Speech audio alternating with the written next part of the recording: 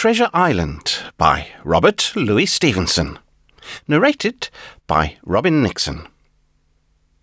To S.L.O., an American gentleman in accordance with whose classic taste the following narrative has been designed. It is now in return for numerous delightful hours, and with the kindest wishes dedicated by his affectionate friend, the author. To the hesitating purchaser. If sailor tales to sailor tunes, storm and adventure, heat and cold, if schooners, islands and maroons, and buccaneers and buried gold, and all the old romance retold, exactly in the ancient way, can please, as me they pleased of old, the wiser youngsters of today. So be it, and fall on. If not, if studious youth no longer crave, his ancient appetite forgot, Kingston, or Ballantyne the brave, or Cooper of the wood and wave, so be it also, and may I and all my pirates share the grave where these and their creations lie. Part 1. The Old Buccaneer. Chapter 1. The Old Sea Dog at the Admiral Benbow. Squire Trelawney, Dr. Livesey, and the rest of these gentlemen having asked me to write down the whole particulars about Treasure Island from the beginning to the end, keeping nothing back but the bearings of the island, and that only because there is still a treasure not yet lifted, I take up my pen in the year of grace 17 and go back to the time when my father kept the Admiral Benbow Inn, and the brown old seaman with the sabre cut first took up his lodging under our roof. I remember him as if it were yesterday, as he came plodding to the inn door, his sea-chest following behind him in a hand-barrow. A tall, strong, heavy, nut-brown man, his tarry pigtail falling over the shoulder of his soiled blue coat, his hands ragged and scarred, with black broken nails, and the sabre cut across one cheek, a dirty, livid white. I remember him looking round the cover and whistling to himself as he did so, and then breaking out in that old sea-song that he sang so often afterwards. 15 men on the dead man's chest, yo, ho, ho, and a bottle of rum, in the high, old, tottering voice that seemed to have been tuned and broken at the capstan bars. Then he rapped on the door with a bit of stick like a handspike that he carried, and when my father appeared, called roughly for a glass of rum. This, when it was brought to him, he drank slowly, like a connoisseur, lingering on the taste, and still looking about him, at the cliffs and up at our signboard. "This is a handy cove," says he at length, "and a pleasant situated grog-shop. Much company, mate?" My father told him no, very little company, the more was the pity. "Well then," said he, "this is the berth for me. Here you, matey," he cried to the man who trundled the barrow. "Bring up alongside and help up my chest. I'll stay here a bit," he continued. "I'm a plain man. Rum and bacon and eggs is what I want, and that head up there for to watch ships off. What you mought call me?" "You mought call me Captain." "Oh, I see what you're at there." And he threw down 3 or 4 gold pieces on the threshold. "You can tell me when I've worked through that," says he, looking as fierce as a commander. And, indeed, bad as his clothes were, and coarsely as he spoke, he had none of the appearance of a man who sailed before the mast, but seemed like a mate or skipper accustomed to be obeyed or to strike. The man who came with the barrow told us the mail had set him down the morning before at the Royal George, that he had inquired what inns there were along the coast, and hearing ours well spoken of, I suppose, and described as lonely, had chosen it from the others for his place of residence, and that was all we could learn of our guest. He was a very silent man by custom. All day he hung round the cove or upon the cliffs with a brass telescope.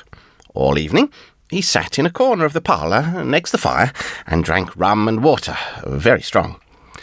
Mostly, he would not speak when spoken to, only look up, sudden and fierce, and blow through his nose like a foghorn. And we, and the people who came about our house, soon learned to let him be. Every day, when he came back from his stroll, he would ask if any seafaring men had gone by along the road. At first we thought it was the want of company of his own kind that made him ask this question, but at last we began to see he was desirous to avoid them. When a seaman did put up at the Admiral Benbow, as now and then some did, making by the coast road for Bristol, he would look in at him through the curtained door before he entered the parlour, and he was always sure to be as silent as a mouse when any such was present. For me, at least, there was no secret about the matter, for I was, in a way, a sharer in his alarms. He had taken me aside one day and promised me a silver fourpenny on the 1st of every month if I would only keep my weather eye open for a seafaring man with one leg, and let him know the moment he appeared. Often enough, when the 1st of the month came round, and I applied to him for my wage, he would only blow through his nose at me and stare me down. But before the week was out, he was sure to think better of it, bring me my fourpenny piece, and repeat his orders to look out for the seafaring man with one leg. How that personage haunted my dreams I need scarcely tell you. On stormy nights, when the wind shook the four corners of the house and the surf roared along the cove and up the cliffs, I would see him in 1,000 forms and with 1,000 diabolical expressions. Now the leg would be cut off at the knee, now at the hip. Now he was a monstrous kind of a creature who had never had but one leg, and that in the middle of his body. To see him leap and run and pursue me over the hedge and ditch was the worst of nightmares, and altogether I paid pretty dear for my monthly fourpenny piece in the shape of these abominable fancies. But though I was so terrified by the idea of the seafaring man with one leg, I was far less afraid of the captain himself than anybody else who knew him. There were nights when he took a deal more rum and water than his head could carry, and then he would sometimes sit and sing his wicked, old, wild sea-songs, minding nobody. But sometimes he would call for glasses round and force all the trembling company to listen to his stories, or bear a chorus to his singing. Often I have heard the house shaking with a yo-ho-ho and a bottle of rum, all the neighbours joining in for dear life, with the fear of death upon them, and each singing louder than the other to avoid remark. For in these fits he was the most overriding companion ever known. He would slap his hand on the table for silence all round. He would fly up in a passion of anger at a question, or sometimes because none was put. And so he judged the company was not following his story. Nor would he allow anyone to leave the inn till he had drunk himself sleepy and reeled off to bed. His stories were what frightened people worst of all. Dreadful stories they were, about hanging and walking the plank and storms at sea and the dry Tortugas and wild deeds and places on the Spanish Main. By his own account, he must have lived his life among some of the wickedest men that God ever allowed upon the sea, and the language in which he told these stories shocked our plain country people almost as much as the crimes that he described. My father was always saying the inn would be ruined, for people would soon cease coming there to be tyrannized over and put down and sent shivering to their beds. But I really believe his presence did us good. People were frightened at the time, but on looking back, they rather liked it. It was a fine excitement in a quiet country life, and there was even a party of the younger men who pretended to admire him, calling him a true sea-dog and a real old salt, and such like names, and saying there was the sort of man that made England terrible at sea. In one way, indeed, he bade fair to ruin us, for he kept on staying week after week, and at last month after month, so that all the money had been long exhausted, and still my father never plucked up the heart to insist on having more. If ever he mentioned it, the captain blew through his nose so loudly that you might say he roared, and stared my poor father out of the room. I have seen him wringing his hands after such a rebuff, and I am sure the annoyance and the terror he lived in must have greatly hastened his early and unhappy death. All the time he lived with us, the captain made no change whatever in his dress, but to buy some stockings from a hawker. One of the cocks of his hat having fallen down, he let it hang from that day forth, though it was a great annoyance when it blew. I remember the appearance of his coat, which he patched himself upstairs in his room, and which, before the end, was nothing but patches. He never wrote or received a letter, and he never spoke with any but the neighbours, and with these, for the most part, only when drunk on rum. The great sea-chest none of us had ever seen open. He was only once crossed, and that was towards the end, when my poor father was far gone in a decline that took him off. Dr. Livesey came late one afternoon to see the patient, took a bit of a dinner from my mother, and went into the parlour to smoke a pipe until his horse should come down from the hamlet, for we had no stabling at the old Benbow. I followed him in, and I remember observing the contrast. The neat, bright doctor, with his powder as white as snow, and his bright black eyes and pleasant manners, made with the coltish country folk, and above all with that filthy, heavy, bleared scarecrow of a pirate of ours, sitting far gone in rum, with his arms on the table. Suddenly he, the captain, that is, began to pipe up his eternal song. 15 men on the dead man's chest, yo-ho-ho and a bottle of rum. Drink, and the devil had done for the rest, yo-ho-ho and a bottle of rum. At first, I had supposed the dead man's chest to be that identical big box of his upstairs in the front room, and the thought had been mingled in my nightmares with that of the one-legged seafaring man. But by this time we had all long ceased to pay any particular notice to the song. It was new that night to nobody but Dr. Livesey, and on him I observed it did not produce an agreeable effect, for he looked up for a moment quite angrily, before he went on with his talk to old Taylor, the gardener, on a new cure for the rheumatics. In the meantime, the captain gradually brightened up at his own music, and at last flapped his hand upon the table before him in a way we all knew to mean silence. The voices stopped at once, all but Dr. Livesey's. He went on as before, speaking clear and kind, and drawing briskly at his pipe between every word or two. The captain glared at him for a while, flapped his hand again, glared still harder, and at last broke out with a villainous, low oath. "Silence there between decks." "Why are you addressing me, sir?" says the doctor, when the ruffian had told him, with another oath, that this was so. "I have only one thing to say to you, sir," replies the doctor, "that if you keep on drinking rum, the world will soon be quit of a very dirty scoundrel." The old fellow's fury was awful.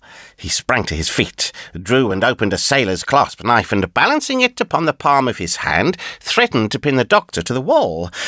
The doctor never so much as moved. He spoke to him as before, over his shoulder, and in the same tone of voice, rather high, so that all the room might hear, but perfectly calm and steady. "If you do not put that knife this instant in your pocket, I promise, upon my honour, you shall hang at the next assizes."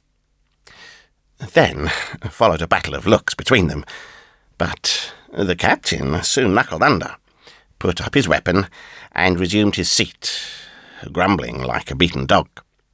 "And now, sir," continued the doctor, "since I now know there's such a fellow in my district, you may count I'll have an eye upon you day and night.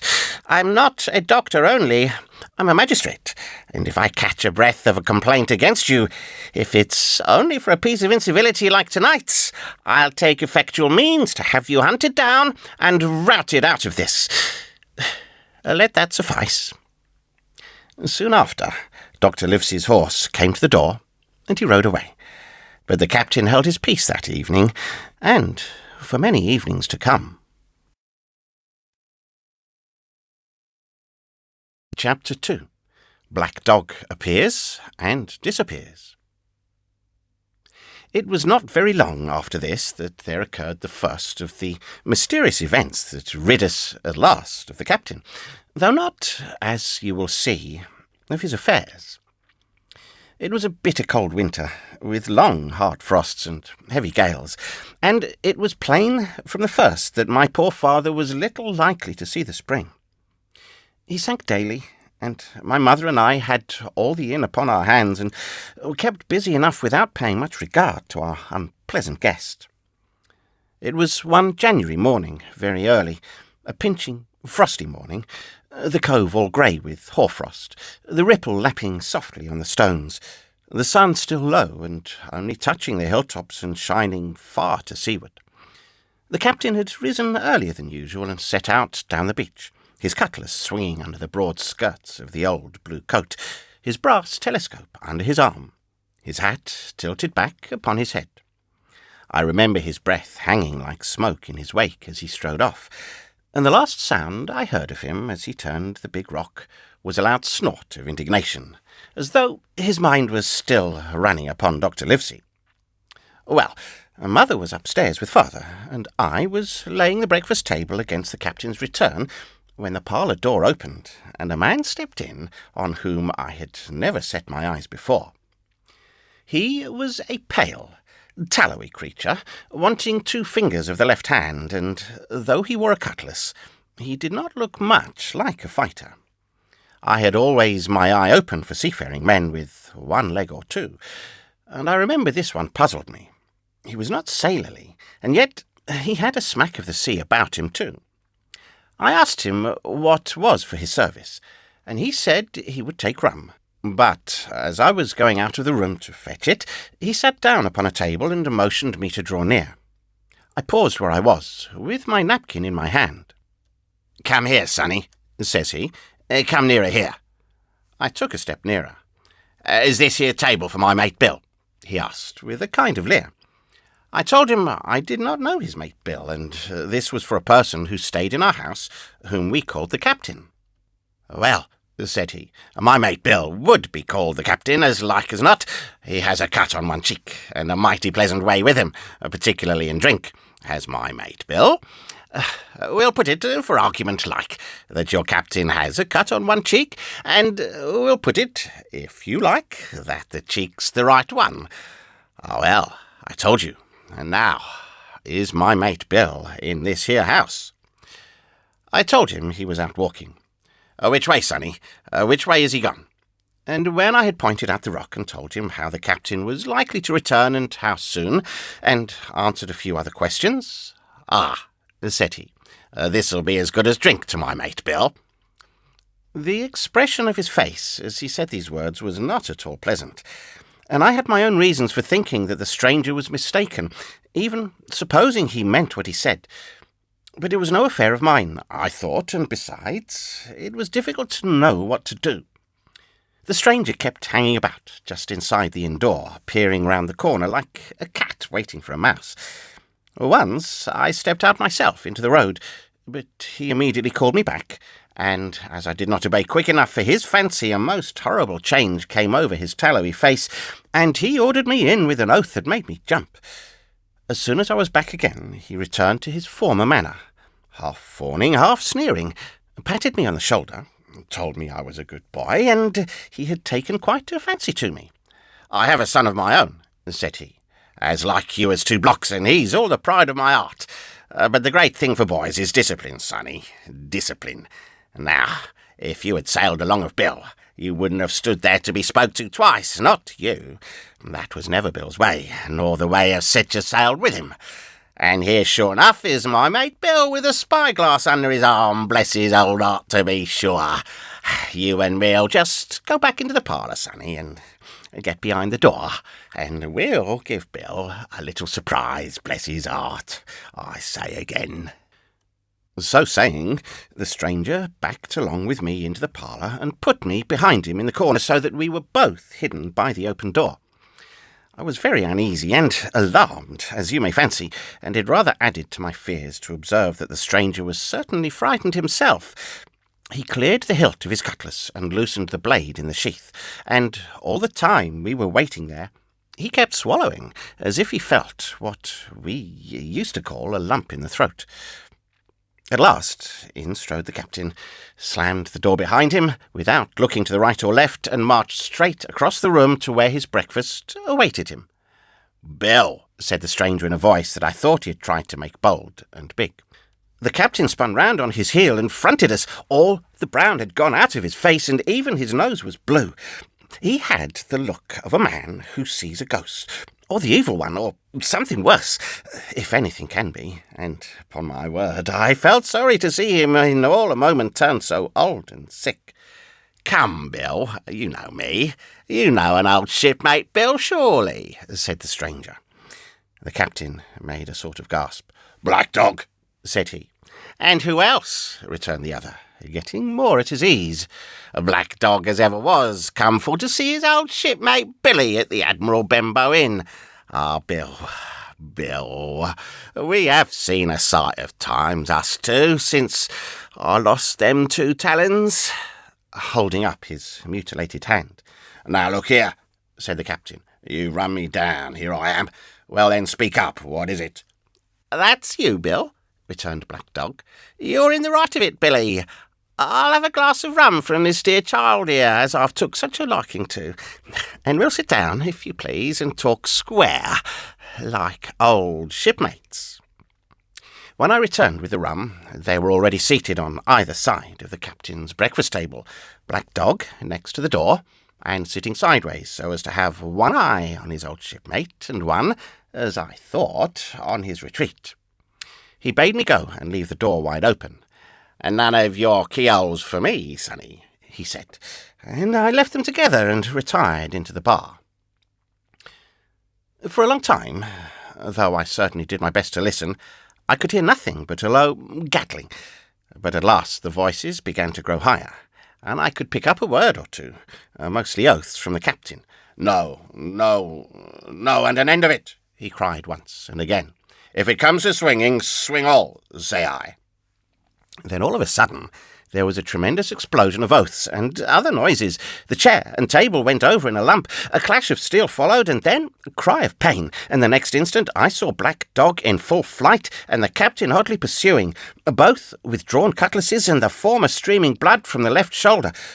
Just at the door, the captain aimed at the fugitive one last tremendous cut, which would certainly have split into the chine had it not been intercepted by our big signboard of Admiral Benbow.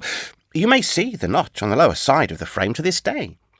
That blow was the last of the battle. Once out upon the road, Black Dog, in spite of his wound, showed a wonderful clean pair of heels and disappeared over the edge of the hill in half a minute. The captain, for his part, stood staring at the signboard like a bewildered man. Then he passed his hand over his eyes several times, and at last turned back into the house. "Jim," says he, "rum." And as he spoke, he reeled a little and caught himself with one hand against the wall. "Are you hurt?" cried I. "Rum," he repeated. "I must get away from here. Rum, rum." I ran to fetch it, but I was quite unsteadied by all that had fallen out, and I broke one glass and fouled the tap, and while I was still getting in my own way, I heard a loud fall in the parlour, and running in, beheld the captain lying full length upon the floor. At the same instant, my mother, alarmed by the cries and fighting, came running downstairs to help me. Between us, we raised his head. He was breathing very loud and hard, but his eyes were closed, and his face a horrible colour. "Dearie, dearie me," cried my mother. "What a disgrace upon the house, and your poor father sick." In the meantime, we had no idea what to do to help the captain, nor any other thought but that he had got his death hurt in the scuffle with the stranger. I got the rum, to be sure, and tried to put it down his throat, but his teeth were tightly shut and his jaws as strong as iron. It was a happy relief for us when the door opened and Dr. Livesey came in on his visit to my father. "Oh, doctor," we cried, "what shall we do? Where is he wounded?" "Wounded? A fiddlestick's end," said the doctor. "No more wounded than you or I. The man has had a stroke. I warned him. And now, Mrs. Hawkins, just you run upstairs to your husband and tell him, if possible, nothing about it. For my part, I must do my best to save this fellow's trebly worthless life. Jim, you get me a basin." When I got back with the basin, the doctor had already ripped up the captain's sleeve and exposed his great sinewy arm. It was tattooed in several places. "Here's luck," "a fair wind," and "Billy Bones, his fancy," were very neatly and clearly executed on the forearm, and up near the shoulder there was a sketch of a gallows and a man hanging from it, done, as I thought, with great spirit. "Prophetic," said the doctor, touching this picture with his finger. "And now, Master Billy Bones, if that be your name, we'll have a look at the colour of your blood, Jim," he said. "Are you afraid of blood?" "No, sir," said I. "Well then," said he, "you hold the basin." And with that he took his lancet and opened a vein. A great deal of blood was taken before the captain opened his eyes and looked mistily about him. First he recognised the doctor with an unmistakable frown. Then his glance fell upon me, and he looked relieved. But suddenly his colour changed, and he tried to raise himself, crying, "Where's Black Dog?" "There's no black dog here," said the doctor, "except what you have on your own back. You've been drinking rum. You had a stroke, precisely as I told you, and I have just, very much against my own will, dragged you head foremost out of the grave. Now, Mr. Bones—" "That's not my name," he interrupted. "Much I care," returned the doctor. "It's the name of a buccaneer of my acquaintance, and I call you by it for the sake of shortness. And what I have to say to you is this. One glass of rum won't kill you, but if you take one, you'll take another, and another, and I stake my wig if you don't break off short, you'll die. Do you understand that? Die, and go to your own place, like the man in the Bible. Come now, make an effort. I'll help you to your bed for once." Between us, with much trouble, we managed to hoist him upstairs and laid him on his bed, where his head fell back on the pillow, as if he were almost fainting. "Now, mind you," said the doctor, "I clear my conscience. The name of rum for you is death." And with that he went off to see my father, taking me with him by the arm. "This is nothing," he said, as soon as he had closed the door. "I have drawn blood enough to keep him quiet a while. He should lie for a week where he is. That is the best thing for him and you, but another stroke would settle him." Chapter 3. The Black Spot. About noon I stopped at the captain's door with some cooling drinks and medicines. He was lying very much as we left him, only a little higher, and he seemed both weak and excited. "Jim," he said, "you're the only one here that's worth anything, and you know I've always been good to you. Never a month but I've given you a silver fourpenny for yourself. Now you see, mate, I'm pretty low, and deserted by all, and, Jim, you'll bring me one noggin of rum now, won't you, matey?" "The doctor—" I began, but he broke in, cursing the doctor in a feeble voice, but heartily. "Doctors is all swabs, and that doctor there, why, what do he know about seafaring men? I've been in places hot as pitch, and mates dropping round with yellow jack, and blessed land a-heaving like the sea with earthquakes. What do the doctor know of lands like that? And I lived on rum, I tell you. It's been meat and drink and man and wife to me, and if I'm not to have my rum now, I'm a poor old hulk on a lee shore. My blood'll be on you, Jim, and that doctor's swab." And he ran on again for a while with curses. "Look, Jim, how me fingers fidges," he continued in a pleading tone. "I can't keep 'em still, not I. I haven't had a drop this blessed day. That doctor's a fool, I tell you. If I don't have a dram of rum, Jim, I'll have the horrors. I've seen some on 'em already. I seen old Flint in the corner there behind you, as plain as print. I seen him. And if I get the horrors, I'm a man that has lived rough. And I'll raise Cain. Your doctor himself said one glass wouldn't hurt me. I'll give you a golden guinea for a noggin, Jim." He was growing more and more excited, and this alarmed me, for my father, who was very low that day and needed quiet. Besides, I was reassured by the doctor's words, now quoted to me, and rather offended by the offer of a bribe. "I want none of your money," said I, "but what you owe my father. I'll get you one glass and no more." When I brought it to him, He seized it greedily and drank it out. Aye. That's some better, sure enough. And now, matey, did that doctor say how long I was to lie here in this old berth? A week at least, said I. Thunder, he cried. A week?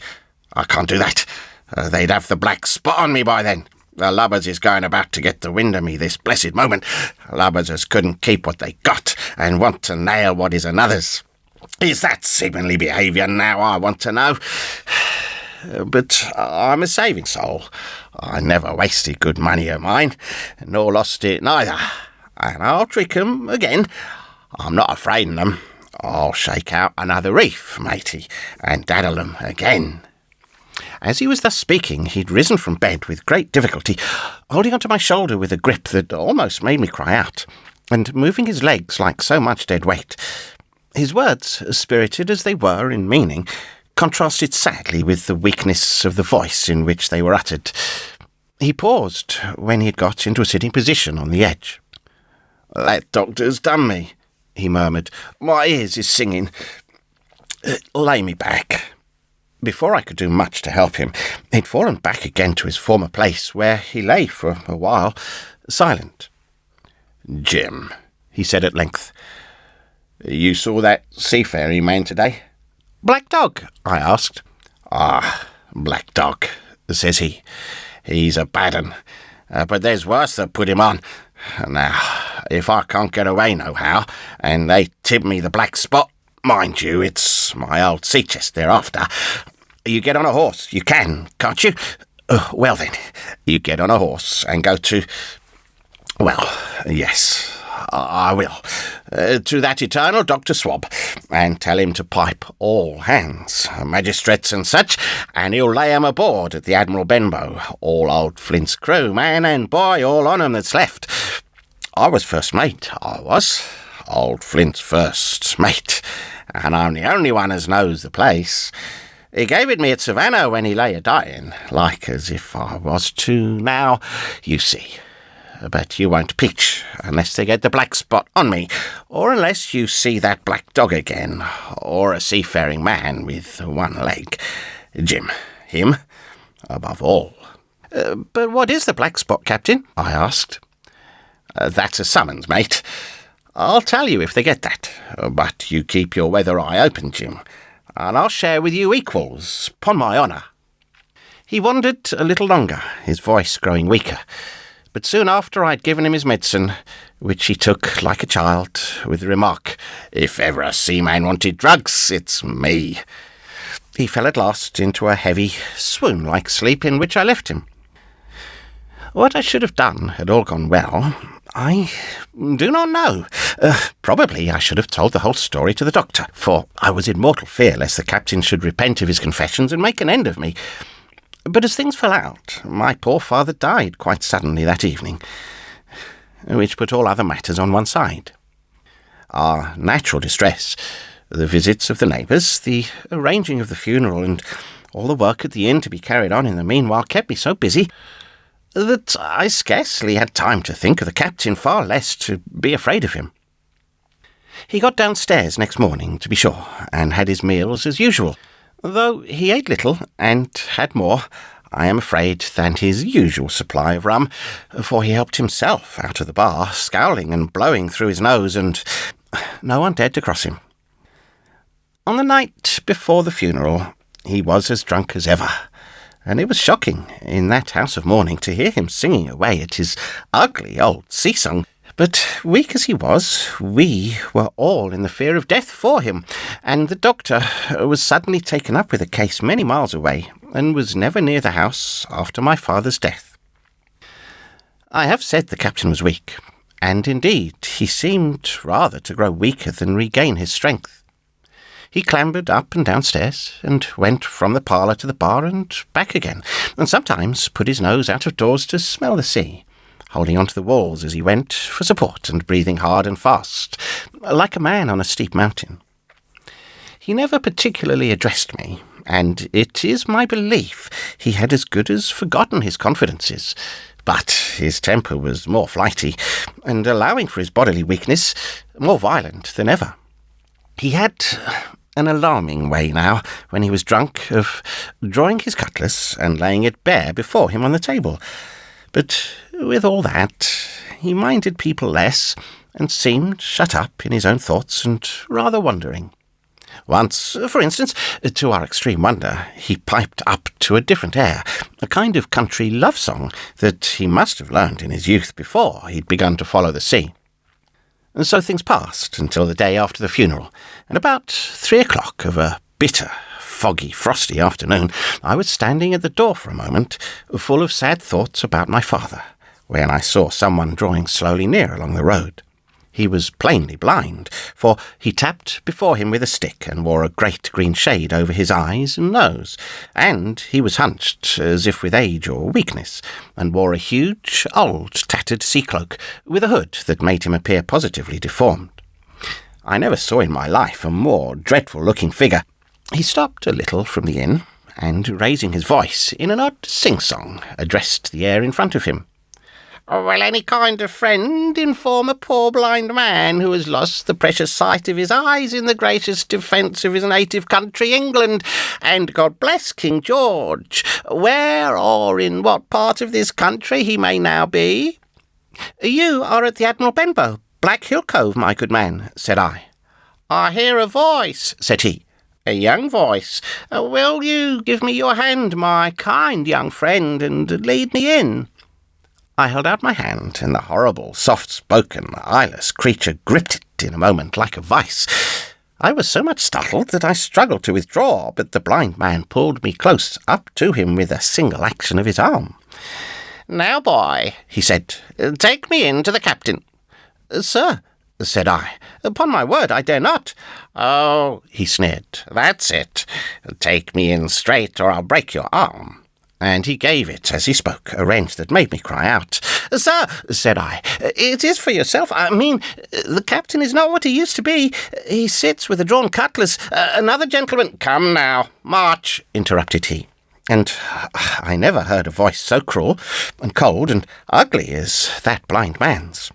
It cowed me more than the pain, and I began to obey him at once, walking straight in at the door and towards the parlour where our sick old buccaneer was sitting, dazed with rum.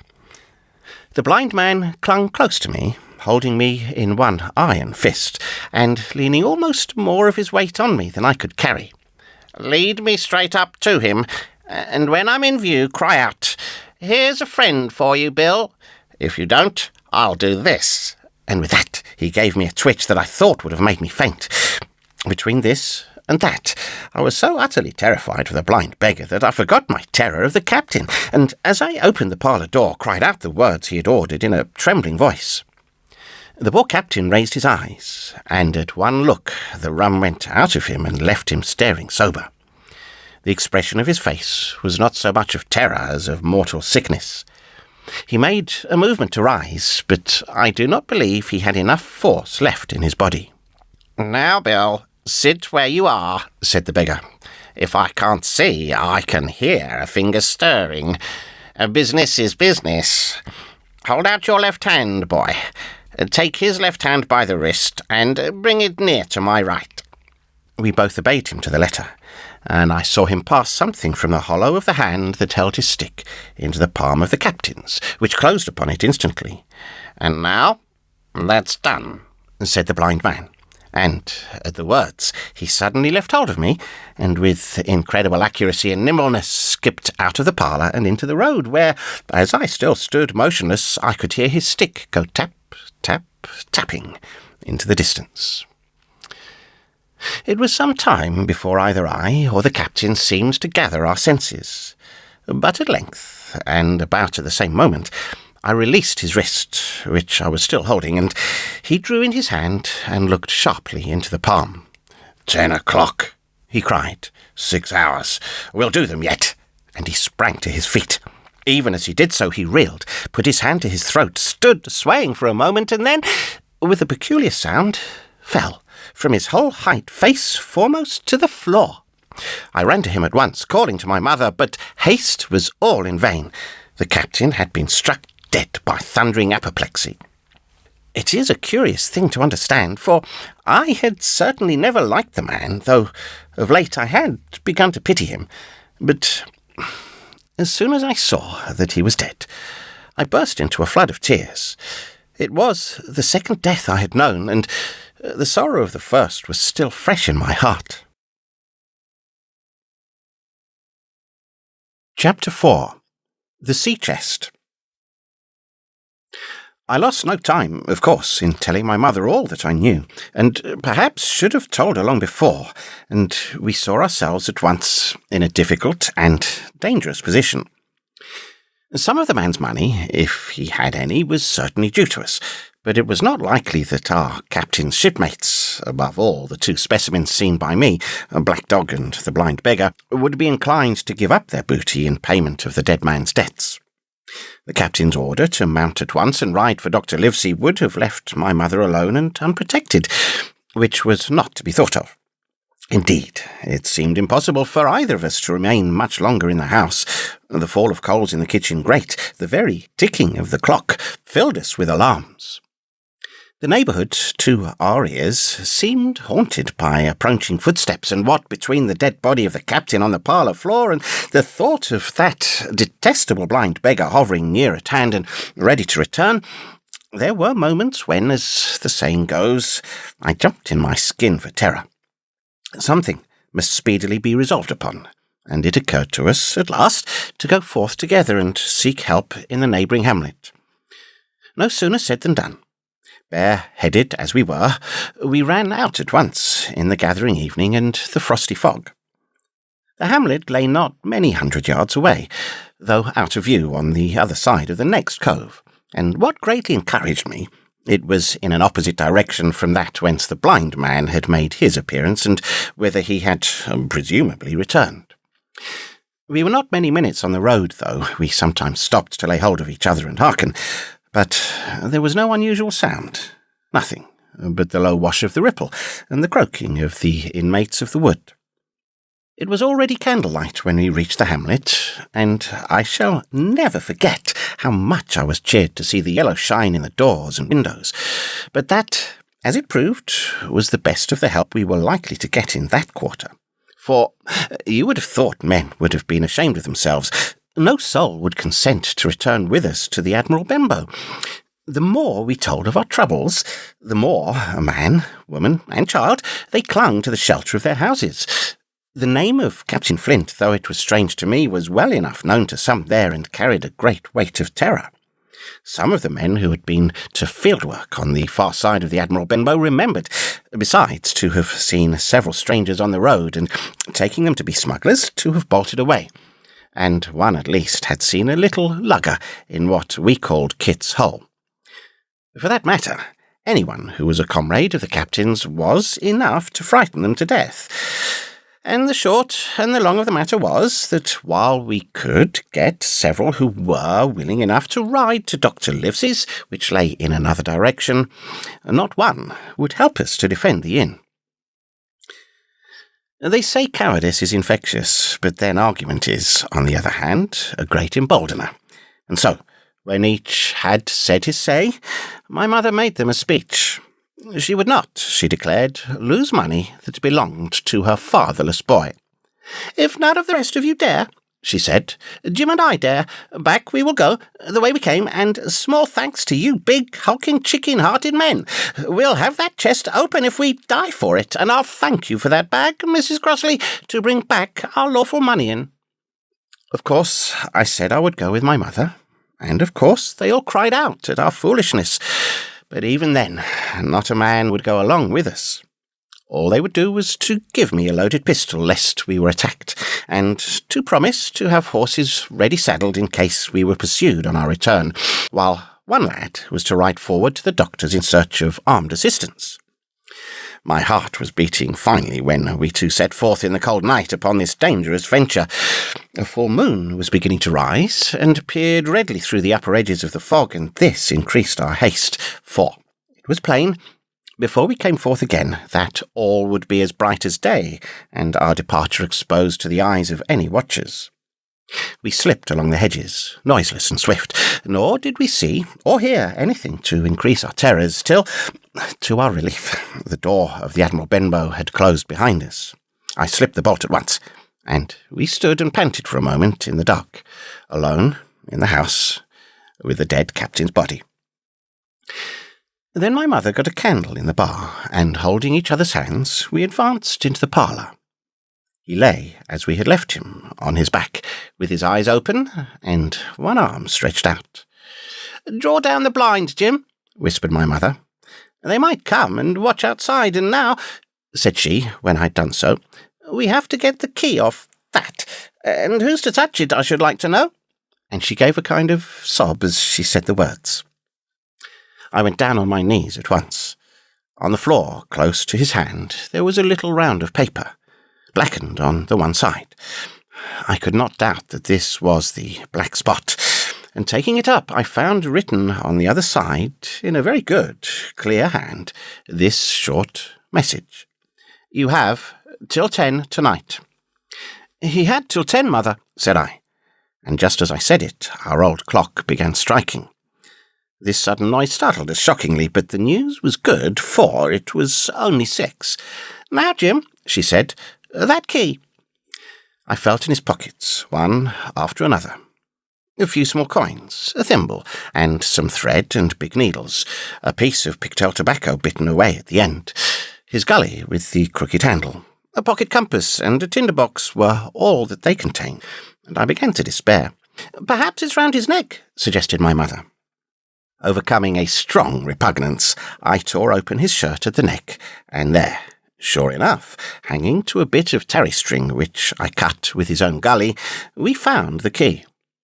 At this triumph we were filled with hope, and hurried upstairs without delay to the little room where he had slept so long, and where his box had stood since the day of his arrival. It was like any other seaman's chest on the outside, the initial B burned on the top of it with a hot iron, and the corners somewhat smashed and broken as by long, rough usage. "Give me the key," said my mother, and though the lock was very stiff, she had turned it and thrown back the lid in a twinkling. A strong smell of tobacco and tar rose from the interior, but nothing was to be seen on the top except a suit of very good clothes, carefully brushed and folded. They had never been worn, my mother said. Under that, the miscellany began. A quadrant, a tin cannikin, several sticks of tobacco, 2 brace of very handsome pistols, a piece of bar silver, an old Spanish watch, and some other trinkets of little value and mostly of foreign make, a pair of compasses mounted with brass, and 5 or 6 curious West Indian shells. I've often wondered since why he should have carried about these shells with him in his wandering, guilty, and hunted life. In the meantime, we had found nothing of any value but the silver and the trinkets, and neither of these were in our way. Underneath, there was an old boat cloak, whitened with sea salt on many a harbour bar. My mother pulled it up with impatience, and there lay before us the last things in the chest. A bundle tied up in oilcloth, and looking like papers, and a canvas bag that gave forth at a touch the jingle of gold. "I'll show these rogues that I'm an honest woman," said my mother. "I'll have my dues, and not a farthing over. Hold Mrs. Crossley's bag." And she began to count over the amount of the captain's score from the sailor's bag into the one I was holding. It was a long, difficult business, for the coins were of all countries and sizes, doubloons and louis d'ors and guineas and pieces of 8, and I know not what besides, all shaken together at random. The guineas, too, were about the scarcest, and it was with these only that my mother knew how to make her count. When we were about halfway through, I suddenly put my hand upon her arm, for I had heard in the silent frosty air a sound that brought my heart into my mouth, the tapping of the blind man's stick upon the frozen road. It drew nearer and nearer, while we sat holding our breath.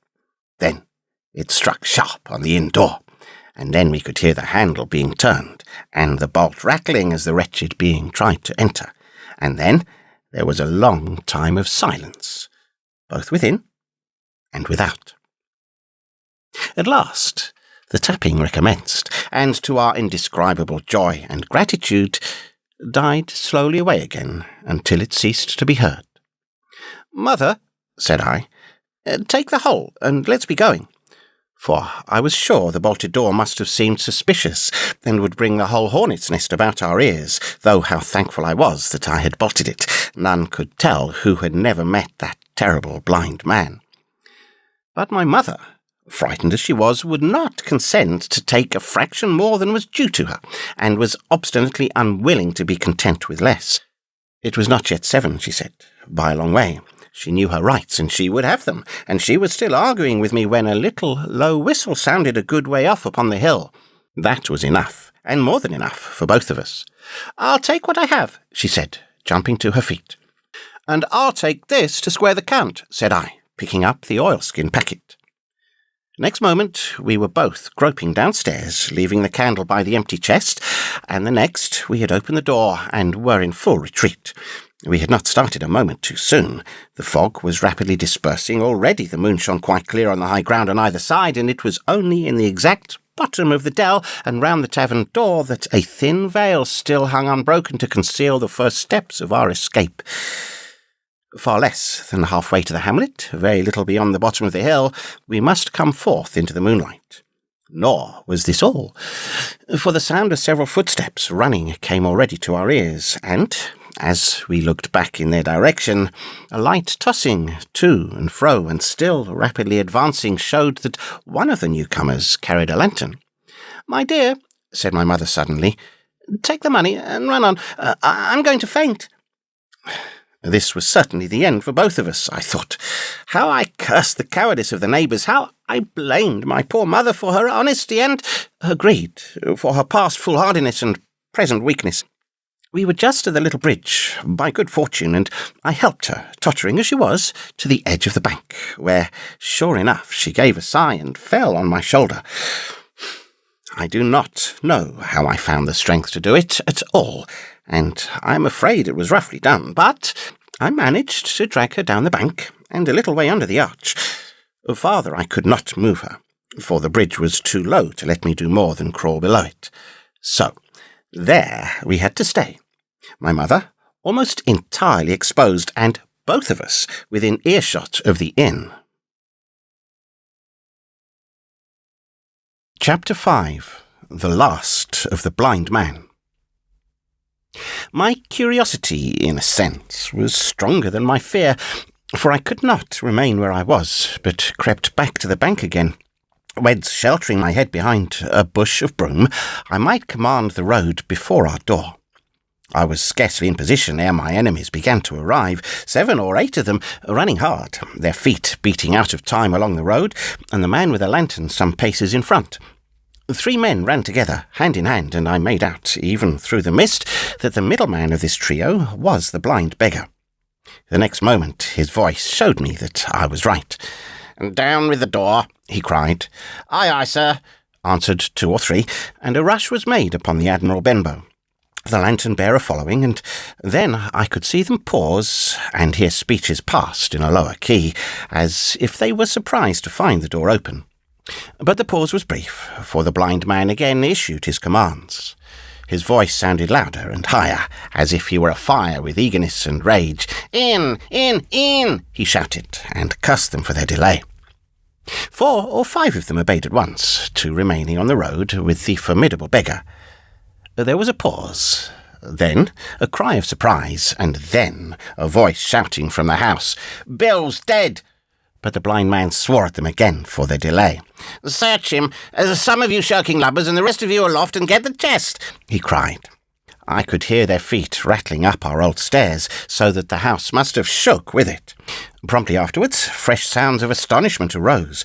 The window of the captain's room was thrown open with a slam and a jingle of broken glass, and a man leaned out into the moonlight, head and shoulders, and addressed the blind beggar on the road below him. "Pew," he cried, "they've been before us. Someone's turned the chest out alow and aloft." "Is it there?" roared Pew. "The money's there." The blind man cursed the money. "Flint's fist, I mean," he cried. "We don't see it here nohow," returned the man. "Here, you below there, is it on Bill?" cried the blind man again. At that, another fellow, probably him who had remained below to search the captain's body, came to the door of the inn. "Bill's been overhauled already," said he. "Nothing left." "It's these people of the inn, it's that boy. I wish I had put his eyes out," cried the blind man Pew. "There were no time ago. They had the door bolted when I tried it. Scatter, lads, and find 'em." And sure enough, they left their glim here, said the fellow from the window. "Scatter and find 'em. Rout the house out," reiterated Pew, striking with his stick upon the road. Then there followed a great to-do through all our old inn. Heavy feet pounding to and fro, furniture thrown over, doors kicked in, until the very rocks re-echoed, and the men came out again, one after another, on the road, and declared that we were nowhere to be found. And just the same whistle that had alarmed my mother and myself over the dead captain's money was once more clearly audible through the night, but this time twice repeated. I had thought it to be the blind man's trumpet, so to speak, summoning his crew to the assault, but I now found that it was a signal from the hillside towards the hamlet, and from its effect upon the buccaneers, a signal to warn them of approaching danger. "There's Dirk again," said one. "Twice. We'll have no budge, mates." "Budge, you skulk," cried Pew. "Dirk was a fool and a coward from the first. You wouldn't mind him. They must be close by. They can't be far. You have your hands on it. Scatter and look for them, dogs. Oh, shiver my soul," he cried. "If I had eyes." This appeal seemed to produce some effect, for two of the fellows began to look here and there among the lumber, but half-heartedly, I thought, and with half an eye to their own danger all the time, while the rest stood irresolute on the road. "You have your hands on thousands, you fools, and you hang a leg. You'd be as rich as kings if you could find it, and you know it's here, and you stand there skulking. There wasn't one of you dared face Bill, and I did it, a blind man, and I'm to lose my chance for you. I'm to be a poor, crawling beggar sponging for rum when I might be rolling in coach. If you had the pluck of a weevil in a biscuit, you would catch 'em still." "Hang it, Pew, we've got the doubloons," grumbled one. "They might have hit the blessed thing," said another. "Take the Georges, Pew, and don't stand here squalling." Squalling was the word for it. Pew's anger rose so high at these objections till at last, his passion completely taking the upper hand, he struck at them right and left in his blindness, and his stick sounded heavily on more than one. These, in their turn, cursed back at the blind miscreant, threatened him in horrid terms, and tried in vain to catch the stick and wrest it from his grasp. This quarrel was the saving of us, for while it was still raging, another sound came from the top of the hill on the side of the hamlet, the tramp of horses galloping. Almost at the same time, a pistol shot, flash and report came from the hedge side, and that was plainly the last signal of danger, for the buccaneers turned at once and ran, separating in every direction, one seaward along the cove, one slant across the hill, and so on, so that in half a minute not a sign of them remained but Pew. Him they had deserted, whether in sheer panic, or out of revenge for his ill words and blows, I know not, but there he remained behind, tapping up and down the road in a frenzy, and groping and calling for his comrades. Finally, he took a wrong turn, and ran a few steps past me towards the hamlet, crying, "Johnny, Black Dog Dirk," and other names. "You won't leave old Pew, mates, not old Pew." Just then, the noise of horses toppled the rise, and 4 or 5 riders came in sight in the moonlight, and swept at full gallop down the slope. At this, Pew saw his error, turned with a scream, and ran straight for the ditch, into which he rolled. But he was on his feet again in a second, and made another dash, now utterly bewildered, right under the nearest of the coming horses. The rider tried to save him, but in vain. Down went Pew with a cry that rang high into the night, and the 4 hooves trampled and spurned him and passed by. He fell on his side, then gently collapsed upon his face, and moved no more. I leapt to my feet and hailed the riders. They were pulling up, at any rate horrified at the accident, and I soon saw what they were. One, tailing out behind the rest, was a lad that had gone from the hamlet to Dr. Livesey's. The rest were revenue officers whom he had met by the way, and with whom he had had the intelligence to return at once. Some news of the lugger in Kit's Hold had found its way to Supervisor Dance and set him forth that night in our direction, and to that circumstance my mother and I owed our preservation from death. Pew was dead, stone dead. As for my mother, when we had carried her up to the hamlet, a little cold water and salts and that soon brought her back again, and she was none the worse for her terror, though she still continued to deplore the balance of the money.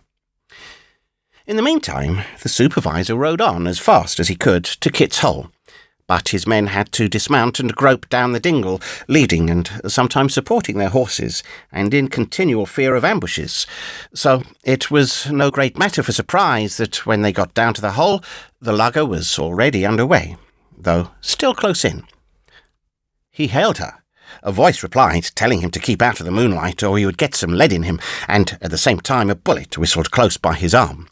Soon after, the lugger doubled the point and disappeared. Mr. Dance stood there, as he said, like a fish out of water, and all that he could do was to dispatch a man to warn the cutter. "And that," said he, "is just about as good as nothing. They've got off clean and there's an end, only," he added, "I'm glad I trod on Master Pew's corns," for by this time he had heard my story. I went back with him to the Admiral Benbow, and you cannot imagine a house in such a state of smash. The very clock had been thrown down by these fellows in their furious hunt after my mother and myself, and though nothing had actually been taken away except the captain's money bag and a little silver from the till, I could see at once that we were ruined. Mr. Dance could make nothing of the scene. "They got the money, you say? Well then, Hawkins, what in fortune were they after? More money, I suppose." "No, sir, not money, I think," replied I. "In fact, sir, I believe I have the thing in my breast pocket, and to tell you the truth, I should like to get it put to safety." "To be sure, boy, quite right," said he. "I'll take it if you like." "I thought, perhaps, Dr. Livesey—" I began. "Perfectly right," he interrupted, very cheerily. "Perfectly right. A gentleman and a magistrate. And now I come to think of it, I might as well ride round there myself and report to him or Squire. Master Pew's dead when all's done, and not that I regret it, but he's dead, you see, and people will make it out against an officer of His Majesty's revenue, if make it out they can. And now I'll tell you, Hawkins, if you like. I'll take you along." I thanked him heartily for the offer, and we walked back to the hamlet where the horses were. By the time I had told my mother of my purpose, they were all in saddle. "Dogger," said Mr. Dance, "you have a good horse. Take up this lad behind you." As soon as I was mounted, holding on to Dogger's belt, the supervisor gave the word, and the party struck out at a bouncing trot on the road to Dr. Livesey's house. Chapter 6. The Captain's Papers. We rode hard all the way till we drew up before Dr. Livesey's door. The house was all dark to the front. Mr. Dance told me to jump down and knock, and Dogger gave me a stirrup to descend by. The door was opened almost at once by the maid. "Is Dr. Livesey in?" I asked. No, she said. He had come home in the afternoon, but had gone up to the hall to dine and pass the evening with the squire. "So, there we go, boys," said Mr. Dance. This time, as the distance was short, I did not mount, but ran with Dogger's stirrup leather to the lodge gates and up the long, leafless, moonlit avenue to where the white line of the hall buildings looked on either hand on great old gardens. Here Mr. Dance dismounted, and, taking me along with him, was admitted at a word into the house. The servant led us down a matted passage and showed us at the end into a great library, all lined with bookcases and busts upon the top of them, where the squire and Dr. Livesey sat, pipe in hand, on either side of a bright fire. I had never seen the squire so near at hand.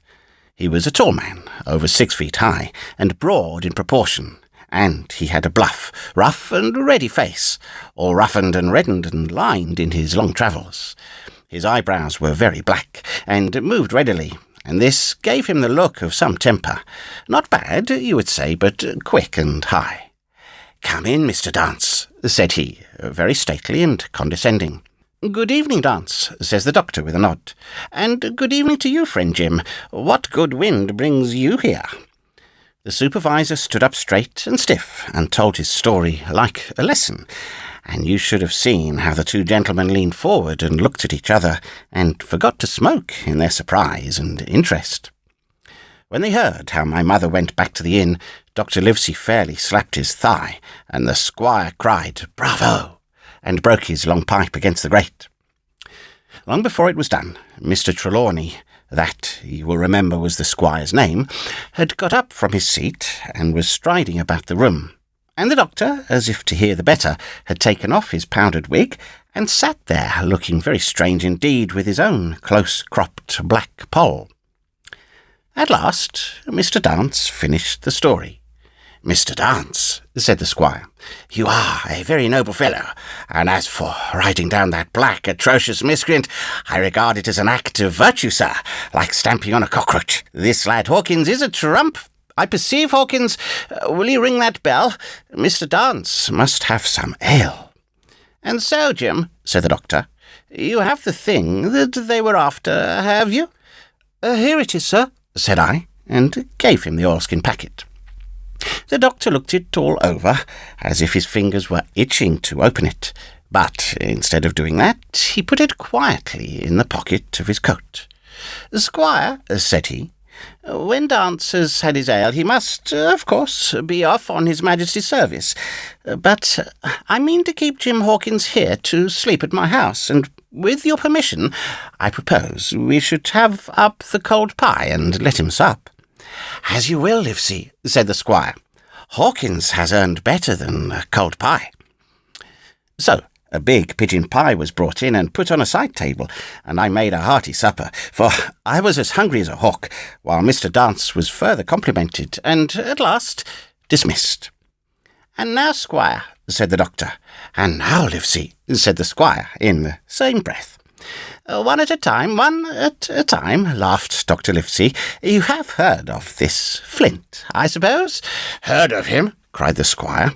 "Heard of him, you say? He was the bloodthirstiest buccaneer that sailed. Blackbeard was a child to Flint. The Spaniards were so prodigiously afraid of him that, I tell you, sir, I was sometimes proud he was an Englishman.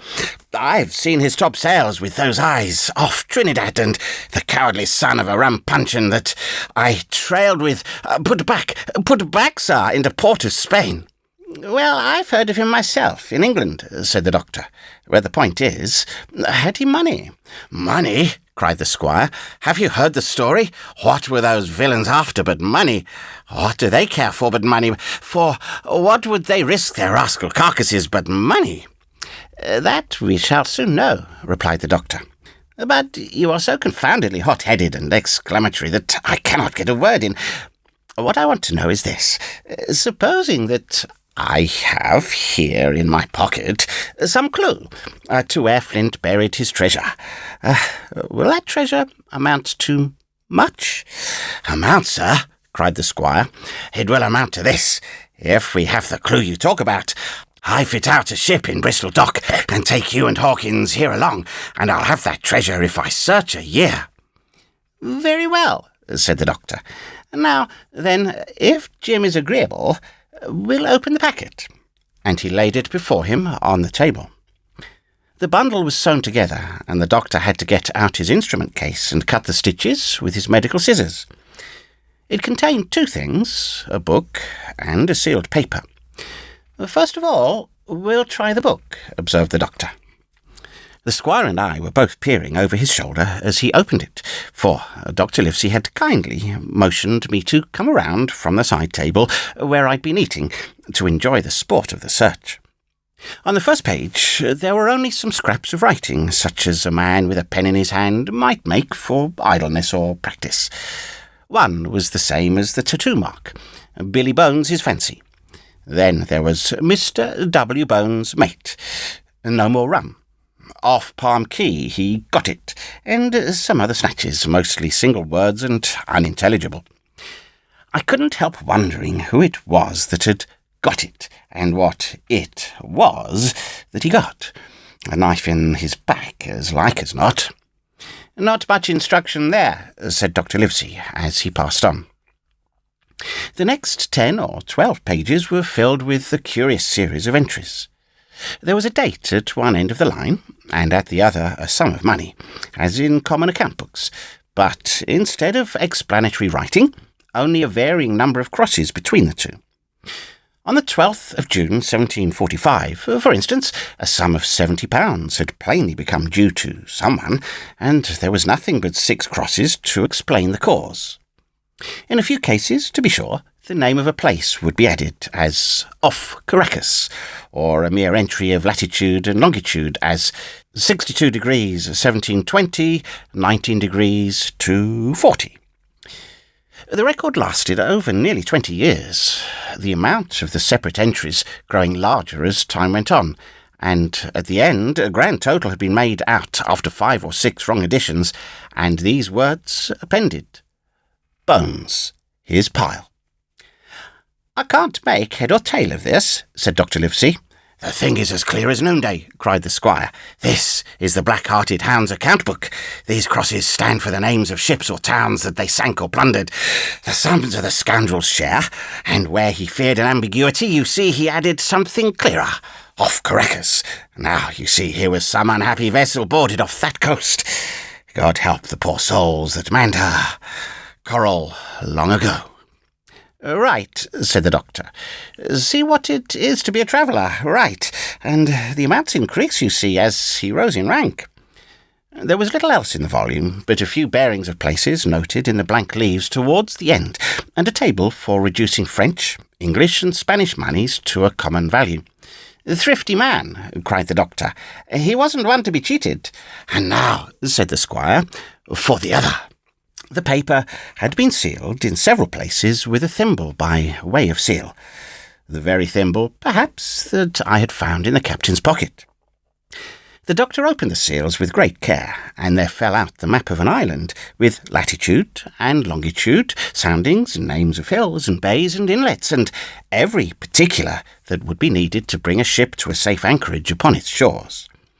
It was about 9 miles long and 5 across, shaped, you might say, like a fat dragon standing up, and had 2 fine landlocked harbours, and a hill in the centre part marked the Spyglass. There were several additions of a later date, but above all 3 crosses of red ink, 2 on the north part of the island, 1 in the southwest, and beside this last, in the same red ink and in a small, neat hand, very different from the captain's tottery characters, these words: "Bulk of treasure, here." Over on the back, the same hand had written this further information: "Tall tree, spyglass shoulder, bearing a point to the north of north-north-east. Skeleton Island, east-southeast, and by east. 10 feet. The bar silver is in the North Cache. You can find it by the trend of the east hummock, 10 fathoms south of the black crag with the face on it. The arms are easy found in the sandhill, north, point of North Inlet Cape, bearing east and a quarter north. J.F." That was all, but brief as it was, and to me incomprehensible, it filled the squire and Dr. Livesey with delight. "Livesey," said the squire, "you will give up this wretched practice at once.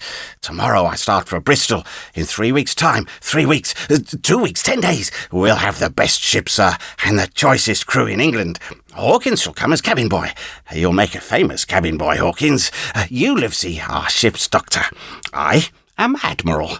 We'll take Redruth, Joyce, and Hunter. We'll have favourable winds, a quick passage, and not the least difficulty in finding the spot, and money to eat, to roll in, to play duck and drake with ever after." "Trelawney," said the doctor, "I'll go with you, and I'll go bail for it. So will Jim, and be a credit to the undertaking. There's only one man I'm afraid of." "And who's that?" cried the squire. "Name the dog, sir." "You," replied the doctor, "for you cannot hold your tongue. We are not the only men who know of this paper. These fellows who attacked the inn tonight, bold, desperate blades for sure, and the rest who stayed aboard that lugger, and more, I dare say, not far off, are, one and all, through thick and thin, bound that they'll get that money. We must none of us go alone till we get to sea. Jim and I shall stick together in the meanwhile. You'll take Joyce and Hunter when you ride to Bristol, and from first to last, not one of us must breathe a word of what we found." "Livesey," returned the squire. "You are always in the right of it. I'll be as silent as the grave." Part 2. The Sea Cook. Chapter 7. I Go to Bristol. It was longer than the squire imagined ere we were ready for the sea, and none of our first plans, not even Dr. Livesey's of keeping me beside him, could be carried out as we intended. The doctor had to go to London for a physician to take charge of his practice. The squire was hard at work at Bristol, and I lived on at the Hall under the charge of old Redruth, the gamekeeper, almost a prisoner, but full of sea dreams and the most charming anticipations of strange islands and adventures. I brooded by the hour together over the map, all the details of which I well remembered. Sitting by the fire in the housekeeper's room, I approached that island in my fancy from every possible direction. I explored every acre of its surface. I climbed 1,000 times to that tall hill they call the Spyglass, and from the top enjoyed the most wonderful and changing prospects. Sometimes the isle was thick with savages with whom we fought, sometimes full of dangerous animals that hunted us, but in all my fancies nothing occurred to me so strange and tragic as our actual adventures. So the weeks passed on, till one fine day there came a letter addressed to Dr. Livesey, with this addition: to be opened in the case of his absence by Tom Redruth or young Hawkins. Obeying this order, we found, or rather I found, for the gamekeeper was a poor hand at reading anything but print, the following important news. Hold anchor in Bristol, March the 1st. Dear Livesey, as I do not know whether you are at the Hall or still in London, I send this in double to both places. The ship is bought and fitted. She lies at anchor ready for sea. You never imagined a sweeter schooner. A child might sail her, 200 tons. Name, Hispaniola. I got her through my old friend, Blandley, who has proved himself throughout the most surprising trump. The Admiral fellow literally slaved in my interest, and so, I may say, did everyone in Bristol, as soon as they got wind of the port we sailed for. Treasure, I mean. Redruth, said I, interrupting the letter, Dr. Livesey will not like that. The squire has been talking after all. Well, who's a better right? Growled the gamekeeper. A pretty rum go if squire ain't to talk for Dr. Livesey, I should think. At that, I gave up all attempts at commentary and read straight on. Blandley himself found the Hispaniola, and by the most admirable management got her for the merest trifle. There is a class of men in Bristol monstrously prejudiced against Blandley. They go the length of declaring that this honest creature would do anything for money, that the Hispaniola belonged to him, and that he sold it me absurdly high. The most transparent calumnies. None of them dare, however, to deny the merits of the ship. So far there was not a hitch. The work people, to be sure, riggers and what not, were most annoyingly slow, but time cured that. It was the crew that troubled me. I wished a round score of men, in case of natives, buccaneers, or the odious French, and I had the worry of the deuce itself to find so much as half a dozen, until the most remarkable stroke of fortune brought me the very man that I required. I was standing on the dock, when, by the merest accident, I fell in talk with him. I found he was an old sailor, kept a public house, knew all the seafaring men in Bristol, had lost his health ashore, and wanted a good berth as cook to get to sea again. He had hobbled down there that morning, he said, to get a smell of the salt. I was monstrously touched, so would you have been, and out of pure pity I engaged him on the spot to be ship's cook. Long John Silver, he is called, and has lost a leg. But that I regarded as a recommendation, since he lost it in his country's service under the immortal Hawk. He has no pension, Livesey. Imagine the abominable age we live in. Well, sir, I thought I had only found a cook, but it was a crew I'd discovered. Between Silver and myself, we got together in a few days a company of the toughest old salts imaginable. Not pretty to look at, but fellows by their faces of the most indomitable spirit. I declare, we could fight a frigate. Long John even got rid of 2 out of the 6 or 7 I'd already engaged. He showed me in a moment that they were just the sort of fresh water swabs we had to fear in an adventure of importance. I am in the most magnificent health and spirits, eating like a bull, sleeping like a tree, yet I shall not enjoy a moment till I hear my old tarpaulins tramping round the capstan. Seaward ho, hang the treasure, it's the glory of the sea that has turned my head. So now, Livesey, come post. Do not lose an hour, if you respect me. Let young Hawkins go at once to see his mother, with Redruth for a guard, and then both come full speed to Bristol. John Trelawney. Postscript. I did not tell you that Blandley, who, by the way, is to send a consort after us if we don't turn up by the end of August, had found an admirable fellow for sailing master. A stiff man, which I regret, but in all other respects a treasure. Long John Silver unearthed a very competent man for a mate, a man named Arrow. I have a boatswain who pipes, Livesey, so things shall go man-o'-war fashion on board the good ship Hispaniola. I forgot to tell you that Silver is a man of substance.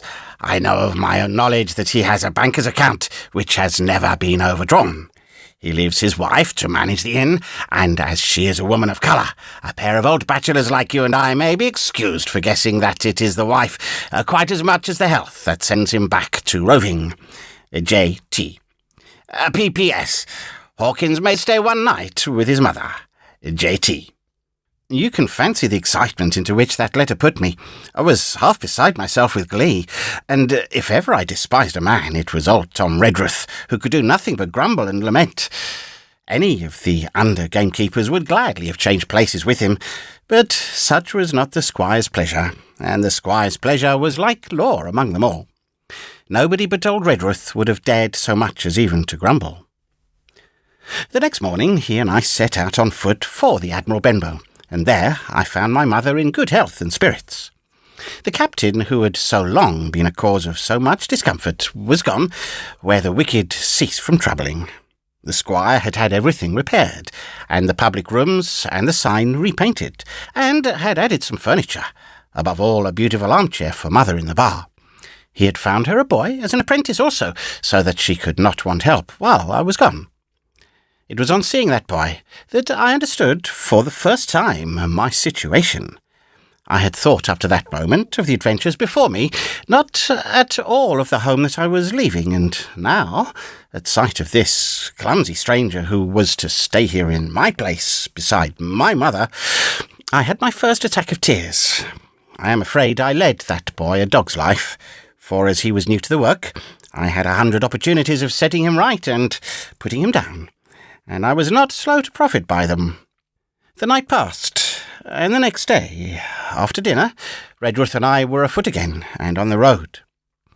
I said good-bye to mother, and the cove where I had lived since I was born, and the dear old Admiral Benbow, since he was repainted, no longer quite so dear. One of my last thoughts was of the captain who had so often strode along the beach with his cocked hat, his sabre-cut cheek, and his old brass telescope.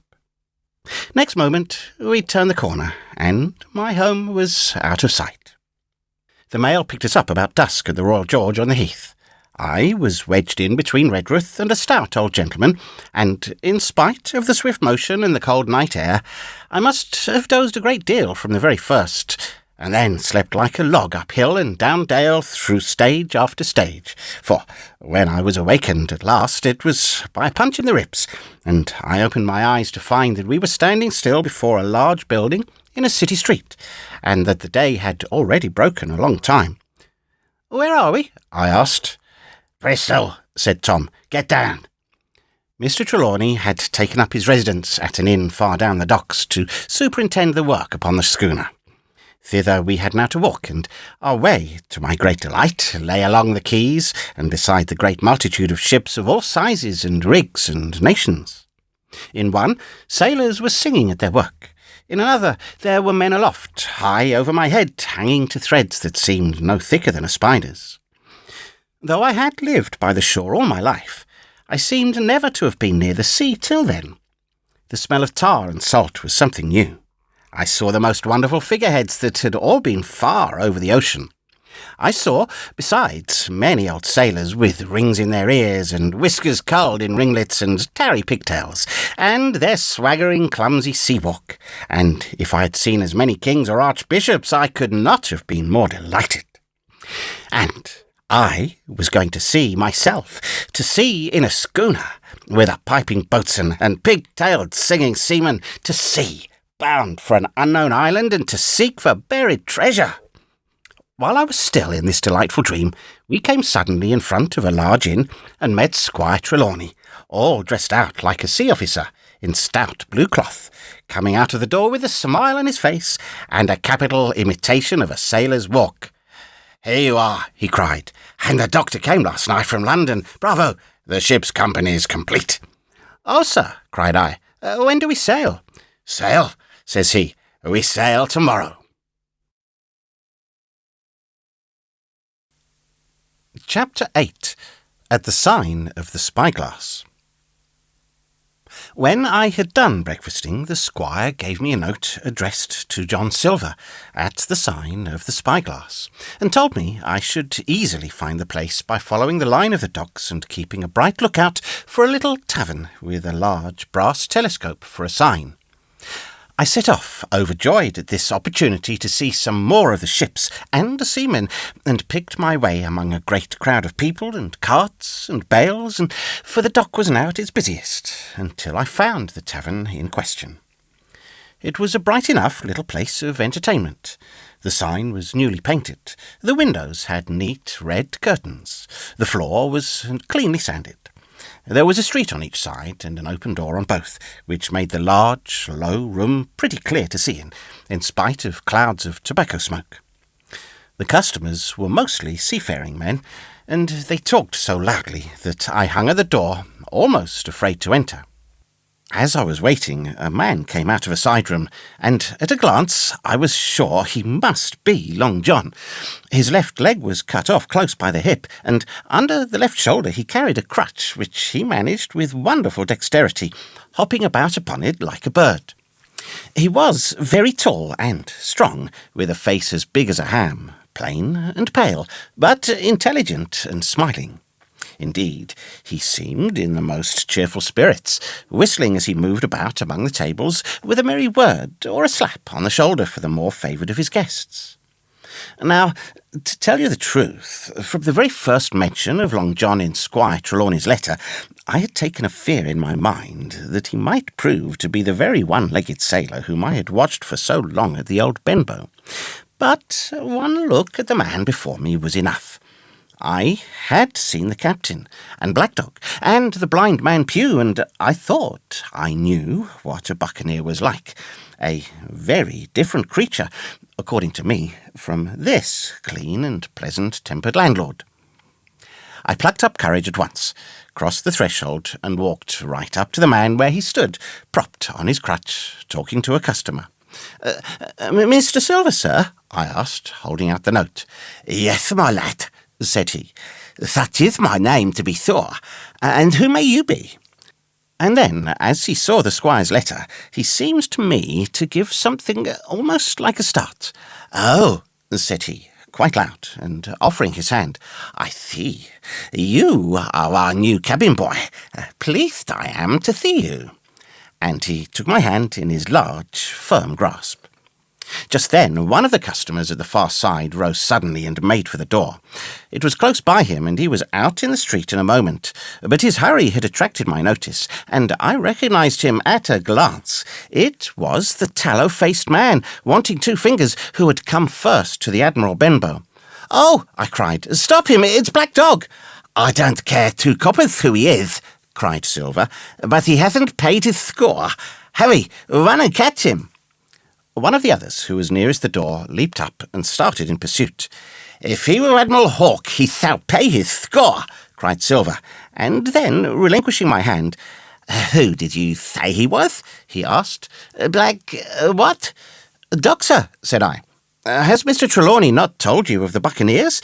He was one of them." "So," cried Silver, "in my house. Ben, run and help Harry. One of those swabs, was he? Was that you drinking with him, Morgan? Step up here." The man whom he called Morgan, an old, grey-haired, mahogany-faced sailor, came forward pretty sheepishly, rolling his quid. "Now, Morgan," said Long John very sternly, "you never clapped your eyes on that black dog before, did you now?" "Not I, sir," said Morgan with a salute. "You didn't know his name, did you?" "No, sir."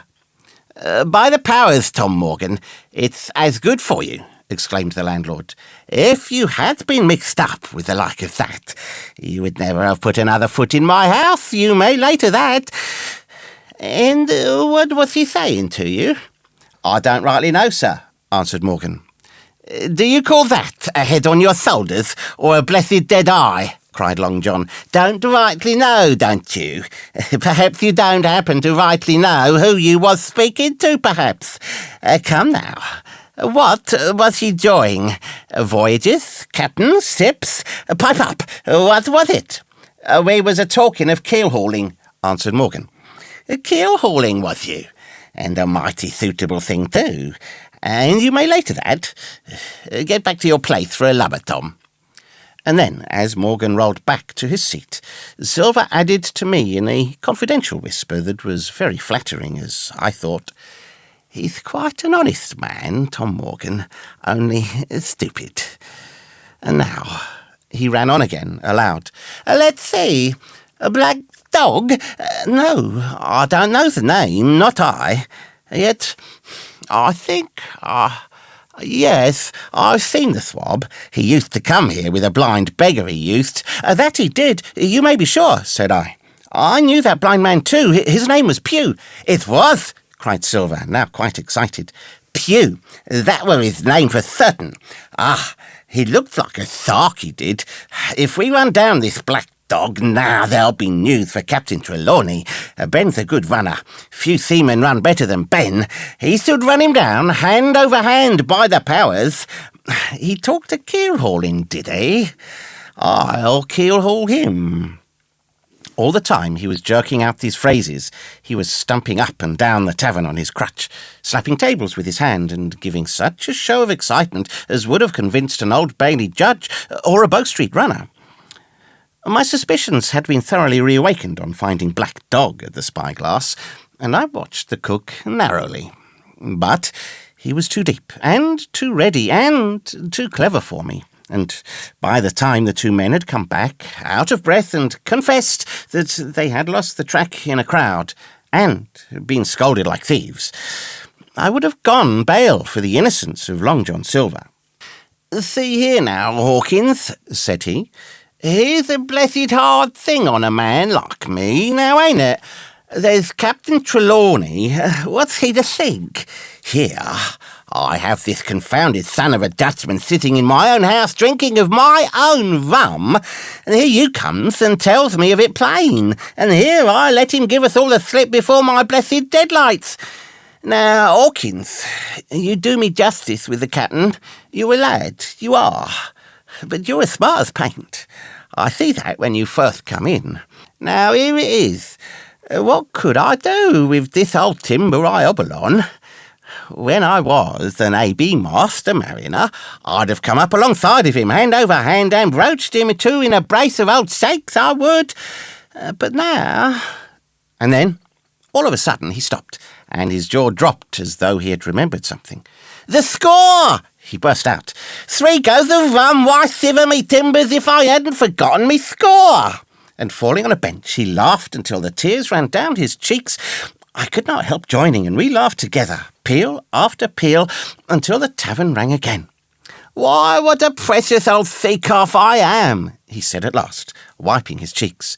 "You and me should get on well, Hawkins, for I'll take my Davy. I should be rated ship's boy. But come now, stand by to go about. This won't do. Duty is duty, messmates.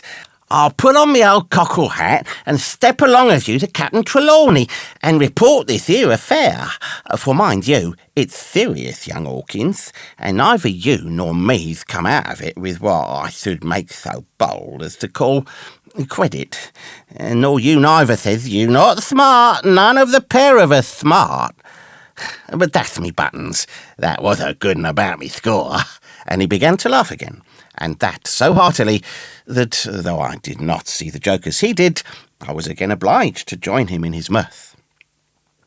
On our little walk along the quays, he made himself the most interesting companion, telling me about the different ships that we passed by, their rig, tonnage, and nationality, explaining the work that was going forward, how one was discharging, another taking in cargo, and a third making ready for sea. and every now and then telling me some little anecdote of ships or seamen, or repeating a nautical phrase till I had learned it perfectly. I began to see that here was one of the best of possible shipmates. When we got to the inn, the squire and Dr. Livesey were seated together, finishing a quart of ale with a toast in it, before they should go aboard the schooner on a visit of inspection. Long John told the story from first to last with a great deal of spirit and the most perfect truth. "That was how it were now, weren't it, Hawkins?" he would say, now and again, and I could always bear him entirely out. The two gentlemen regretted that Black Dog had got away, but we all agreed there was nothing to be done, and after he had been complimented, Long John took up his crutch and departed. "All hands aboard by 4 this afternoon," shouted the squire after him. "Aye, aye, sir," cried the cook in the passage. "Well, squire," said Dr. Livesey, "I don't put much faith in your discoveries as a general thing, but I will say this, John Silver suits me." "The man's a perfect trump," declared the squire. "And now," added the doctor, "Jim may come on board with us, may he not?" "To be sure he may," says Squire. "Take your hat, Hawkins, and we'll see the ship." Chapter 9. Powder and Arms. The Hispaniola lay some way out, and we went under the figureheads and round the sterns of many other ships, and their cables sometimes grated underneath our keel and sometimes swung above us. At last, however, we got alongside, and were met and saluted as we stepped aboard by the mate, Mr. Arrow, a brown old sailor with earrings in his ears and a squint. He and the squire were very thick and friendly, but I soon observed that things were not the same between Mr. Trelawney and the captain. This last was a sharp-looking man who seemed angry with everything on board, and was soon to tell us why, for we had hardly got down into the cabin when a sailor followed us. "Captain Smollett, sir, axing to speak with you," said he. "I am always at the captain's orders. Show him in," said the squire. The captain, who was close behind his messenger, entered at once, and shut the door behind him. "Well, Captain Smollett, what have you to say? All well, I hope. All shipshape and seaworthy?" "Well, sir," said the captain, "better speak plain, I believe, even at the risk of offence. I don't like this cruise, I don't like the men, and I don't like my officer. That's short and sweet." "Perhaps, sir, you don't like the ship?" inquired the squire, very angry, as I could see. "I can't speak as to that, sir, not having seen her tried," said the captain. "She seems a clever craft. More, I can't say." "Possibly, sir, you may not like your employer either," says the squire. But here Dr. Livesey cut in. "Stay a bit," said he. "Stay a bit. No use of such questions as that, but to produce ill feeling. The captain has said too much, or he has said too little, and I'm bound to say that I require an explanation of his words. You don't, you say, like this cruise. Now, why?" "I was engaged, sir, on what we call sealed orders, to sail this ship for that gentleman where he should bid me," said the captain. "So far, so good. But now I find that every man before the mast knows more than I do. I don't call that fair now, do you?" "No," said Dr. Livesey, "I don't." "And next," said the captain, "I learn we are going after treasure. Hear it from my own hands, mind you. Now, treasure is ticklish work. I don't like treasure voyages on any account, and I don't like them, above all, when they are secret, and when, begging your pardon, Mr. Trelawney, the secret has been told to the parrot." "Silver's parrot?" asked the squire. "It's a way of speaking," said the captain. "Blabbed, I mean. It's my belief, and neither of you gentlemen know what you are about. But I'll tell you my way of it, life or death, in a close run." "That is all clear, and I dare say true enough," replied Dr. Livesey. "We take the risk, but we are not so ignorant as you believe us. Next, you say you don't like the crew. Are they not good seamen?" "I don't like them, sir," returned Captain Smollett, "and I think I should have had the choosing of my own hands, if you go to that." "Perhaps you should," replied the doctor. "My friend should, perhaps, have taken you along with him, but the slight, if there be one, was unintentional. And you don't like Mr. Arrow?" "I don't, sir. I believe he's a good seaman, but is too free with the crew to be a good officer. A mate should keep himself to himself. Shouldn't drink with the men before the mast." "Do you mean he drinks?" cried the squire. "No, sir," replied the captain, "only that he's too familiar." "Well now, and the short and the long of it, Captain," asked the doctor. "Tell us what you want." "Well, gentlemen, are you determined to go on this cruise?" "Like iron," answered the squire. "Very good," said the captain. "Then, as you've heard me very patiently saying things that I could not prove, hear me a few words more. They are putting the powder and the arms in the forehold. Now, you have a good place under the cabin. Why not put them there? First point. Then, you are bringing 4 of your own people with you, and they tell me some of them are to be berthed forward. Why not give them the berths here beside the cabin? Second point. Any more?" asked Mr. Trelawney. "One more," said the captain. "There's been too much blabbing already." "Far too much," agreed the doctor. "I'll tell you what I've heard myself," continued Captain Smollett, "that you have a map of an island, that there's crosses on the map to show where treasure is, and that the island lies—" and then he named the latitude and longitude exactly. "I never told that," cried the squire, "to a soul." "The hands know it, sir," returned the captain. "Oh, Livesey, that must have been you, or Hawkins," cried the squire. "It doesn't much matter who it was," replied the doctor, and I could see that neither he nor the captain paid much regard to Mr. Trelawney's protestations. Neither did I, to be sure, for he was so loose a talker. Yet, in this case, I believe he was really right, and that nobody had told the situation of the island. "Well, gentlemen," continued the captain, "I don't know who has this map, but I make it a point it shall be kept secret even from me and Mr. Arrow. Otherwise, I would ask you to let me resign." "I see," said the doctor. "You wish us to keep this matter dark, and to make a garrison of the stern part of the ship, manned with my friend's own people, and provided with all the arms and powder on board. In other words, you fear a mutiny." "Sir," said Captain Smollett, "with no intention to take offence, I deny your right to put words into my mouth. No captain, sir, would be justified in going to sea at all if he had ground enough to say that. As for Mr. Arrow, I believe him thoroughly honest. Some of the men are the same, all maybe, for what I know. But I am responsible for the ship's safety and the life of every man jack aboard of her. I see things going as I think, not quite right, and I ask you to take certain precautions or let me resign my berth. And that's all." "Captain Smollett," began the doctor with a smile, "did you ever hear the fable of the mountain and the mouse? You'll excuse me, I dare say, but you remind me of that fable. When you came in here, I'll stake my wig, you meant more than this." "Doctor," said the captain, "you are smart. When I came in here, I meant to get discharged. I had no thought that Mr. Trelawney would hear a word." "No more I would," cried the squire. "Had Livesey not been here, I should not have seen you to the deuce. As it is, I have heard you. I will do as you desire, but I think the worse of you."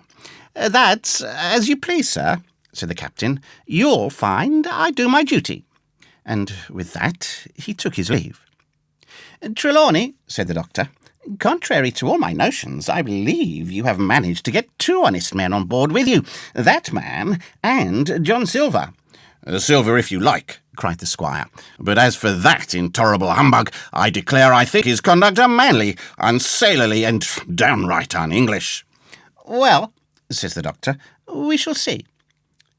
When we came on deck, the men had begun already to take out the arms and powder, yo-hoing at their work, while the captain and Mr. Arrow stood by superintending. The new arrangement was quite to my liking.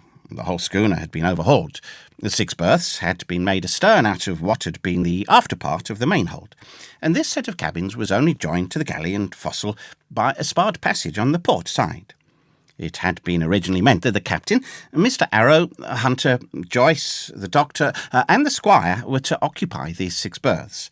And now Redruth and I were to get 2 of them, and Mr. Arrow and the captain were to sleep on deck in the companion. which had been enlarged on each side till you might almost have called it a roundhouse. Very low it was still, of course, but there was room to swing 2 hammocks, and even the mate seemed pleased with the arrangement. Even he, perhaps, had been doubtful as to the crew, but that is only a guess, for, as you shall hear, we had not long the benefit of his opinion. We were all hard at work, changing the powder in the berths, when the last man or two and Long John came with them off in the shore boat. The cook came up the side like a monkey for cleverness, and as soon as he saw what was doing, "So ho, mates," says he. "What's this?" "We're a changing of the powder, Jack," answers one. "Why, by the powers," cried Long John. "If we do, we'll miss the morning tide." "My orders," said the captain shortly. "You may go below, my man. Hands will want supper." "Aye, aye, sir," answered the cook, and touching his forelock, he disappeared at once in the direction of his galley. "That's a good man, Captain," said the doctor. "Very likely, sir," replied Captain Smollett. "Easy with that, men, easy." He ran on to the fellows who were shifting the powder. Then suddenly, observing me examining the swivel we carried amidships, a long brass 9, "Here, you, ship's boy," he cried. "Out of that, off with you to the cook and get some work." And then, as I was hurrying off, I heard him say quite loudly to the doctor, "I'll have no favourites on my ship." I assure you, I was quite of the squire's way of thinking, and hated the captain deeply. Chapter 10. The Voyage.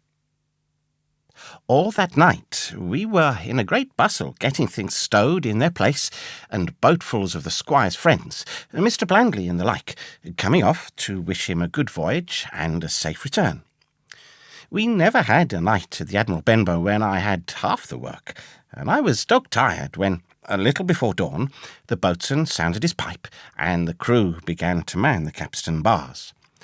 I might have been twice as weary, yet I would not have left the deck. All was so new and interesting to me. The brief commands, the shrill note of the whistle, the men bustling to their places in the glimmer of the ship's lanterns.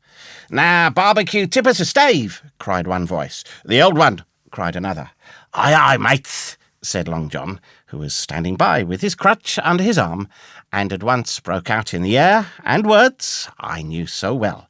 15 men on the dead man's chest."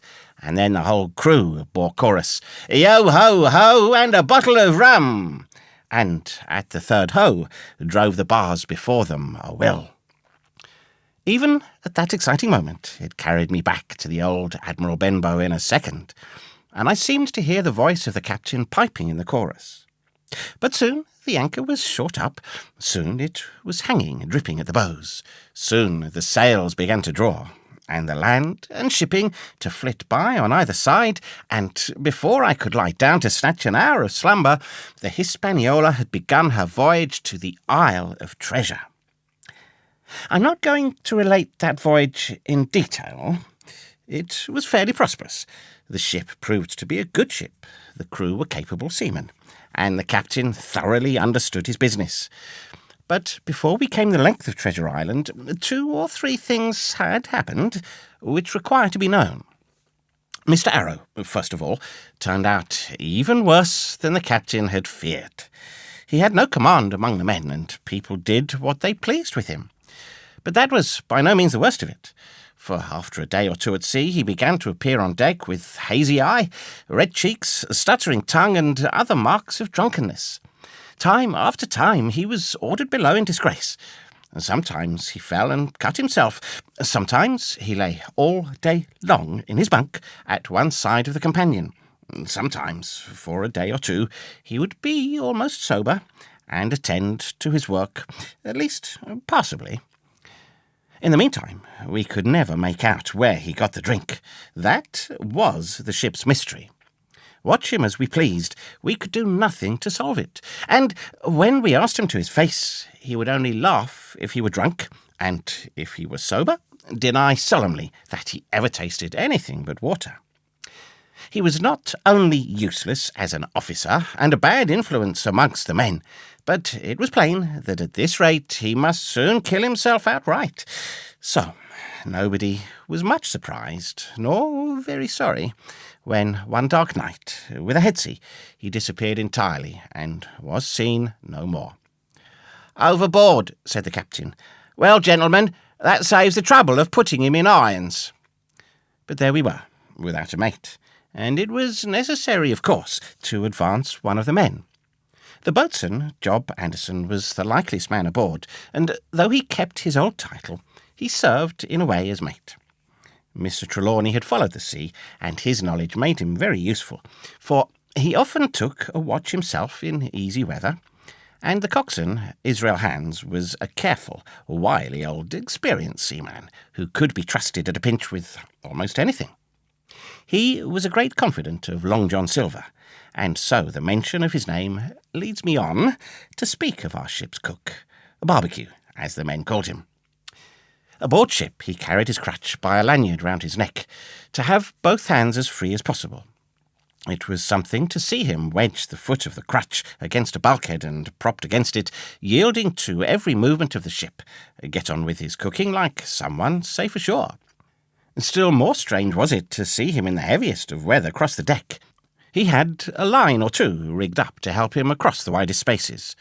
Long John's earrings, they were called, and he would hand himself from one place to another, now using the crutch, now trailing it alongside by the lanyard, as quickly as another man could walk. Yet some of the men who had sailed with him before expressed their pity to see him so reduced. "He's no common man, Barbecue," said the coxswain to me. "He had good schooling in his young days, and can speak like a book when so minded, and brave. A lion's nothing alongside of Long John. I seen him grapple 4 and knock their heads together, him unarmed." All the crew respected and even obeyed him. He had a way of talking to each and doing everybody some particular service. To me, he was unweariedly kind and always glad to see me in the galley, which he kept as clean as a new pin, the dishes hanging up burnished, and his parrot in a cage in one corner. "Come away, Hawkins," he would say. "Come and have a yarn with John. Nobody more welcome than yourself, my son. Sit down and hear the news. Here's Captain Flint. I calls my parrot Captain Flint after the famous buccaneer. Here's Captain Flint predicting success to our voyage. Wasn't you, Captain?" And the parrot would say, with great rapidity, "Pieces of 8, pieces of 8, pieces of 8, till you wondered that it was not out of breath, or till John threw his handkerchief over the cage. "Now that bird," he would say, "is maybe 200 years old, Hawkins. They live forever mostly, and if anybody's seen more wickedness, it must be the devil himself. She's sailed with England, the great Captain England, the pirate. She's been at Madagascar, and at Malabar, and Suriname, and Providence, and Portobello. She was at the fishing up the wrecked plate ships. It's there she learned pieces of 8, and little wonder. 350,000 of 'em, Hawkins. She was at the boarding of the Viceroy of the Indies out of Goa, she was, and to look at her, you would think she was a baby. But you smelt powder, didn't you, Captain?" "Stand by to go about," the parrot would scream. "Ah, she's a handsome craft, she is," the cook would say, and give her sugar from his pocket. And then the bird would peck at the bars and swear straight on, passing belief for wickedness. "There," John would add, "you can't touch pits and not be mucked, lad. Here's this poor old innocent bird of mine swearing blue fire, and none the wiser. You may lay to that. He would swear the same in a manner of speaking before Chaplain." And John would touch his forelock with a solemn way he had that made me think he was the best of men. In the meantime, the squire and Captain Smollett were still on pretty distant terms with one another. The squire made no bones about the matter. He despised the captain. The captain, on his part, never spoke but when he was spoken to, and then sharp and short and dry, and not a word wasted. He owned, when driven into a corner, that he seemed to have been wrong about the crew, that some of them were as brisk as he wanted to see, and all had behaved fairly well. As for the ship, he had taken a downright fancy to her. "She'll lie a point nearer the wind than a man has a right to expect of his own married wife, sir. But," he would add, "all I say is, we're not home again, and I don't like the cruise." The squire at this would turn away and march up and down the deck, chin in air. "A little more of that, man," he would say, "and I shall explode." We had some heavy weather, which only proved the qualities of the Hispaniola. Every man on board seemed well content, and they must have been hard to please if they had been otherwise, for it is my belief that there was never a ship's company so spoiled since Noah put to sea. Double grog was going on the least excuse. There was duff on odd days, as, for instance, if the choir heard it was any man's birthday, and always a barrel of apples standing broached in the waist for anyone to help himself that had a fancy. "Never knew good come of it yet," the captain said to Dr. Livesey. "Spoil fossil hands, make devils, that's my belief." But good did come of the apple barrel, as you shall hear, for if it had not been for that, we should have had no note of warning, and might all have perished by the hand of treachery. This was how it all came about. We had run up the trades to get the wind of the island we were after. I'm not allowed to be more plain, and now we were running down for it with a bright lookout day and night. It was about the last day of our outward voyage by the largest computation. Sometime that night, or at latest before noon of the morrow, we should sight the treasure island. We were heading south-southwest, and had a steady breeze abeam and a quiet sea. The Hispaniola rolled steadily, dipping her bowsprit now and then with a whiff of spray. All was drawing alow and aloft. Everyone was in the bravest spirits because we were now so near an end of the first part of our adventure. Now, just after sundown, when all my work was over, and I was on my way to my berth, it occurred to me that I should like an apple. I ran on deck. The watch was all forward looking out for the island. The man at the helm was watching the luff of the sail and whistling away gently to himself. And that was the only sound, excepting the swish of the sea against the bows and around the sides of the ship. In I got bodily into the apple barrel, and found there was scarce an apple left.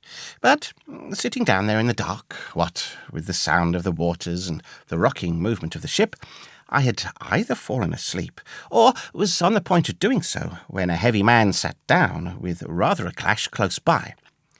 The barrel shook as he leaned his shoulders against it, and I was just about to jump up when the man began to speak. It was Silver's voice, and before I had heard a dozen words, I would not have shown myself for all the world, but lay there, trembling and listening in the extreme of fear and curiosity, for from these dozen words I understood that the lives of all the honest men aboard depended upon me alone. Chapter 11. What I Heard in the Apple Barrel. "No, not I," said Silver. "Flint was captain. I was quartermaster along of my timber leg. The same broadside I lost my leg, old Pugh lost his headlights. It was a master surgeon, him that amputated me, out of college and all. Latin by the bucket, and what's not, but he was hanged like a dog, and sun-dried like the rest at Corso Castle. That was Robert's men, that was, and come of changing names to their ships, Royal Fortune and so on. Now, what a ship was christened, so let her stay, I says. So it was with the Cassandra, as brought us all safe home from Malabar after England took the Viceroy of the Indies. So it was with the old Walrus, a Flint's old ship, as I've seen amuck with the red blood and fit to sink with gold." "Ah!" cried another voice, that of the youngest hand on board, and evidently full of admiration. "He was the flower of the flock, was Flint." "Davis was a man too, by all accounts," said Silver. "I never sailed along of him, first with England, then with Flint. That's my story. And now you on my own account, in a manner of speaking.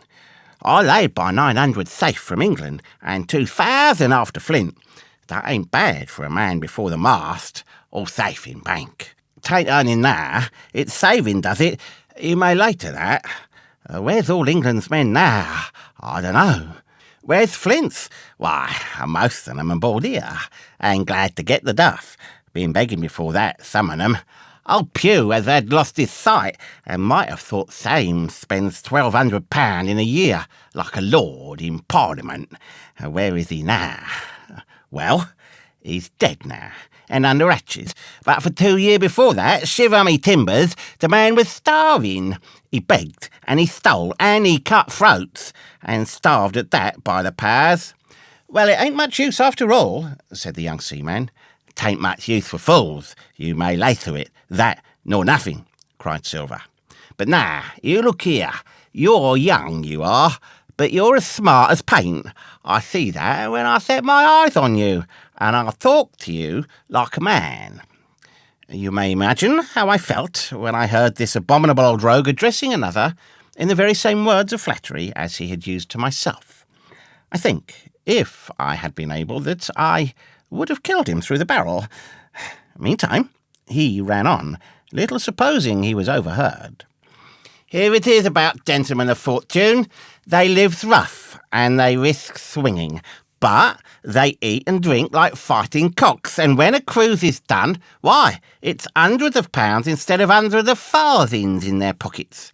Now, the most goes for rum and a good fling, and the sea again in their shirts, but that's not the course I lay. I puts it all away, some here, some there, and none too much anywheres, by reason of suspicion. I'm 50, mark you. Once back from this cruise, I set up gentlemen in earnest. Time enough too, says you. But I've lived easy in the meantime, never denied myself enough in our desires, and slept soft and ate dainty all my days, but when at sea. And how did I begin? Before the mast, like you." "Well," said the other, "but all the other money's gone now, ain't it? You daren't show a face in Bristol after this." "Why, where might you suppose it was?" asked Silver derisively. "At Bristol, in banks and places," answered his companion. "It were," said the cook. "It were when we weighed anchor.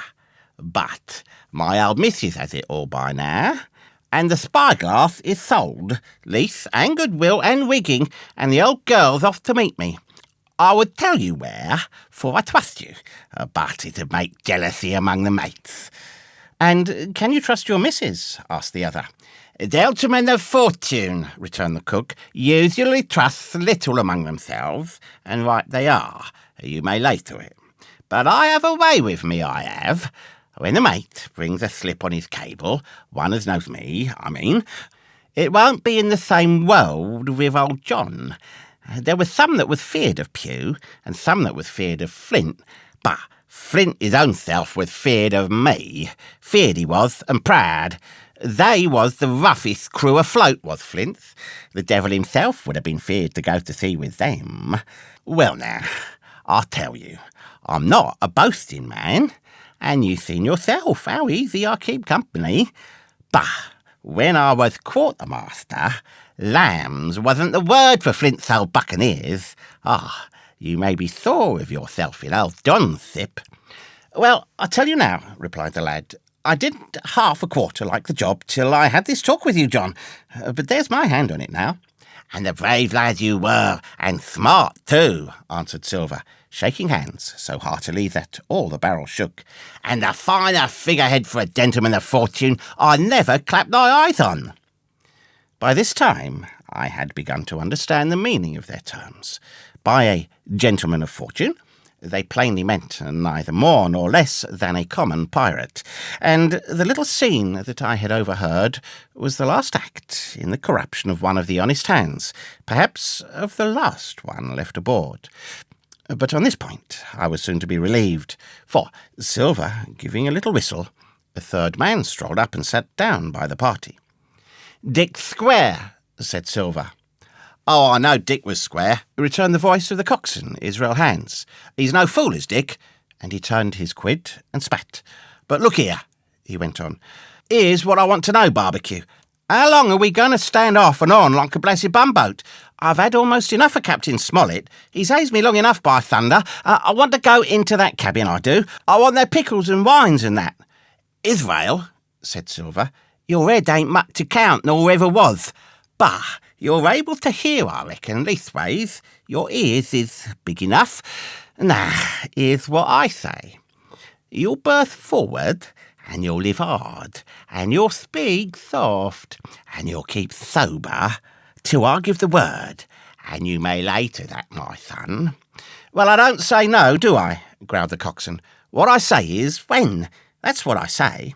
"When, by the powers!" cried Silver. "Well now, if you want to know, I'll tell you when. The last moment I can manage, and that's when. Here's the first-rate seaman, Captain Smollett, sails the blessed ship for us. Here's this squire and doctor with a map and such. I don't know where it is, do I? No more do you, says you. Well then, I mean, this squire and doctor shall find the stuff and help us to get it aboard by the powers. Then we'll see. If I was sure of you all, sons of double Dutchmen, I'd have Captain Smollett navigate us halfway back again before I struck." "Why, we're all seamen aboard here, I should think," said the lad Dick. "We're all fossil hands, you mean?" snapped Silver. "We can steer a course, but who's to set one? That's what all you gentlemen split on first and last. If I had my way, I'd have Captain Smollett work us back into the trades at least. Then we'd have no blessed miscalculations and a spoonful of water a day. But I know the sort you are. I'll finish with them at the island, as soon as the blunt's on board, and a pity it is. But you're never happy till you're drunk. Split my sides, I've a sick heart to sail with the likes of you." "Easy all Long John," cried Israel. "What's a crossing of you?" "Why, how many tall ships, think ye now, have I seen laid aboard? And how many brisk lads drying in the sun at Execution Dock?" cried Silver. "And all for this same hurry, and hurry, and hurry. You hear me? I've seen a thing or two at sea, I have. If you would only lay your course, and a pent to windward, you would ride in carriages, you would. But not you. I know you. You'll have your mouth full of rum tomorrow and go hang." "Everybody knowed you was a kind of chaplain, John." "But there's others as could hand and steer as well as you," said Israel.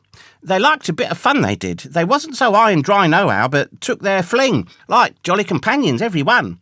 "So?" says Silver. "Well, and where are they now? Pugh was that sort, and he died a beggar man. Flint was, and he died of rum at Savannah. Ah, they was a sweet crew, they was.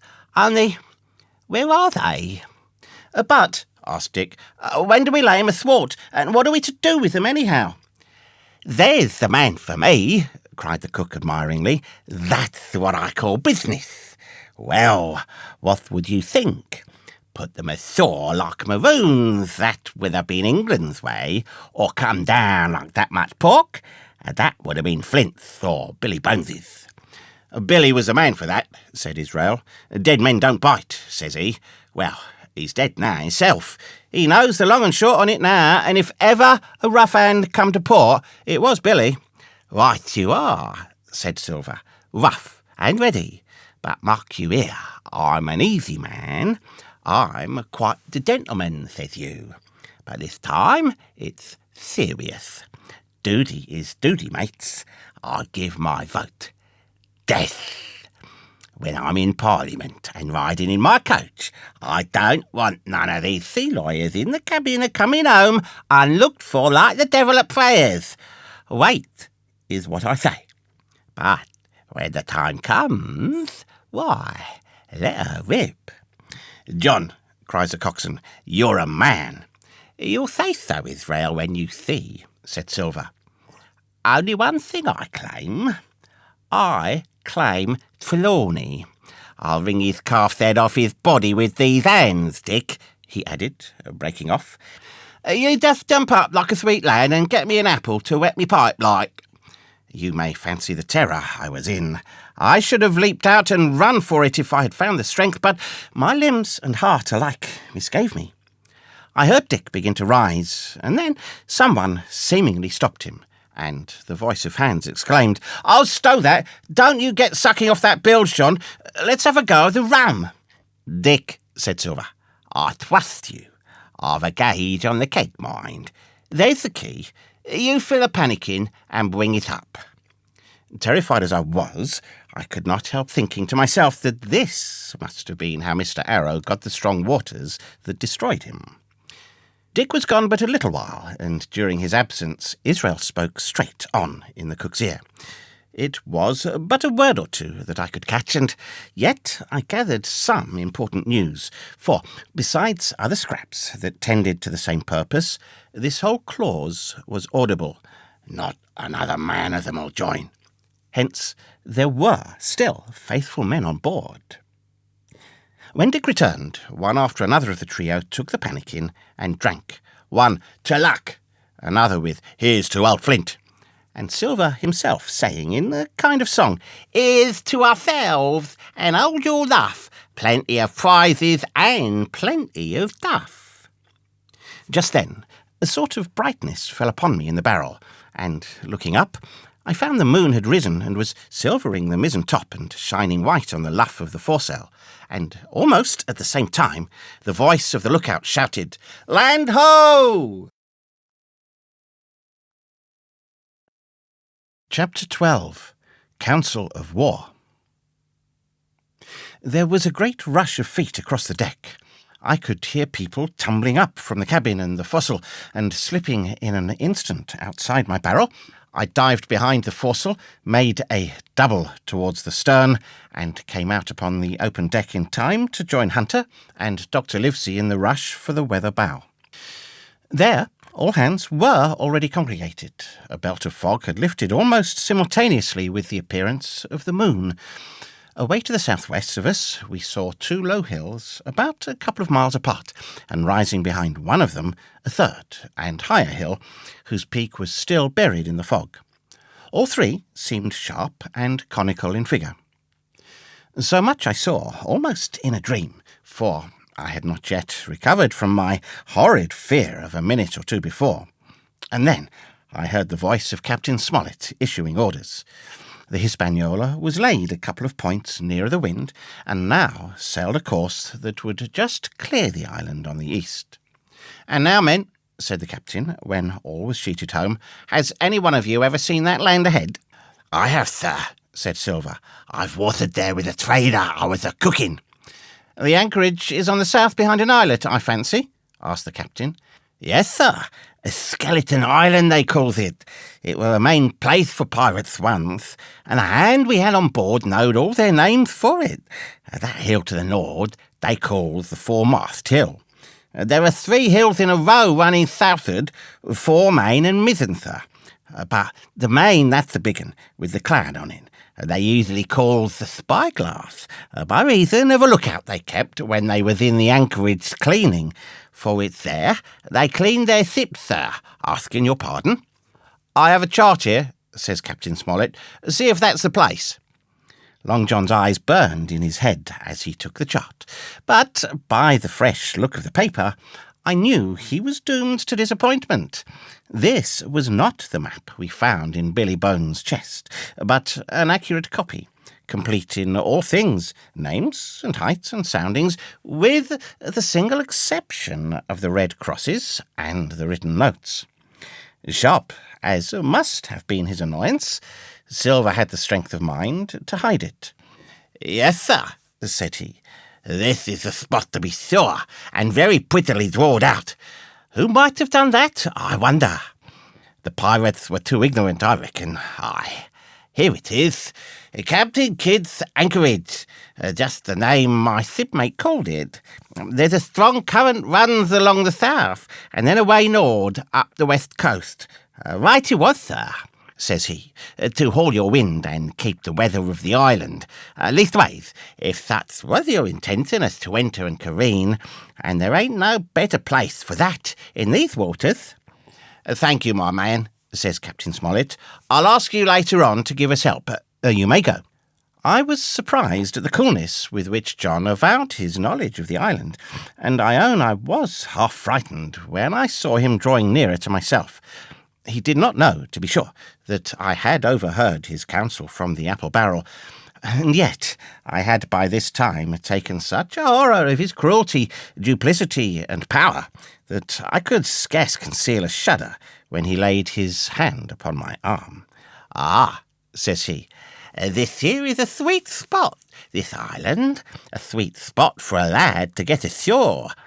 You'll bathe, and you'll climb trees, and you'll hunt goats, you will, and you'll get aloft on them hills like a goat yourself.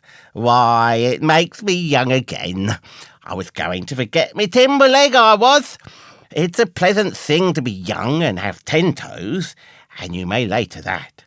When you want to go a bit of exploring, you just ask old John, and he'll put up a snack for you to take along.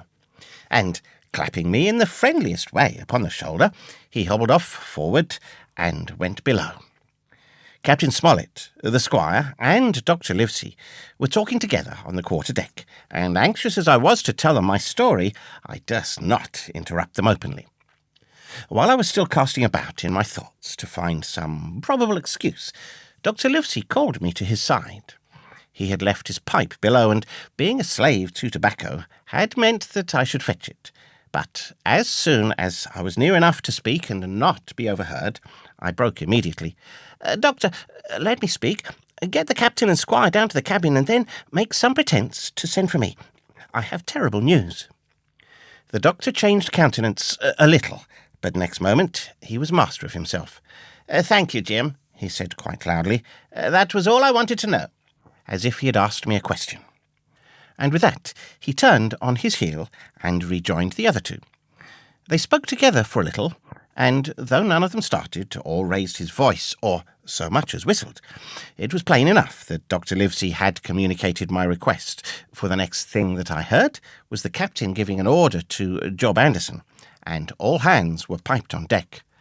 "My lads," said Captain Smollett, "I've a word to say to you. This land that we have sighted is the place we have been sailing for.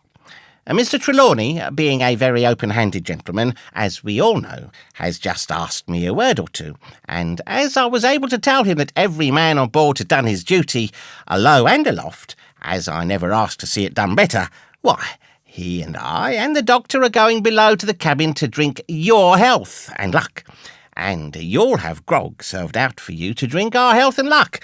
I'll tell you what I think of this. I think it handsome, and if you think as I do, you'll give a good sea cheer for the gentleman that does it." The cheer followed. That was a matter of course, but it rang out so full and hearty that I confess I could hardly believe these same men were plotting for our blood. "One more cheer for Captain Smollett," cried Long John, when the first had subsided, and this also was given with a will.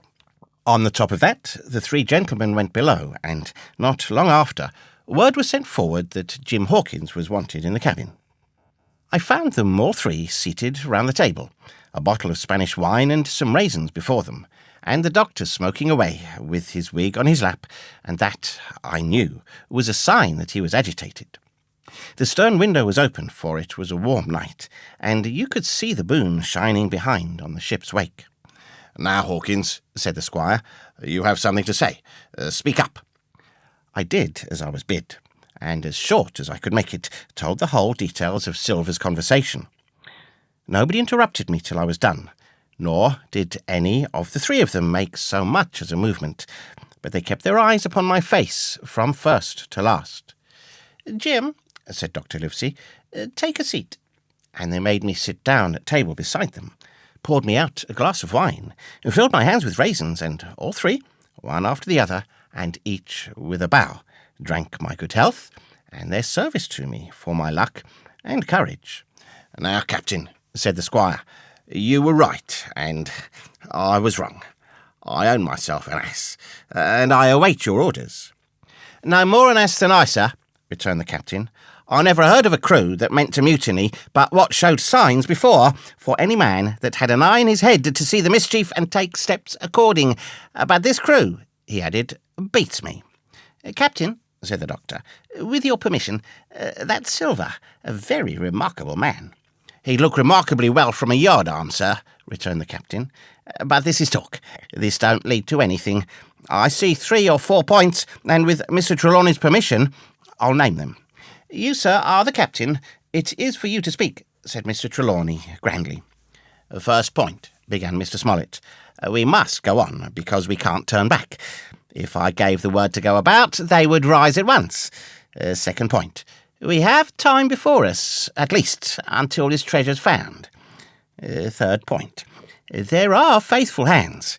Now, sir, It's got to come to blows sooner or later, and what I propose is to take time by the forelock, as the saying is, and come to blows some fine day when they least expect it. We can count, I take it, on your own home servants, Mr. Trelawney?" "As upon myself," declared the squire. "3, reckoned the captain. "Ourselves make 7, counting Hawkins here. Now, about the honest hands." "Most likely Trelawney's own men," said the doctor. "Those he had picked up for himself before he lit on silver." "Nay," replied the squire, "Hans was one of mine." "I did think I could have trusted Hans," added the captain. "And to think that they're all Englishmen," broke out the squire. "Sir, I could find it in my heart to blow the ship up." "Well, gentlemen," said the captain, "the best that I could say is not much. We must lay to, if you please, and keep a bright lookout. It's trying on a man, I know. It would be pleasanter to come to blows, but there's no help for it till we know our men. Lay to, and whistle for a wind. That's my view." "Jim here," said the doctor, "can help us more than anyone. The men are not shy with him, and Jim is a noticing lad." "Hawkins, I put prodigious faith in you," added the squire. I began to feel pretty desperate at this, for I felt altogether helpless, and yet, by an odd train of circumstances, it was indeed through me that safety came. In the meantime, talk as we pleased, there were only 7 out of the 26 on whom we knew we could rely, and out of these 7, 1 was a boy, so that the grown men on our side were 6 to their 19. Part 3. My Shore Adventure. Chapter 13. How my shore adventure began. The appearance of the island, when I came on deck next morning, was altogether changed. Although the breeze had now utterly ceased, we had made a great deal of way during the night, and were now lying becalmed about a mile to the southeast of the low eastern coast. Grey-coloured woods covered a large part of the surface. This even tint was indeed broken up by streaks of yellow sandbrake in the lower lands, and by many tall trees of the pine family outtopping the others, some singly, some in clumps, but the general colouring was uniform and sad. The hills ran up clear above the vegetation in spires of naked rock. All were strangely shaped, and the spyglass, which was by 300 or 400 feet the tallest on the island, was likewise the strangest in configuration, running up sheer from almost every side, and then suddenly cut off at the top, like a pedestal to put a statue on. The Hispaniola was rolling scuppers under in the ocean swell. The booms were tearing at the blocks, the rudder was banging to and fro, and the whole ship creaking, groaning and jumping like a manufactory. I had to cling tight to the backstay, and the world turned giddily before my eyes, for though I was a good enough sailor when there was way on, this standing still and being rolled about like a bottle was a thing I never learned to stand without a qualm or so, above all in the morning, on an empty stomach. Perhaps it was this. Perhaps it was the look of the island, with its grey, melancholy woods and wild stone spires, and the surf that we could both see and hear foaming and thundering on the steep beach. At least, although the sun shone bright and hot, and the shore birds were fishing and crying all around us, and you would have thought anyone would have been glad to get to land after being so long at sea, my heart sank, as the saying is, into my boots, and from the first look onward, I hated the very thought of Treasure Island. We had a dreary morning's work before us, for there was no sign of any wind, and the boats had to be got out and manned, and the ship warped 3 or 4 miles round the corner of the island and up the narrow passage to the haven behind Skeleton Island. I volunteered for one of the boats, where I had, of course, no business. The heat was sweltering, and the men grumbled fiercely over their work. Anderson was in command of my boat, and instead of keeping the crew in order, he grumbled, as loud as the worst. "Well," he said with an oath, "it's not forever." I thought this was a very bad sign, for up to that day the men had gone briskly and willingly about their business. But the very sight of the island had relaxed the cords of discipline. All the way in, Long John stood by the steersman and conned the ship. He knew the passage like the palm of his hand, and though the man in the chains got everywhere more water than was down in the chart, John never hesitated once. "There's a strong scour with the ebb," he said, "and this here passage has been dug out, in the manner of speaking, with a spade."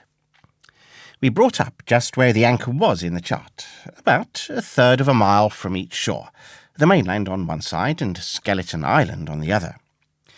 The bottom was clean sand. The plunge of our anchor sent up clouds of birds, wheeling and crying over the woods, but in less than a minute they were down again, and all was once more silent. The place was entirely landlocked, buried in woods, the trees coming right down to high water mark, the shores mostly flat, and the hilltops standing round at a distance, in a sort of amphitheatre, one here, one there. 2 little rivers, or rather 2 swamps, emptied out into this pond, as you might call it, and the foliage round that part of the shore had a kind of poisonous brightness. From the ship we could see nothing of the house or stockade, for they were quite buried among trees, and if it had not been for the chart on the companion, we might have been the first that had ever anchored there since the island arose out of the seas. There was not a breath of air moving, nor a sound but that of the surf booming half a mile away, along the beaches and against the rocks outside. A peculiar stagnant smell hung over the anchorage, a smell of sodden leaves and rotting tree trunks. I observed the doctor sniffing and sniffing like someone tasting a bad egg. "I don't know about treasure," he said, "but I'll stake my wig there's fever here." If the conduct of the men had been alarming in the boat, it became truly threatening when they had come aboard. They lay about the deck, growling together in talk. The slightest order was received with a black look and grudgingly and carelessly obeyed. Even the honest hands must have caught the infection, for there was not one man aboard to mend another. Mutiny, it was plain, hung over us like a thundercloud.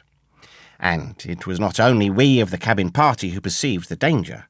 Long John was hard at work, going from group to group, spending himself in good advice, and as, for example, no man could have shown a better. He fairly outstripped himself in willingness and civility. He was all smiles to everyone. If an order were given, John would be on his crutch in an instant with the cheeriest "Aye, aye, sir" in the world, and when there was nothing else to do, he kept up one song after another, as if to conceal the discontent of the rest. Of all the gloomy features of that gloomy afternoon, this obvious anxiety on the part of Long John appeared the worst. We held a council in the cabin. "Sir," said the captain, "if I risk another order, the whole ship will come about our ears by the run. You see, sir, here it is. I get a rough answer, do I not? Well, if I speak back, Pikes will be going in 2 shakes. If I don't, Silver will see there's something under that, and the game's up. Now, we've only one man to rely on." "And who is that?" asked the squire. "Silver, sir," returned the captain. "He's as anxious as you and I to smother things up. This is a tiff. He'd soon talk him out of it if he had the chance. And what I propose to do is give him the chance. Let's allow the men an afternoon ashore. If they all go, why, we'll fight the ship. If they none of them go, well then, we hold the cabin, and God defend the right. If some go, you mark my words, sir, Silver will bring 'em aboard again, as mild as lambs." It was so decided. Loaded pistols were served out to all the shore men. Hunter, Joyce, and Redruth were taken into our confidence and received the news with less surprise and a better spirit than we had looked for. And then the captain went on deck and addressed the crew. "My lads," said he, "we've had a hot day, and are all tired and out of sorts. A turn ashore will hurt nobody. The boats are still in the water. You can take the gigs, and as many as please may go ashore for the afternoon. I'll fire a gun an hour before sundown." I believe the silly fellows must have thought they would break their skins over treasure as soon as they were landed, for they all came out of their sulks in a moment, and gave a cheer that started the echo in a faraway hill and sent the birds once more flying and squalling round the anchorage. The captain was too bright to be in the way. He whipped out of sight in a moment, leaving Silver to arrange the party, and I fancy it was just as well he did so. Had he been on deck, he could no longer so much as have pretended not to understand the situation. It was as plain as day. Silver was the captain, and a mighty rebellious crew he had of it. The honest hands, and I was soon to see it proved that there were such on board, must have been very stupid fellows. Or rather, I suppose the truth was this, that all hands were disaffected by the example of the ringleaders, only some more, some less, and a few, being good fellows in the main, could neither be led nor driven any further. It is one thing to be idle and skulk, and quite another to take a ship and murder a number of innocent men. At last, however, the party was made up. 6 fellows were to stay on board, and the remaining 13, including Silver, began to embark. Then it was that there came into my head the first of the mad notions that contributed so much to save our lives.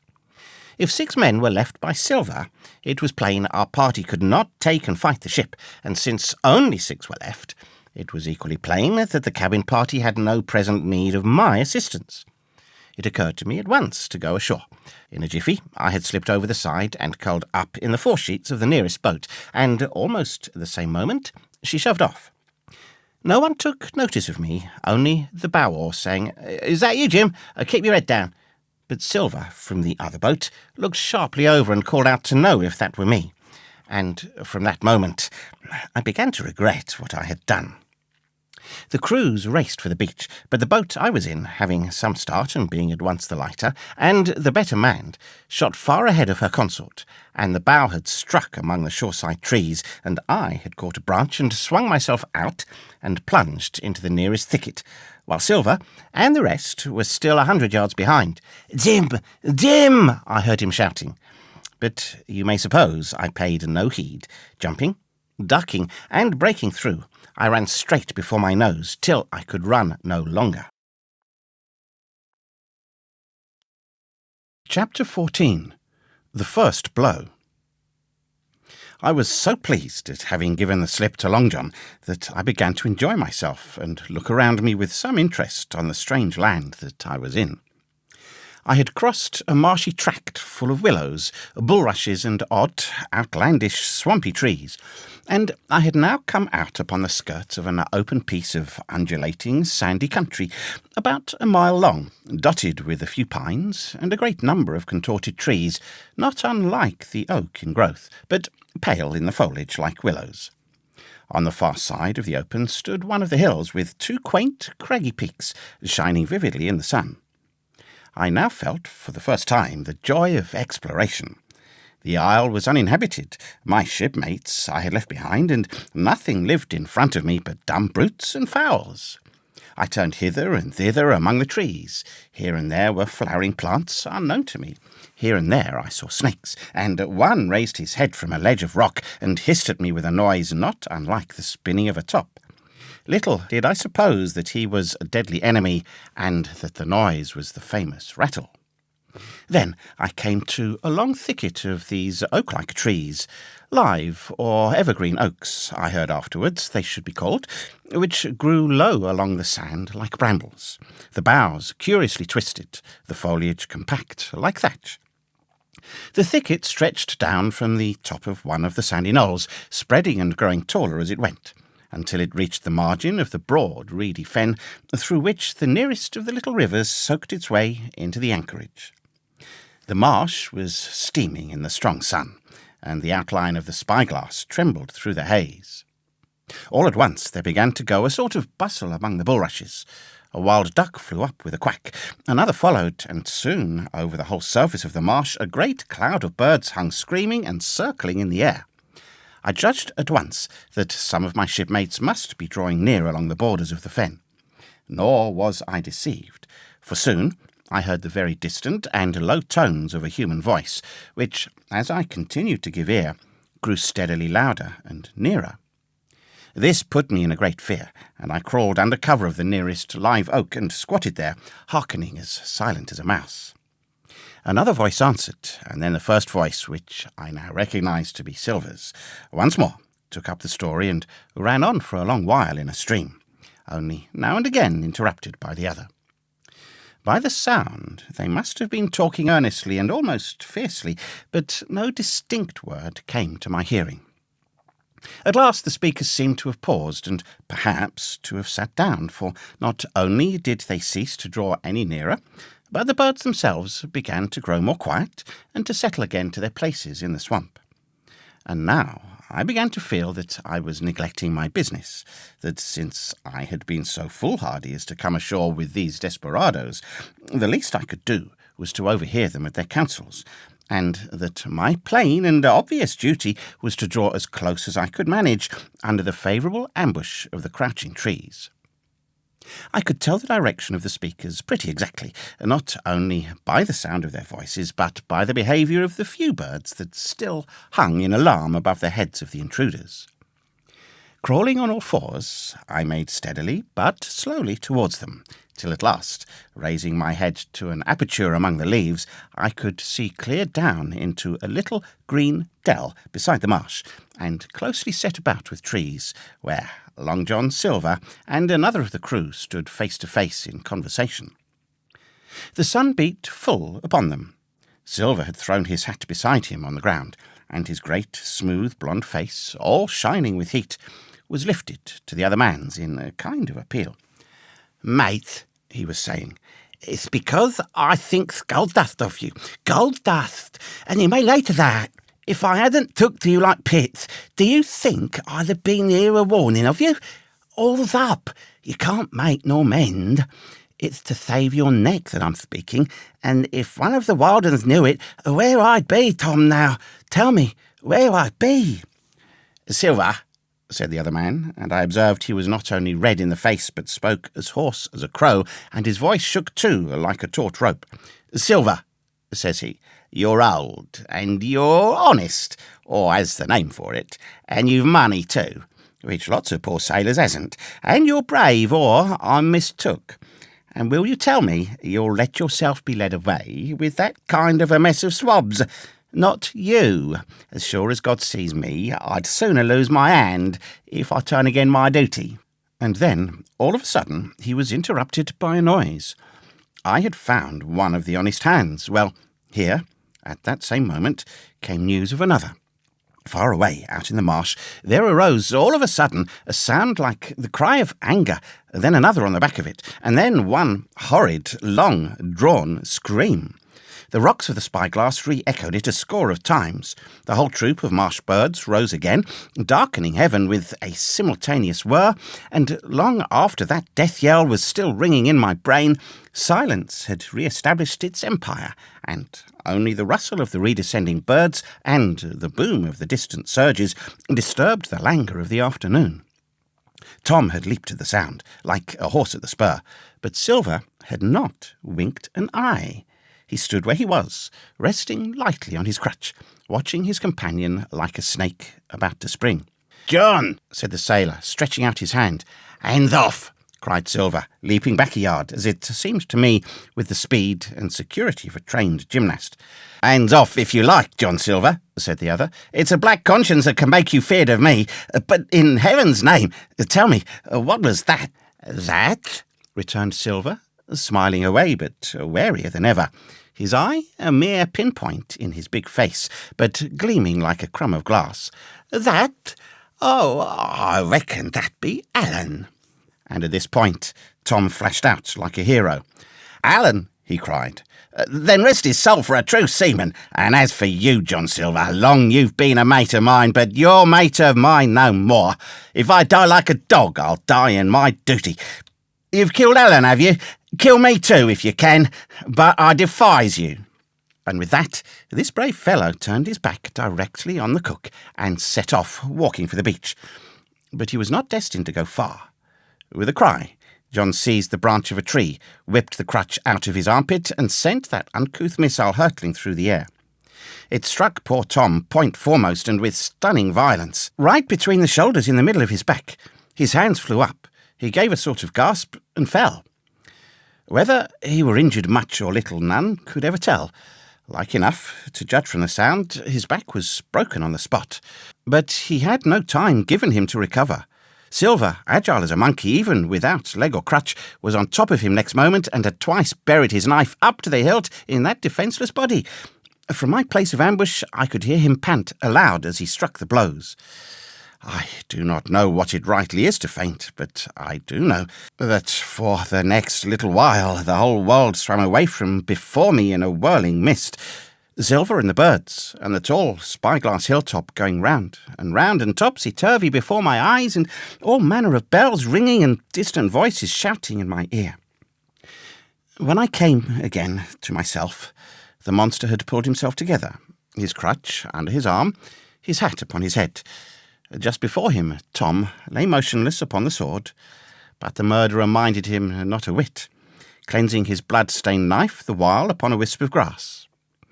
Everything else was unchanged, the sun still shining mercilessly on the steaming marsh and the tall pinnacle of the mountain, and I could scarce persuade myself that murder had actually been done, and a human life cruelly cut short a moment since before my eyes.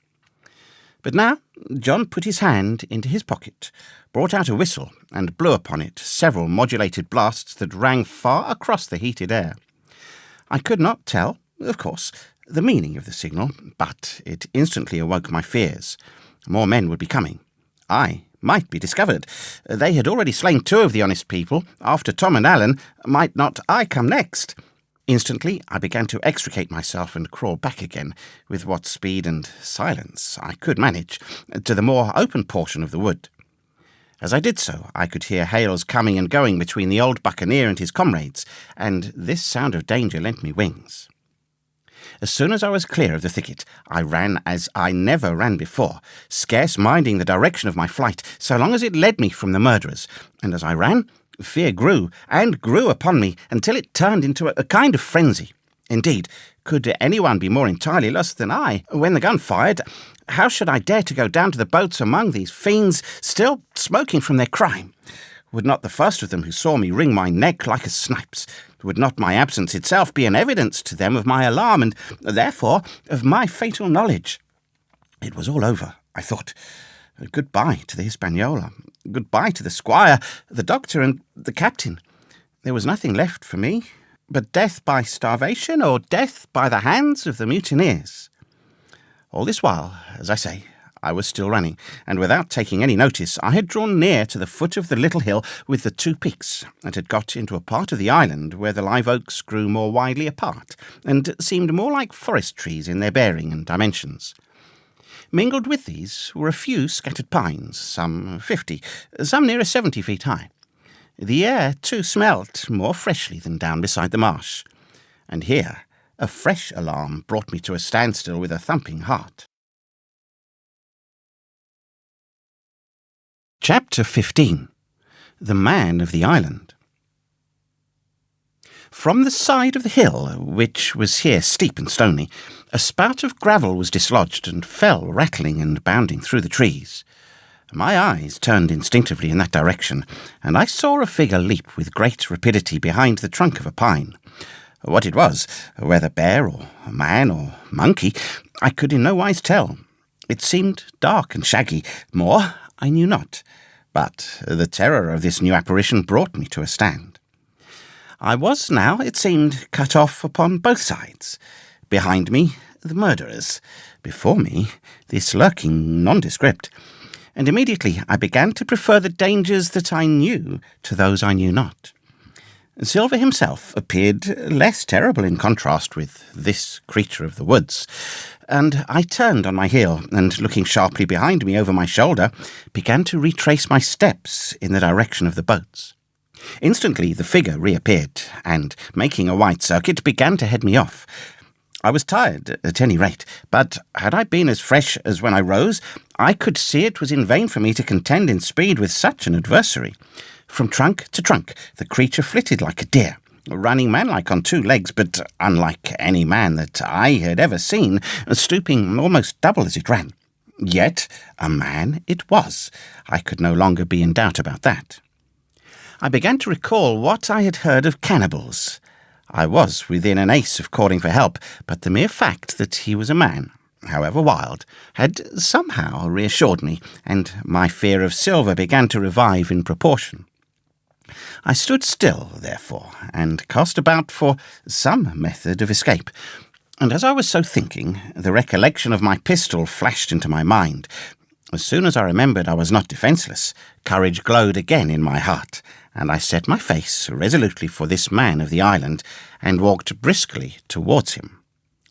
He was concealed by this time behind another tree trunk, but he must have been watching me closely, for as soon as I began to move in his direction, he reappeared and took a step to meet me. Then he hesitated, drew back, came forward again, and at last, to my wonder and confusion, threw himself on his knees and held out his clasped hands in supplication. At that, I once more stopped. "Who are you?" I asked. "Ben Gunn," he answered, and his voice sounded hoarse and awkward, like a rusty lock. "I'm poor Ben Gunn, I am, and I haven't spoke with a Christian these 3 years." I could now see that he was a white man, like myself, and that his features were even pleasing. His skin, wherever it was exposed, was burnt by the sun. Even his lips were black, and his fair eyes looked quite startling in so dark a face. Of all the beggarmen that I had seen or fancied, he was the chief for raggedness. He was clothed with tatters of old ship's canvas and old sea-cloth, and this extraordinary patchwork was all held together by a system of the most various and incongruous fastenings, brass buttons, bits of stick, and loops of tarry gaskin. About his waist he wore an old brass-knuckled leather belt, which was the one thing solid in his whole accoutrement. 3 years, I cried. Were you shipwrecked? "Nay, mate," he said, "marooned." I had heard the word, and I knew it stood for a horrible kind of punishment common enough among the buccaneers, in which the offender is put ashore with a little powder and shot and left behind on some desolate and distant island. "Marooned 3 years agone," he continued, "and lived on goats since then, and berries and oysters. Wherever a man is, says I, a man can do for himself. But, mate, my heart is sore for Christian diet. You mightn't happen to have a piece of cheese about you now, no? Well, many's the long night I've dreamed of cheese, toasted mostly, and woke up again, and here I were." "If I ever can get aboard again," said I, "you shall have cheese by the stone." All this time he had been feeling the stuff of my jacket, smoothing my hands, looking at my boots, and generally, in the intervals of his speech, showing a childish pleasure in the presence of a fellow creature. But at my last words he perked up into a kind of startled shyness. "If ever you can get aboard again, says you," he repeated. "Why now? Who's to hinder you?" "Not you, I know," was my reply. "And right you was," he cried. "And now you, what do you call yourself, mate?" "Jim," I told him. Jim, says he, quite pleased apparently. "Well now, Jim, I've lived that rough as you'd be ashamed to hear of. Now, for instance, you wouldn't think I had a pious mother to look at me?" he asked. "Why, no, not in particular," I answered. "Ah, well," said he, "but I had, remarkable pious. And I was a civil pious boy, and could rattle off my catechism that fast, as you couldn't tell one word from another. And here's what it come to, Jim. And it begun with Chuck Father of the Blessed Gravestones. That's what it begun with. But it went further than that. And so my mother told me, and predicted the whole, she did, the pious woman. But it were Providence that put me here. I've thought it all out in this here lonely island, and I'm back on piety. You don't catch me tasting rum so much, but just a thimbleful for luck. Of course, the first chance I have. I'm bound I'll be good, and I see the way to, and Jim," looking all around him, and lowering his voice to a whisper, "I'm rich." I now felt sure that the poor fellow had gone crazy in his solitude, and I suppose I must have shown the feeling in my face, for he repeated the statement hotly. "Rich, rich, I says. And I'll tell you what, I'll make a man of you, Jim. Ah, Jim, you'll bless your stars, you will. You was the first that found me." And at this there came suddenly a lowering shadow over his face, and he tightened his grasp upon my hand and raised a forefinger threateningly before my eyes. "Now, Jim, you tell me true. That ain't Flint's ship?" he asked, At this I had a happy inspiration. I began to believe that I had found an ally, and I answered him at once. "It's not Flint's ship, and Flint is dead. But I'll tell you true, as you asked me, there are some of Flint's hands aboard. Worse luck for the rest of us." "Not a man with one leg," he gasped. "Silver?" I asked. "Ah, Silver," says he. "That were his name." "He's the cook, and the ringleader too." He was still holding me by the waist, and at that he gave it quite a wring. "If you was sent by Long John," he said, "I'm as good as pork, and I know it. But where was you, do you suppose?" I made my mind up in a moment, and by way of answer told him the whole story of our voyage and the predicament in which we found ourselves. He heard me with the keenest interest, and when I had done, he patted me on the head. "You're a good lad, Jim," he said, "and you're all in a clove hitch, ain't you? Well, you just put your trust in Ben Gunn. Ben Gunn's the man to do it. Would you think it likely now that your squire would prove a liberal-minded one in case of help, in being in a clove hitch, as you remark?" I told him the squire was the most liberal of men. "Aye, but you see," returned Ben Gunn, "I didn't mean giving me a gate to keep and a suit of livery clothes and such. That's not my mark, Jim. What I mean is, would he be likely to come down to the tune of, say, £1,000 out of money? That's as good as a man's own already." "I'm sure he would," said I, "as it was all hands were to share." "And a passage home," he added, with a look of great shrewdness. "Why?" I cried. "The squire's a gentleman, and besides, if we got rid of the others, we should want you to help work the vessel home." "Ah," said he, "so you would." And he seemed very much relieved. "Now, I'll tell you what," he went on. "So much I'll tell you, and no more. I were in Flint's ship when he buried the treasure. He and 6 strong seamen. They was ashore nigh on a week, and us standing off and on in the old walrus. One fine day up went the signal, and here come Flint by himself in a little boat, and his head done up in a blue scarf. The sun was getting up, and a mortal white he looked about the cutwater. But there he was, you mind, and the 6 all dead and buried.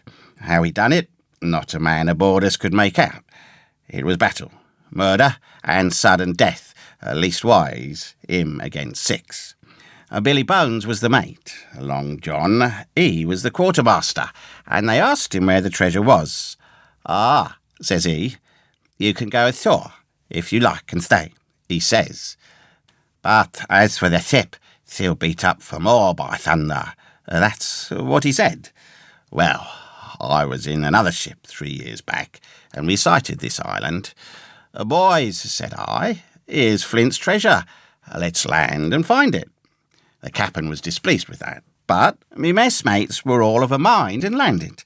12 days they looked for it, and every day they had the worst word for me, until one fine morning all hands went aboard. "As for you, Benjamin Gunn," says they, "here's a musket," they says, "and a spade and a pickaxe. You can stay here and find Flint's money for yourself," they says. Well, Jim, 3 years have I been here, and not a bite of Christian diet from that day to this. But now, you look here. Look at me. Do I look like a man before the mast? "No," says you. "Nor I weren't, neither," I says. And with that, he winked and pinched me hard. "Just you mention them words to your squire, Jim," he went on. "Nor he weren't neither. That's the words. 3 years he were the man of this island, light and dark, fair and rain. And sometimes he would maybe think upon a prayer, says you. And sometimes he would maybe think of his old mother, so be as she's alive, you'll say. But the most part of Gunn's time, this is what you'll say, the most part of his time was took up with another matter. And then you'll give him a nip, like I do." And he pinched me again, in the most confidential manner. "Then," he continued, "then you're up, and you'll say this. A gun is a good man, you'll say, and he puts a precious sight more confidence. A precious sight, mind that, in a gentleman born in these gentlemen of fortune, having been one himself. Well, I said, I don't understand one word that you've been saying, but that's neither here nor there, for how am I to get on board? Ah, said he, that's the itch for sure. Well, there's me boat that I made with me 2 hands. I keep her under the White Rock. If the worst came to the worst, we might try that after dark. Hi, he broke out. What's that? For just then, although the sun had still an hour or 2 to run, all the echoes of the island awoke and bellowed to the thunder of a cannon. They've begun to fight, I cried. Follow me. And I began to run towards the anchorage, my terrors all forgotten, while close at my side the marooned man in his goatskins trotted easily and lightly. Left, left, says he. Keep to your left hand, mate Jim, under the trees with you. There's where I killed me first goat. They don't come down here now. They're all mast-headed on their mountings for the fear of Benjamin Gunn. Ah, and there's the cemetery. Cemetery he must have meant. You see the mounds. I come here and prayed nows and thens, when I thought maybe a Sunday would be about due. It weren't quite a chapel, but it seemed more solemn-like. And then, says you, Ben Gunn was short-handed, no chaplain, nor so much as a Bible and a flag, you says. So he kept talking as I ran, neither expecting nor receiving any answer. The cannon shot was followed, after considerable interval, by a volley of small arms. Another pause, and then, not a quarter of a mile in front of me, I beheld the Union Jack flutter in the air above a wood. Part 4. The Stockade. Chapter 16. Narrative continued by the Doctor. How the ship was abandoned. It was about 1:30, 3 bells in the sea phrase, that the 2 boats went ashore from the Hispaniola. The captain, the squire, and I were taking matters over in the cabin. Had there been a breath of wind, we should have fallen on the 6 mutineers who were left aboard with us, slipped our cable, and away to sea. But the wind was wanting, and to complete our helplessness, down came Hunter with the news that Jim Hawkins had slipped into a boat and was gone ashore with the rest. It never occurred to us to doubt Jim Hawkins, but we were alarmed for his safety. With the men in the temper they were in, it seemed an even chance if we should see the lad again. We ran on deck. The pitch was bubbling in the seams. The nasty stench of the place turned me sick. If ever a man smelt fever and dysentery, it was in that abominable anchorage. The 6 scoundrels were sitting grumbling under a sail in the forecastle. Ashore, we could see the gigs made fast, and a man sitting in each, hard by where the river runs in. One of them was whistling a Lily Bolero. Waiting was a strain, and it was decided that Hunter and I should go ashore with the jolly boat in question of information. The gigs had leaned to their right, but Hunter and I pulled straight in the direction of the stockade upon the chart. The 2 who were left guarding their boats seemed in a bustle at our appearance. Lily Bolero stopped off, and I could see the pair discussing what they ought to do. Had they gone and told Silver, all might have turned out differently, but they had their orders, I suppose, and decided to sit quietly where they were and hark back again to Lily Bolero. There was a slight bend in the coast, and I steered so as to put it between us. Even before we landed, we had thus lost sight of the gigs. I jumped out, and came as near running as I durst, with a big silk handkerchief under my hat for coolness' sake, and a brace of pistols ready primed for safety. I had not gone 100 yards when I reached the stockade. This was how it was. A spring of clear water rose almost at the top of a knoll. Well, on the knoll, and enclosing the spring, they had clapped a stout log-house fit to hold 200 of people on a pinch, and a loophole for musketry on either side. All round this they had cleared a wide space, and then the thing that was completed by a paling 6 feet high, without door or opening, too strong to pull down without time and labour, and too open to shelter the besiegers. The people in the log-house had them in every way. They stood quiet in shelter and shot the others like partridges. All they wanted was a good watch and food, for, short of a complete surprise, they might have held the place against a regiment. What particularly took my fancy was the spring, for though we had a good enough place of it in the cabin of the Hispaniola, with plenty of arms and ammunition, and things to eat, and excellent wines, there had been one thing overlooked. We had no water. I was thinking this over when there came ringing over the island the cry of a man at the point of death. I was not new to violent death. I have served His Royal Highness the Duke of Cumberland, and got a wound myself at Fontenoy. But I knew my pulse went dot, and carry one. Jim Hawkins is gone, was my first thought. It is something to have been an old soldier, but more still to have been a doctor. There is no time to dilly-dally in our work, and so now I made up my mind instantly, and with no time lost, returned to the shore, and jumped on board the jolly boat. By good fortune, Hunter pulled a good oar. We made the water fly, and the boat was soon alongside, and I aboard the schooner. I found them all shaken, as was natural. The squire was sitting down, as white as a sheet, thinking of the harm he had led us to. The good soul. And one of the 6 fossil hands was little better.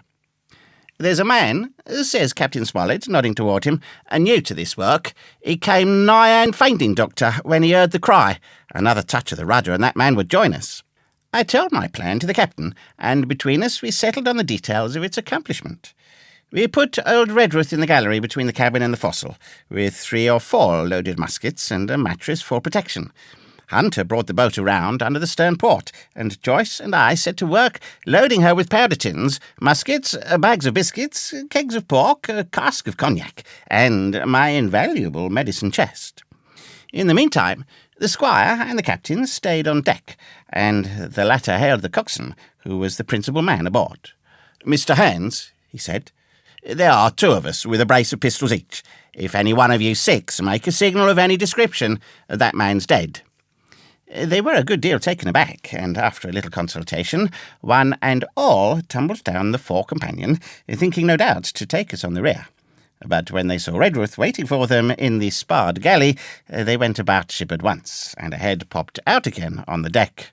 "Down, dog!" cries the captain, and the head popped back again, and we heard no more, for the time, of these 6 very faint-hearted seamen.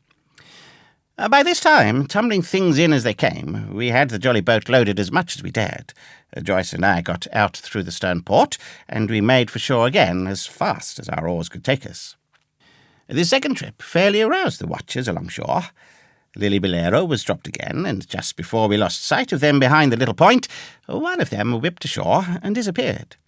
I had half a mind to change my plan and destroy their boats, but I feared that Silver and the others might be close at hand, and all might very well be lost by trying for too much. We had soon touched land in the same place as before, and set to provision the blockhouse. All 3 made the first journey, heavily laden, and tossed our stores over the palisade. Then, leaving Joyce to guard them, 1 man, to be sure, but with half a dozen muskets, Hunter and I returned to the jolly boat, and loaded ourselves once more. So we proceeded, without pausing to take breath, till the whole cargo was bestowed, when the 2 servants took up their position in the blockhouse, and I, with all my power, sculled back to the Hispaniola. That we should have risked a second boatload seems more daring than it really was. They had the advantage of numbers, of course, but we had the advantage of arms. Not one of the men ashore had a musket, and before they could get within range for pistol shooting, we flattered ourselves we should be able to give a good account of a half-dozen at least. The squire was waiting for me at the stern window, all his faintness gone from him. He caught the painter and made it fast, and we fell to loading the boat for our very lives. Pork, powder, and biscuit was the cargo, with only a musket and a cutlass apiece for the squire and me, and Redruth and the captain. The rest of the arms and powder we dropped overboard in 2 fathoms and a half of water, so that we could see the bright steel shining far below us in the sun on the clean, sandy bottom. By this time the tide was beginning to ebb, and the ship was swinging round to her anchor. Voices were heard faintly hallooing in the direction of the 2 gigs, and though this reassured us for Joyce and Hunter, who were well to the eastward, it warned our party to be off. Redruth retreated from his place in the gallery, and dropped into the boat, which we then brought round the ship's counter to be handier for Captain Smollett. "Now, men," he said, "do you hear me?" There was no answer from the forecastle. "It's to you, Abraham Gray. It's to you I'm speaking." Still no reply. "Gray," resumed Mr. Smollett, a little louder, I am leaving the ship, and I order you to follow your captain. I know you are a good man at bottom, and I dare say not one of the lot of you's as bad as he makes out. I have my watch here in my hand. I give you 30 seconds to join me in." There was a pause. "Come, my fine fellow," continued the captain. "Don't hang so long in stays. I'm risking my life and the lives of these good gentlemen every second." There was a sudden scuffle, a sound of blows, and out burst Abraham Gray with a knife cut on the side of the cheek, and came running to the captain like a dog to the whistle. "I'm with you, sir," said he. And the next moment he and the captain had dropped aboard of us, and we had shoved off and given way. We were clear out of the ship, but not yet ashore in our stockade. Chapter 17. Narrative continued by the Doctor. The Jolly Boat's last trip. This fifth trip was quite different from any of the others. In the first place, the little gallipot of a boat that we were in was gravely overloaded. 5 grown men, and 3 of them, Trelawney, Redruth, and the captain, over 6 feet high, was already more than she was meant to carry. Add to that the powder, pork, and bread bags. The Gullwell was lipping astern. Several times we shipped a little water, and my breeches and the tails of my coat were all soaking wet before we had gone 100 yards. The captain made us trim the boat, and we got her to lie a little more evenly.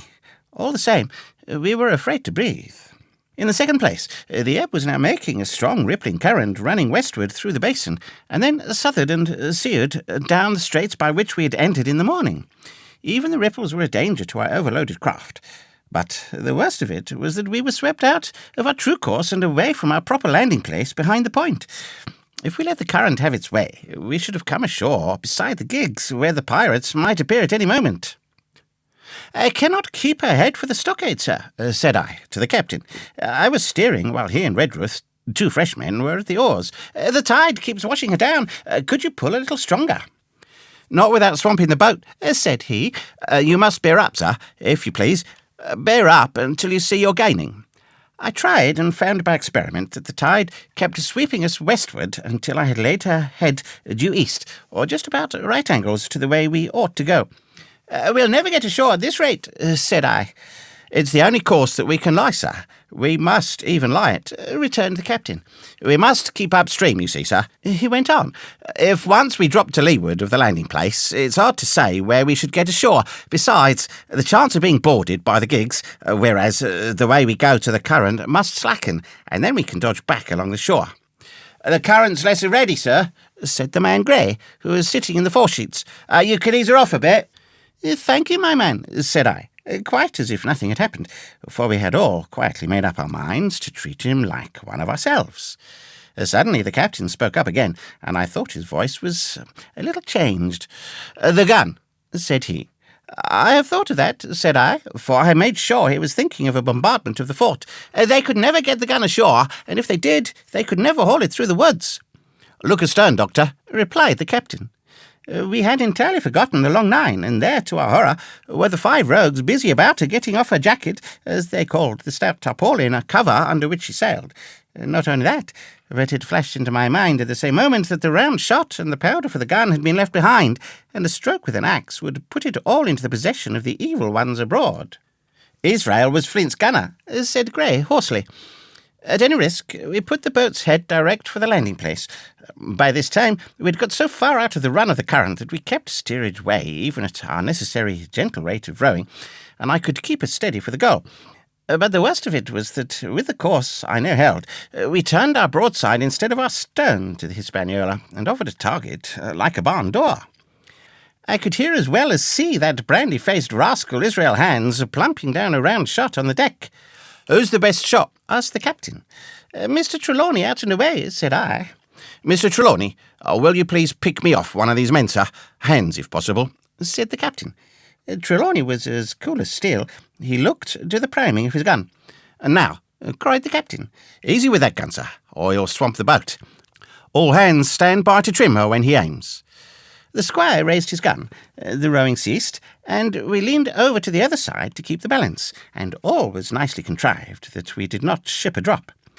They had the gun, by this time, slewed around upon the swivel, and Hans, who was at the muzzle with the rammer, was in consequence the most exposed. However, we had no luck, for just as Trelawney fired, down he stooped. The ball whistled over him, and it was one of the other 4 who fell. The cry he gave was echoed not only by his companions on board, but by a great number of voices from the shore, and looking in that direction I saw the other pirates trooping out from among the trees and tumbling into their places in the boats. "Here come the gigs, sir," said I. "Give way, then," cried the captain. "We mustn't mind if we swamp her now. If we can't get ashore, all's up." "Only one of the gigs is being manned, sir," I added. "The crew of the other most likely going round by shore to cut us off." "They'll have a hot run, sir," returned the captain. "Jack ashore, you know. It's not them I mind. It's the round shot. Carpet bowls. My lady's maid couldn't miss. Tell us, squire, when you see the match, and we'll hold water." In the meanwhile, we had been making a headway at good pace for a boat, so overloaded, and we had shipped but little water in the process. We were now close in, 30 or 40 strokes, and we should beach her, for the ebb had already disclosed a narrow belt of sand below the clustering trees. The gig was no longer to be feared. The little point had already concealed it from our eyes. The ebb tide, which had so cruelly delayed us, was now making reparation and delaying our assailants. The one source of danger was the gun.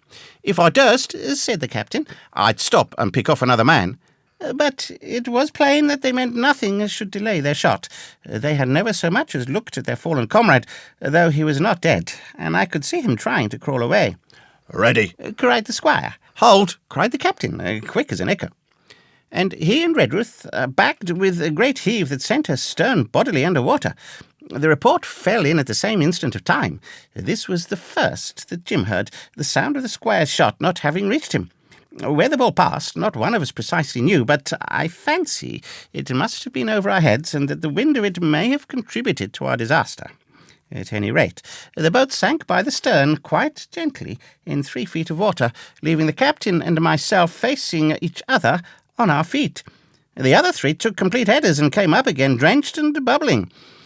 So far, there was no great harm. No lives were lost, and we could wade ashore in safety. But there were all our stores at the bottom, and to make things worse, only 2 guns out of 5 remained in state for service. Mine I had snatched from my knees and held over my head by a sort of instinct. As for the captain, he had carried his over his shoulder by a bandolier, and, like a wise man, lock uppermost. The other 3 had gone down with the boat. To add to our concern, we heard voices already drawing near us in the woods along shore, and we had not only the danger of being cut off from the stockade in our half-crippled state, but the fear before us, whether, if Hunter or Joyce were attacked by half a dozen, they would have the sense and conduct to stand firm. Hunter was steady, that we knew. Joyce was a doubtful case, a pleasant, polite man for a valet, and to brush one's clothes, but not entirely fitted for a man of war.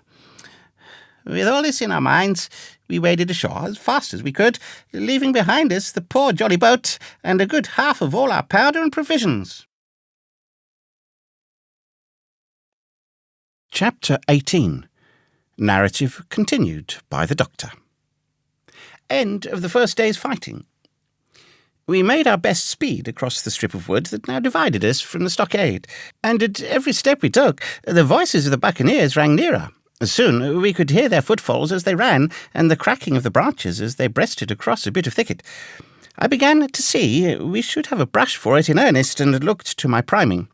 "Captain," said I, "Trelawney is the dead shot. Give him your gun. His own is useless." They exchanged guns, and Trelawney, silent and cool as he had been since the beginning of the bustle, hung on a moment on his heel to see that all was fit for service. At the same time, observing Grey to be unarmed, I handed him my cutlass. It did all our hearts good to see him spit in his hand, knit his brows, and make the blade sing through the air. It was plain from every line of his body that our new hand was worth his salt. 40 paces farther, we came to the edge of the wood and saw the stockade in front of us. We struck the enclosure about the middle of the south side, and almost at the same time 7 mutineers, Job Anderson, the boatswain at their head, appeared in full cry at the southwestern corner. They paused, as if taken aback, and before they recovered, not only the squire and I, but Hunter and Joyce from the blockhouse had time to fire. The 4 shots came in rather a scattering volley, but they did the business. One of the enemy actually fell, and the rest, without hesitation, turned and plunged into the trees. After reloading, we walked down the outside of the palisade to see to the fallen enemy. He was stone dead, shot through the heart.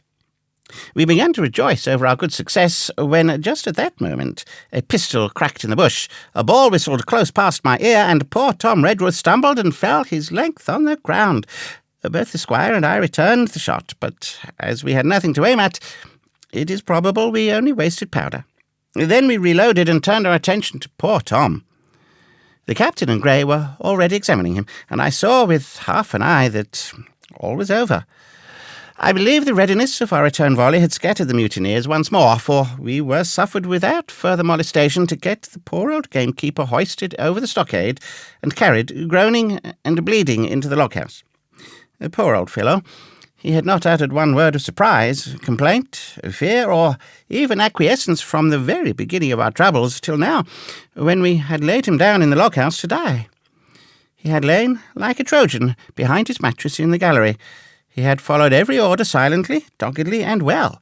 He was the oldest of our party by a score of years, and now, sullen, old, serviceable servant, it was he that was to die.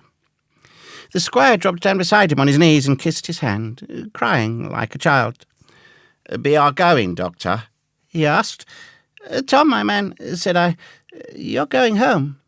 "I wish I had had a lick at them with the gun first," he replied. "Tom," said the squire, "say you forgive me, won't you?" "Would be that respectable like from me to you, squire," was the answer. "However, so be it. Amen." After a little while of silence, he said he thought somebody might read a prayer. "It's the custom, sir," he added apologetically, and not long after, without another word, he passed away. In the meantime, the captain, whom I had observed to be wonderfully swollen about the chest and pockets, had turned out a great many various stores: the British colours, a Bible, a coil of stoutish rope, pen, ink, the logbook, and pounds of tobacco. He had found a longish fir tree lying felled and trimmed in the enclosure, and, with the help of Hunter, had set it up at the corner of the log-house where the trunks crossed and made an angle. Then, climbing on the roof, he had, with his own hand, bent and run up the colours. This seemed mightily to relieve him. He re-entered the log-house and set about counting up the stores as if nothing else existed. But he had an eye on Tom's passage for all that, and as soon as all was over, he came forward with another flag, and reverently spread it on the body. "Don't you take on, sir," he said, shaking the squire's hand. "All's well with him. No fear for a hand that's been shot down in his duty to captain and owner. It mayn't be good divinity, but it's a fact." Then he pulled me aside. "Dr. Livesey," he said, "in how many weeks do you and Squire expect the consort?" I told him it was a question not of weeks but of months, that if we were not back by the end of August, Blandley was to send to find us, but neither sooner nor later. "You can calculate for yourself," I said. "Why, yes," returned the captain, scratching his head, "and making a large allowance, sir, for all the gifts of Providence, I should say we were pretty close-hauled." "How do you mean?" I asked. "It's a pity, sir. We lost that second load, that's what I mean," replied the captain. "As for powder and shot, we'll do.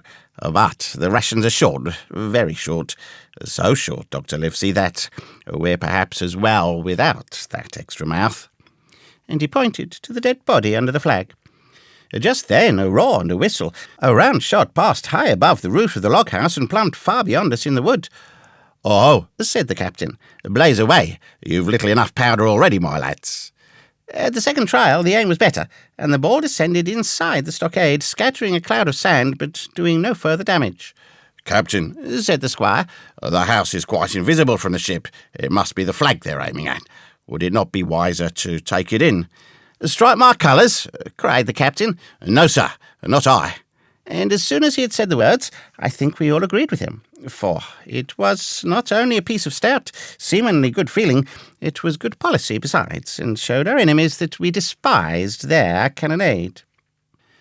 All through the evening they kept thundering away. Ball after ball flew over or fell short or kicked up in the sand in the enclosure, but they had to fire so high that the shot fell dead and buried itself in the soft sand. We had no ricochet to fear, and though one popped in through the roof of the log-house and out again through the floor, we soon got used to that sort of horseplay and minded it no more than cricket. "There's one good thing about all this," observed the captain. The wood in front of us is likely clear. The ebb has made a good while. Our stores should be uncovered. Volunteers to go and bring in pork." Gray and Hunter were the first to come forward. Well armed, they stole out to the stockade, but it proved a useless mission. The mutineers were bolder than we fancied, or they put more trust in Israel's gunnery. For 4 or 5 of them were busy carrying off our stores and wading out with them to one of the gigs that lay close by, pulling an oar or so to hold her steady against the current. Silver was in the stern sheets in command, and every man of them was now provided with a musket from some secret magazine of their own. The captain sat down to his log, and here is the beginning of the entry. "Alexander Smollett, master. David Livesey, ship's doctor. Abraham Gray, carpenter's mate. John Trelawney, owner.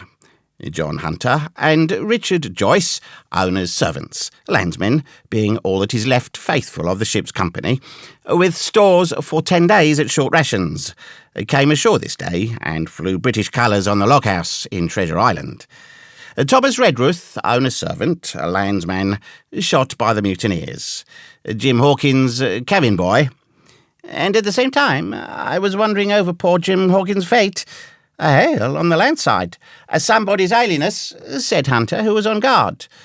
"Doctor, Squire, Captain, hello, Hunter, is that you?" came the cries, and I ran to the door in time to see Jim Hawkins, safe and sound, come climbing over the stockade.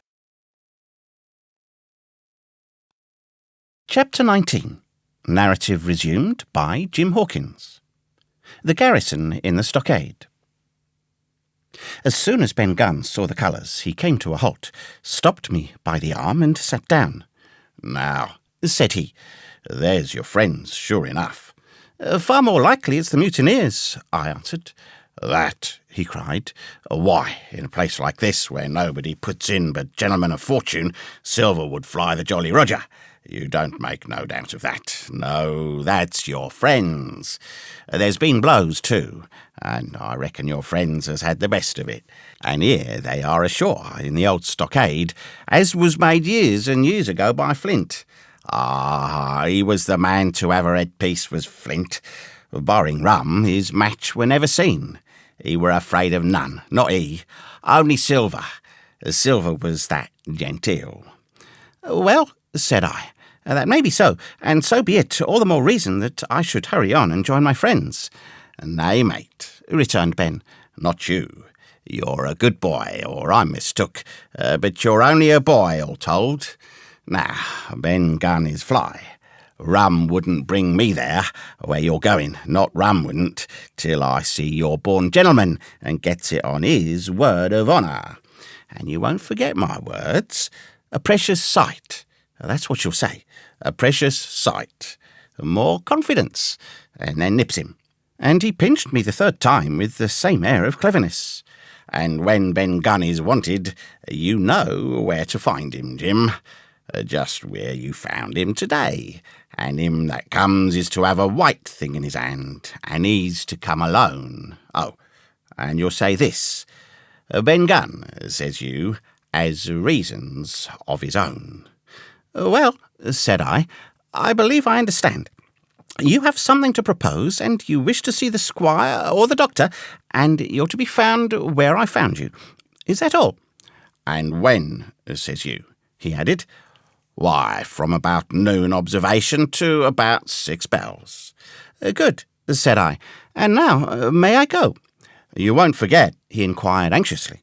"Precious sight and reasons of his own, says you. Reasons of his own. That's the mainstay, as between man and man. Oh, well then," still holding me, "I reckon you can go, Jim. And Jim, if you was to see Silver, you wouldn't go for to sell Ben Gunn. Wild horses wouldn't draw it from you, no, says you. And if them pirates camp ashore, Jim, what would you say but there be widders in the morning?" Here he was interrupted by a loud report, and a cannonball came tearing through the trees and pitched in the sand not 100 yards from where we two were talking. The next moment each of us had taken to his heels in a different direction. For a good hour to come, frequent reports shook the island, and balls kept crashing through the woods. I moved from hiding place to hiding place, always pursued, or so it seemed to me, by these terrifying missiles. But towards the end of the bombardment, though still I durst not venture in the direction of the stockade, where the balls fell oftenest, I had begun, in a manner, to pluck up my heart again, and, after a long detour to the east, crept down among the shoreside trees. The sun had just set, the sea breeze was rustling and tumbling in the woods, and ruffling the grey surface of the anchorage. The tide, too, was far out, and great tracts of sand lay uncovered. The air, after the heat of the day, chilled me through my jacket. The Hispaniola still lay where she had anchored, but, sure enough, there was the Jolly Roger, the black flag of piracy, flying from her peak. Even as I looked, there came another red flash and another report that sent the echoes clattering, and one more round-shot whistled through the air. It was the last of the cannonade. I lay for some time watching the bustle which succeeded the attack. Men were demolishing something with axes on the beach near the stockade, the poor jolly boat, I afterwards discovered. Away near the mouth of the river, a great fire was glowing among the trees, and between that point and the ship, one of the gigs kept coming and going, the men whom I had seen, so gloomy, shouting at the oars like children. But there was a sound in their voices which suggested rum. At length I thought I might return towards the stockade. I was pretty far down on the low, sandy spit that encloses the anchorage to the east, and is joined at half water to Skeleton Island, and now, as I rose to my feet, I saw some distance farther down the spit, and rising from among low bushes, an isolated rock, pretty high, and peculiarly white in colour. It occurred to me that this might be the white rock of which Ben Gunn had spoken, and that some day or other a boat might be wanted, and I should know where to look for one. Then I skirted among the woods until I had regained the rear or shoreward side of the stockade, and was soon warmly welcomed by the faithful party. I had soon told my story, and began to look about me. The log house was made of unsquared trunks of pine, roof, walls, and floor. The latter stood in several places as much as a foot or a foot and a half above the surface of the sand. There was a porch at the door, and under this porch the little spring welled up into an artificial basin of a rather odd kind, no other than a great ship's kettle of iron, with the bottom knocked out and sunk to our bearings, as the captain said, among the sand. Little had been left besides the framework of the house, but in one corner there was a stone slab laid down by way of hearth, and an old rusty iron basket to contain the fire. The slopes of the knoll and all the inside of the stockade had been cleared of timber to build the house, and we could see by the stumps what a fine and lofty grove had been destroyed. Most of the soil had been washed away or buried in drift after the removal of the trees. Only where the streamlet ran down from the kettle, a thick bed of moss and some ferns and little creeping bushes were still green among the sand. Very close around the stockade, too close for defence, they said, the wood still flourished high and dense, all of fir on the land side, but towards the sea with a large admixture of live oaks. The cold evening breeze, of which I have spoken, whistled through every chink of the rude building and sprinkled the floor with a continual rain of fine sand. There was sand in our eyes, sand in our teeth, sand in our suppers, sand dancing in the spring at the bottom of the kettle, for all the world like porridge beginning to boil. Our chimney was a square hole in the roof. It was but a little part of the smoke that found its way out, and the rest eddied about the house and kept us coughing and piping the eye.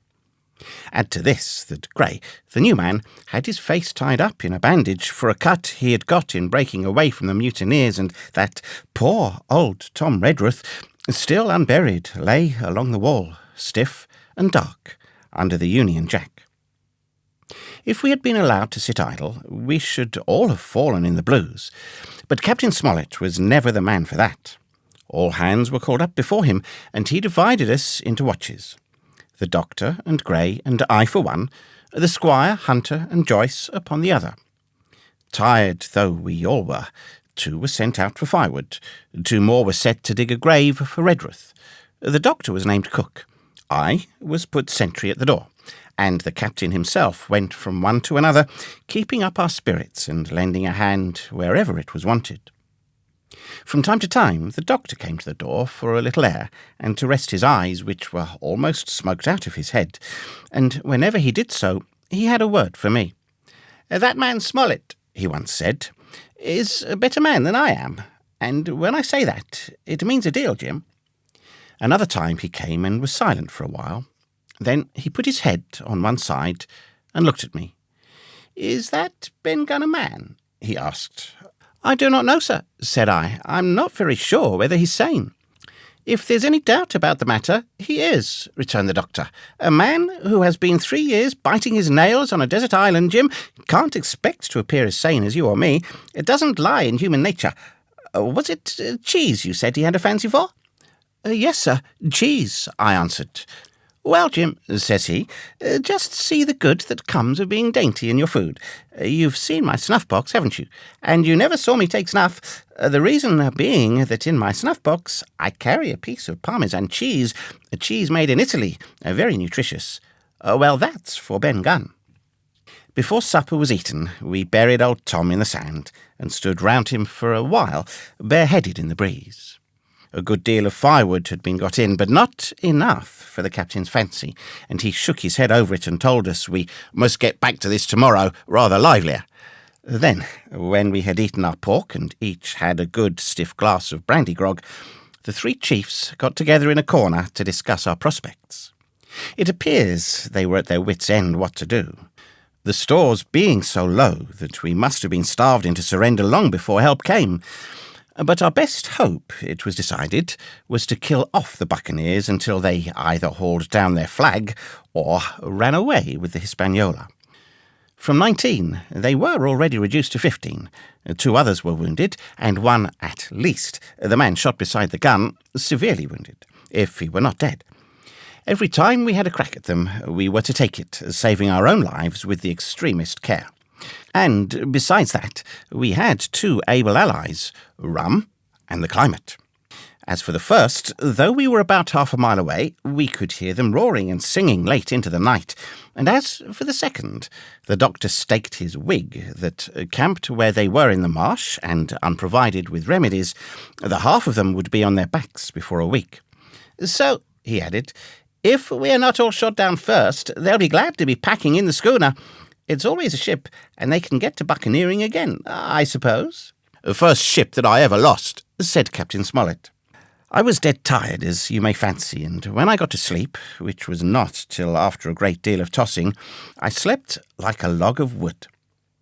The rest had long been up and had already breakfasted and increased the pile of firewood by about half as much again, when I was awakened by a bustle and the sound of voices. "Flag of truce," I heard someone say, and then immediately after, with a cry of surprise, "Silver himself!" And at that I jumped, and rubbing my eyes, ran to a loophole in the wall. Chapter 20. Silver's Embassy. Sure enough, there were 2 men just outside the stockade, one of them waving a white cloth, the other, no less a person than Silver himself, standing placidly by. It was still quite early, and the coldest morning that I think I ever was abroad in, a chill that pierced into the marrow. The sky was bright and cloudless overhead, and the tops of the trees shone rosily in the sun. But where Silver stood with his lieutenant, all was still in shadow, and they waded knee-deep in a low white vapour that had crawled during the night out of the morass. The chill and the vapour, taken together, told a poor tale of the island. It was plainly a damp, feverish, unhealthy spot. "Keep indoors, men," said the captain. 10 to 1, this is a trick." Then he hailed the buccaneer. "Who goes? Stand, or we fire." "A flag of truce," cried Silver. The captain was in the porch, keeping himself carefully out of the way of a treacherous shot, should any be intended. He turned and spoke to us. "Doctor's watch on the lookout. Dr. Livesey, take the north side, if you please. Jim, the east. Gray, west. The watch below. All hands to load muskets. Lively, men, and careful." And then he turned again to the mutineers. "And what do you want with your flag of truce?" he cried. This time it was the other man who replied. "Captain Silver, sir, to come on board and make terms," he shouted. "Captain Silver? I don't know him. Who's he?" cried the captain, and we could hear him adding to himself, "Cap'n, is it? My art, and here's promotion." Long John answered for himself, "Me, sir. These poor lads have chosen me, Cap'n, after your desertion, sir," laying a particular emphasis upon the word desertion. "We're willing to submit if we can come to terms, and no bones about it. All I ask is your word, Captain Smollett, to let me safe and sound out of this here stockade, and 1 minute to get out of the shop before a gun is fired." "My man," said Captain Smollett, "I have not the slightest desire to talk to you. If you wish to talk to me, you can come, that's all. If there's any treachery, it'll be on your side, and the Lord help you." "That's enough, Captain," shouted Long John cheerily. "A word from you's enough. I know a gentleman, and you may lay to that." We could see the man who carried the flag of truce attempting to hold Silver back, nor was that wonderful, seeing how cavalier had been the captain's answer. But Silver laughed at him aloud and slapped him on the back as if the idea of alarm had been absurd. Then he advanced to the stockade, threw over his crutch, got a leg up, and with great vigour and skill succeeded in surmounting the fence and dropping safely to the other side. I will confess that I was far too much taken up with what was going on to be of the slightest use as a sentry. Indeed, I had already deserted my eastern loophole and crept up behind the captain, who had now seated himself on the threshold with his elbows on his knees, his head in his hands, and his eyes fixed on the water as it bubbled out of the old iron kettle in the sand. He was whistling "Come Lasses and Lads." Silver had terrible hard work getting up the knoll. What with the steepness of the incline, the thick tree stumps, and the soft sand, he and his crutch were as helpless as a ship in stays. But he stuck to it like a man in silence, and at last arrived before the captain, whom he saluted in the handsomest style. He was tricked out in his best. An immense blue coat, thick with brass buttons, hung as low as to his knees, and a fine laced hat was set on the back of his head. "Here you are, my man," said the captain, raising his head. "You had better sit down." "You ain't a-going to let me inside, Captain," complained Long John. "It's a main cold morning to be sore, sir, to sit outside upon the sand." "Why, Silver," said the captain, "if you had pleased to be an honest man, you might have been sitting in your galley. It's your own doing. You're either my ship's cook, and then you were treated handsome, or Captain Silver, a common mutineer and a pirate, and then you can go hang." "Well, well, Captain," returned the sea cook, sitting down as he was, bidden on the sand. "You'll have to give me a hand up again, that's all. A sweet, pretty place you have of it here. Ah, there's Dim. The top of the morning to you, Dim. Doctor, here's my service. Why, there you all are together like a happy family, in a manner of speaking." "If you have anything to say, my man, better say it," said the captain. "Right you are, Captain Smollett," replied Silver. "Duty is duty, to be sure. Well now, you look here. That was a good lay of yours last night. I don't deny it was a good lay. Some of you pretty handy with a handspike end. And I'll not deny neither, but what some of my people was sook. Maybe all was sook. Maybe I was sook myself. Maybe that's why I'm here for terms. But you mark me, Captain, I won't do twice, by thunder. We'll have to do sentry go and ease off a point or so on the rum. Maybe you think we were all a seat in the wind's eye, but I'll tell you I was sober. I was only dog-tired, and if I'd awoke a second sooner, I'd have caught you in the act, I would. He wasn't dead when I got round to him, not he." "Well," says Captain Smollett, as cool as can be. All that Silver said was a riddle to him, but you would never have guessed it from his tone. As for me, I began to have an inkling. Ben Gunn's last words came back to my mind. I began to suppose that he had paid the buccaneers a visit while they all lay drunk together round their fire, and I reckoned up with glee that we had only 14 enemies to deal with. "Well, here it is," said Silver. "We want that treasure, and we'll have it. That's our point. He would just as soon save your lives, I reckon, and that's yours. You have a chart, haven't you?" "That's as may be," replied the captain. "Oh, well, you have. I know that," returned Long John. "You needn't be so husky with a man. There ain't a particle of service in that, and you may lay to it. What I mean is, we want your chart. Now, I never meant you no harm, myself." "That won't do with me, my man," interrupted the captain. "We know exactly what you meant to do, and we don't care, for now, you see, you can't do it." And the captain looked at him calmly and proceeded to fill a pipe. "If Abe Gray," Silver broke out. "Avast there," cried Mr. Smollett. "Gray told me nothing, and I asked him nothing. And what's more, I would see you and him and this whole island blown clean out of the water into blazes first. So there's my mind for you, my man, on that." This little whiff of temper seemed to cool Silver down. He had been growing nettled before, but now he pulled himself together. "Like enough," said he. "I would set no limits to what gentlemen might consider sip-sape, or might not, as the case were. And seeing as how you are about to take a pipe, Captain, I'll make so free as to do likewise." And he filled a pipe and lighted it, and the two men sat silently smoking for quite a while, now looking each other in the face, now stopping their tobacco, now leaning forward to spit. It was as good as a play to see them.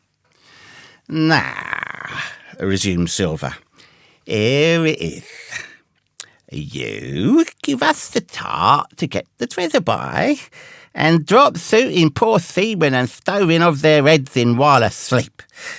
You do that, and we'll offer you a choice. Either you come aboard along of us, once the treasure's sipped, and then I'll give you my affidavy upon my word of honour to clap you somewhere safe ashore. Or, if that ain't to your fancy, some of my hands being rough and having old scores on account of hazing, then you can stay here, you can. We'll divide stores with you, man for man, and I'll give my affidavy, as before, to speak the first sip I sight, and send 'em here to pick you up. And now, you'll own that's talking. Handsomer you can look to get now, you. And I hope," raising his voice, "that all hands in this here blockhouse will overhaul my words, for what is spoke to one is spoke to all." Captain Smollett rose from his seat and knocked out the ashes of his pipe in the palm of his left hand. "Is that all?" he asked. "Every last word, by thunder," answered John. "Refuse that, and you've seen the last of me but musket balls." "Very good," said the captain. "And now you'll hear me. If you'll come up, one by one unarmed, I'll engage to clap you all in irons and take you home to a fair trial in England. If you won't, my name is Alexander Smollett. I've flown my sovereign's colours, and I'll see you all to Davy Jones. You can't find the treasure, you can't sail a ship. There's not a man among you fit to sail a ship. You can't fight us. Gray, there, got away from 5 of you. Your ship's in irons, Master Silver. You're on a lee shore, and so you'll find. I stand here and tell you so, and they're the last good words you'll get from me, for in the name of heaven, I'll put a bullet in your back when next I meet you. Tramp, my lad, bundle out of this, please, hand over hand, and double quick." Silver's face was a picture. His eyes started in his head with wrath. He shook the fire out of his pipe. "Give me a hand up," he cried. "Not I," returned the captain. "Who'll give me a hand up?" he roared. Not a man among us moved. Growling the foulest imprecations, he crawled along the sand till he got hold of the porch and could hoist himself again upon his crutch. Then he spat into the spring. "There," he cried, "that's what I think of ye. Before an hour's out, I'll stove in your old blockhouse like a rum puncheon. Laugh, by thunder, laugh. Before an hour's out, ye'll laugh upon the other side. Them that'll die'll be the lucky ones." And with a dreadful oath, he stumbled off, ploughed down the sand, was helped across the stockade, after 4 or 5 failures, by the man with the flag of truce, and disappeared in an instant afterwards among the trees. Chapter 21. The Attack. As soon as Silver disappeared, the captain, who had been closely watching him, turned towards the interior of the house and found not a man of us at his post but Grey. It was the first time we had ever seen him angry. "Quarters!" he roared, and then, as we all slunk back to our places, "Grey," he said, "I'll put your name in the log. You've stood by your duty like a seaman. Mr. Trelawney, I'm surprised at you, sir. Doctor, I thought you had worn the King's coat. If that was how you served at Fontenoy, sir, you'd have been better in your berth." The doctor's watch were all back at their loopholes. The rest were busy loading the spare muskets, and everyone with a red face, you may be certain, and a flea in his ear, as the saying is. The captain looked on for a while in silence. Then he spoke. "My lads," said he, "I've given Silver a broadside. I pitched it in red hot on purpose, and before the hour's out, as he said, we shall be boarded. We're outnumbered, I needn't tell you that, but we fight in shelter, and a minute ago I should have said we fought with discipline. I've no manner of doubt that we can drub them, if you choose." Then he went the rounds and saw, as he said, that all was clear. On the two short sides of the house, east and west, there were only two loopholes. On the south side, where the porch was, two again, and on the north side, 5. There was a round score of muskets for the 7 of us. The firewood had been built into 4 piles, tables, you might say, one about the middle of each side, and on each of these tables some ammunition and 4 loaded muskets were laid ready to the hand of the defenders. In the middle, the cutlasses lay ranged. "Toss out the fire," said the captain. "The chill is past, and we mustn't have smoke in our eyes." The iron fire basket was carried bodily out by Mr. Trelawney, and the embers smothered among sand. "Hawkins hasn't had his breakfast. Hawkins, help yourself, and back to your post to eat it," continued Captain Smollett. "Lively now, my lad. You'll want it before you've done. Hunter, serve out a round of brandy to all hands." And while this was going on, the captain completed in his own mind the plan of defence. "Doctor, you will take the door," he resumed. "See, and don't expose yourself. Keep within, and fire through the porch. Hunter, take the east side, there. Joyce, you stand by the west, my man. Mr. Trelawney, you are the best shot. You and Grey will take this long north side with the 5 loopholes. It's there the danger is. If they can get up to it and fire in upon us through our own ports, things will begin to look dirty. Hawkins, neither you nor I are much account at the shooting. We'll stand by to load and bear a hand." As the captain had said, the chill was past.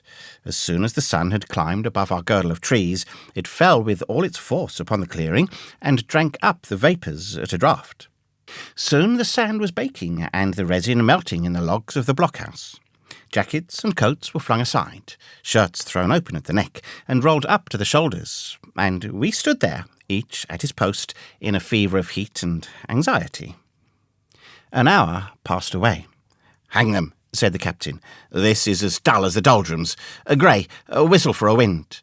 And just at that moment came the first news of the attack. "If you please, sir," said Joyce, "if I see anyone, am I to fire?"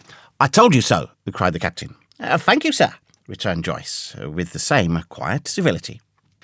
Nothing followed for a time, but the remark had set us all on the alert, straining ears and eyes, the musketeers with their pieces balanced in their hands, the captain out in the middle of the blockhouse with his mouth very tight and a frown on his face.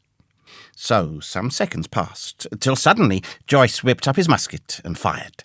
The report had scarcely died away ere it was repeated, and repeated from without in a scattering volley, shot behind shot, like a string of geese from every side of the enclosure. Several bullets struck the log-house, but not one entered, and as the smoke cleared away and vanished, the stockade and the woods around it looked as quiet and empty as before. Not a bough waved, not the gleam of a musket barrel betrayed the presence of our foes. "Did you hit your man?" asked the captain. "No, sir," replied Joyce. "I believe not, sir." "Next best thing to tell the truth," muttered Captain Smollett. "Load his gun, Hawkins. How many should say they were on your side, Doctor?" "I know precisely," said Dr. Livesey. 3 shots were fired on this side. I saw the 3 flashes, 2 close together, 1 farther to the west." "3," replied the captain. "And how many on yours, Mr. Trelawney?" But this was not so easily answered. There had come many from the north, 7 by the squire's computation, 8 or 9 according to Grey. From the east and west, only a single shot had been fired. It was plain, therefore, that the attack would be developed from the north, and that on the other three sides were only to be annoyed by a show of hostilities. But Captain Smollett made no change in his arrangements. If the mutineers succeeded in crossing the stockade, he argued, they would take possession of any unprotected loophole and shoot us down like rats in our own stronghold. Nor had we much time left to us for thought. Suddenly, with a loud huzzah, a little cloud of pirates leapt from the woods on the north side and ran straight on the stockade. At the same moment, the fire was once more opened from the woods, and a rifle ball sang through the doorway and knocked the doctor's musket into bits. The boarders swarmed over the fence like monkeys. Squire and Grey fired again, and yet again. 3 men fell, 1 forwards into the enclosure, 2 back on the outside. But of these, 1 was evidently more frightened than hurt, for he was on his feet again in a crack and instantly disappeared among the trees. 2 had bit the dust, 1 had fled, 4 had made good their footing inside our defences, while from the shelter of the woods 7 or 8 men, each evidently supplied with several muskets, kept up a hot, though useless fire on the log-house. The 4 who had boarded made straight before them for the building, shouting as they ran, and the men among the trees shouted back to encourage them. Several shots were fired, but such was the hurry of the marksmen that not one appears to have taken effect. In a moment, the 4 pirates had swarmed up the mound and were upon us. The head of Job Anderson, the boatswain, appeared at the middle loophole. "At 'em! All hands! All hands!" he roared in a voice of thunder. At the same moment, another pirate grasped Hunter's musket by the muzzle, wrenched it from his hands, plucked it through the loophole, and, with one stunning blow, laid the poor fellow senseless on the floor. Meanwhile, a third, running unharmed all around the house, appeared suddenly in the doorway and fell with his cutlass on the doctor. Our position was utterly reversed. A moment since we were firing under cover at an exposed enemy. Now it was we who lay uncovered and could not return a blow. The log-house was full of smoke, to which we owed our comparative safety. Cries and confusion, the flashes and reports of pistol shots, and one loud groan rang in my ears. "Out, lads, out, and fight 'em in the open! Cutlasses!" cried the captain. I snatched a cutlass from the pile, and someone at the same time, snatching another, gave me a cut across the knuckles which I hardly felt. I dashed out of the door into the clear sunlight. Someone was close behind, I knew not whom. Right in front, the doctor was pursuing his assailant down the hill, and just as my eyes fell upon him, beat down his guard, and sent him sprawling on his back with a great slash across the face. "Round the house, lads! Round the house!" cried the captain, and even in the hurly-burly, I perceived a change in his voice. Mechanically, I obeyed, turned eastwards, and with my cutlass raised, ran around the corner of the house. The next moment I was face to face with Anderson. He roared aloud, and his hanger went above his head, flashing in the sunlight. I had not time to be afraid, but, as the blow still hung impending, leapt in a trice upon one side, and, missing my foot in the soft sand, rolled headlong down the slope. When I had first sallied from the door, the other mutineers had been already swarming up the palisade to make an end of us. One man, in a red nightcap with his cutlass in his mouth, had even got upon the top and thrown a leg across. Well, so short had been the interval that, when I found my feet again, all was in the same posture. The fellow with the red nightcap still halfway over, another still just showing his head above the top of the stockade. And yet, in this breath of time, the fight was over, and the victory was ours. Grey, following close behind me, had cut down the big boatswain ere he had time to recover from his last blow. Another had been shot at a loophole in the very act of firing into the house, and now lay in agony, the pistol still smoking in his hand. A third, as I had seen, the doctor had disposed of at a blow. Of the 4 who had scaled the palisade, 1 only remained unaccounted for, and he, having left his cutlass on the field, was now clambering out again with the fear of death upon him. "Fire! Fire from the house!" cried the doctor. "And you lads, back into cover!" But his words were unheeded. No shot was fired, and the last boarder made good his escape, and disappeared with the rest into the wood. In 3 seconds, nothing remained of the attacking party but the 5 who had fallen, 4 on the inside, and 1 on the outside of the palisade. The doctor and Grey and I ran full speed for shelter. The survivors would soon be back where they had left their muskets, and at any moment the fire might recommence. The house was, by this time, somewhat cleared of smoke, and we saw at a glance the price we had paid for victory. Hunter lay beside his loophole, stunned. Joyce by his, shot through the head, never to move again, while right in the centre the squire was supporting the captain, one as pale as the other. "The captain's wounded," said Mr. Trelawney. "Have they run?" asked Mr. Smollett. "All that could, you may be bound," returned the doctor. "But there's 5 of them will never run again." "5?" cried the captain. "Come, that's better. 5 against 3 leaves us 4 to 9. That's better odds than we had at starting. We were 7 to 19 then, or thought we were, and that's as bad to bear." The mutineers were soon only 8 in number, for the man shot by Mr. Trelawney on board the schooner died that same evening of his wound, but this was, of course, not known till after by the faithful party. Part 5. My Sea Adventure. Chapter 22. How my sea adventure began. There was no return of the mutineers, not so much as another shot out of the woods. They had got their rations for that day, as the captain put it, and we had the place to ourselves and a quiet time to overhaul the wounded and get dinner. Squire and I cooked outside in spite of the danger, and even outside we could hardly tell what we were at, for horror of the loud groans that reached us from the doctor's patients. Out of the 8 men who had fallen in the action, only 3 still breathed. That one of the pirates who had been shot at the loophole, Hunter, and Captain Smollett, and of these, the first 2 were as good as dead. The mutineer indeed died under the doctor's knife, and Hunter, do what we could, never recovered consciousness in this world.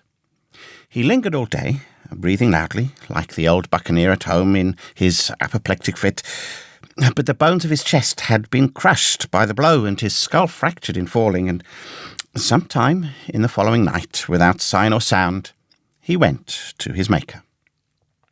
As for the captain, his wounds were grievous indeed, but not dangerous. No organ was fatally injured. Anderson's ball, for it was Job that had shot him first, had broken his shoulder blade and touched the lung. Not badly.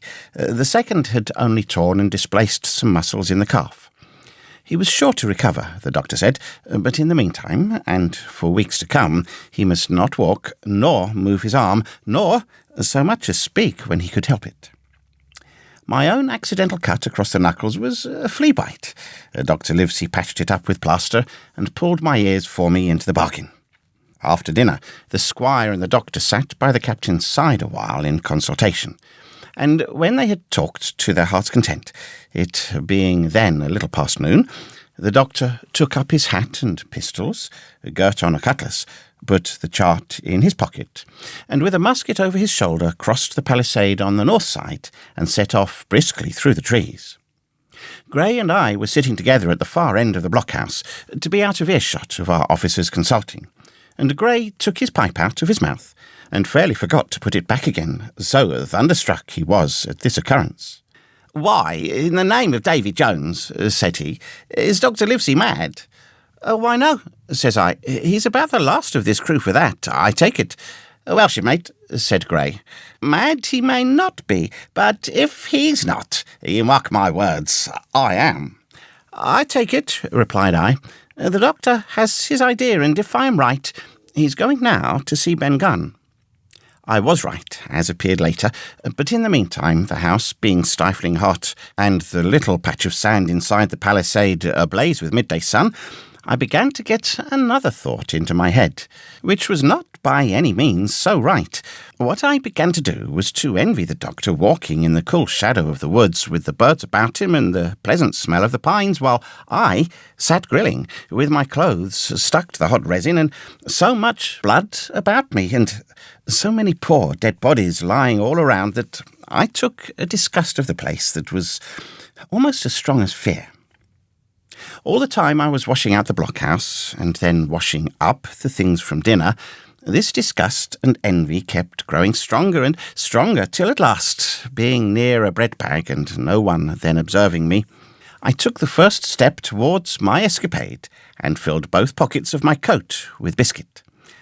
I was a fool, if you like, and certainly I was going to do a foolish, overbold act, but I was determined to do it with all the precautions in my power. These biscuits, should anything befall me, would keep me, at least, from starving till far on in the next day. The next thing I laid hold of was a brace of pistols, and as I already had a powder horn and bullets, I felt myself well supplied with arms. As for the scheme I had in my head, it was not a bad one in itself. I was to go down the sandy pit that divides the anchorage on the east from the open sea, find the white rock I had observed last evening, and ascertain whether it was there or not that Ben Gunn had hidden his boat, a thing quite worth doing, as I still believe. But as I was certain I should not be allowed to leave the enclosure, my only plan was to take French leave and slip out when nobody was watching. And that was so bad a way of doing it as made the thing itself wrong. But I was only a boy, and I had made my mind up.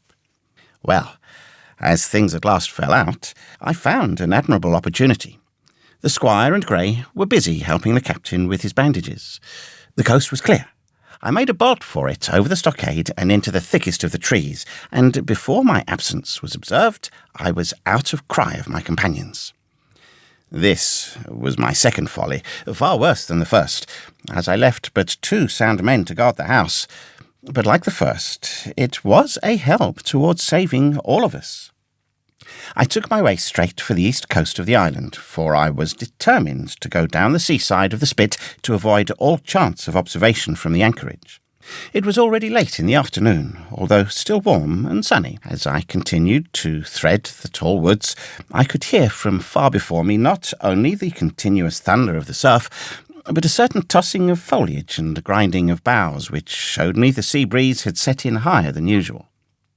Soon cool draughts of air began to reach me, and a few steps farther I came forth into the open borders of the grove, and saw the sea lying blue and sunny to the horizon, and the surf tumbling and tossing its foam along the beach.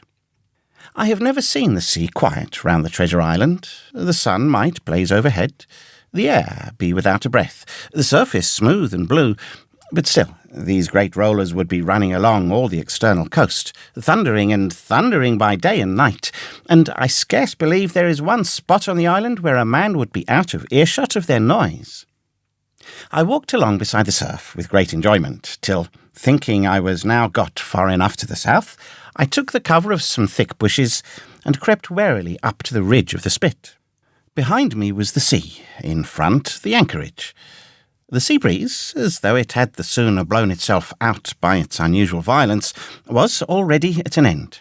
It had been succeeded by light, variable airs from the south and southeast, carrying great banks of fog, and the anchorage, under lee of Skeleton Island, lay still and leaden, as when first we entered it. The Hispaniola, in that unbroken mirror, was exactly portrayed from the truck to the waterline, the Jolly Roger hanging from her peak. Alongside lay one of the gigs, silver in the stern sheets, him I could always recognise, while a couple of men were leaning over the stern bulwarks, one of them with a red cap, the very rogue that I had seen some hours before stride legs upon the palisade. Apparently they were talking and laughing, though at that distance, upwards of a mile, I could, of course, hear no words of what he said. All at once there began the most horrid, unearthly screaming, which at first startled me badly, though I had soon remembered the voice of Captain Flint, and even thought I could make out the bird by her bright plumage as she sat perched upon her master's wrist. Soon after, the jolly boat shoved off and pulled for shore, and the man with the red cap and his comrade went below by the cabin companion. Just about the same time, the sun had gone down behind the spyglass, and as the fog was collecting rapidly, it began to grow dark in earnest. I saw I must lose no time if I were to find the boat that evening. The white rock, visible enough above the brush, was still some 1/8 of a mile further down the spit, and it took me a goodish while to get up with it, crawling often on all fours among the scrub. Night had almost come when I laid my hand on its rough sides. Right below it there was an exceedingly small hollow of green turf, hidden by banks and a thick underwood about knee-deep that grew there plentifully. And in the centre of the dell, sure enough, a little tent of goatskins, like what the gypsies carry about with them in England. I dropped into the hollow, lifted the side of the tent, and there was Ben Gunn's boat, homemade if ever anything was homemade. a rude, lopsided framework of tough wood, and stretched upon that a covering of goatskin with the hair inside. The thing was extremely small, even for me, and I can hardly imagine that it could have floated with a full-size man. There was one thwart set as low as possible, a kind of stretcher in the bows, and a double paddle for propulsion. I had not then seen a coracle, such as the ancient Britons made, but I have seen one since, and I can give you no fairer idea of Ben Gunn's boat than by saying it was like the first and the worst coracle ever made by man. But the great advantage of the coracle it certainly possessed, for it was exceedingly light and portable. Well, now that I had found the boat, you would have thought I had had enough of truantry for once, but in the meantime I had taken another notion, and become so obstinately fond of it that I would have carried it out, I believe, in the teeth of Captain Smollett himself. This was to slip out under cover of the night, cut the Hispaniola adrift, and let her go ashore where she fancied.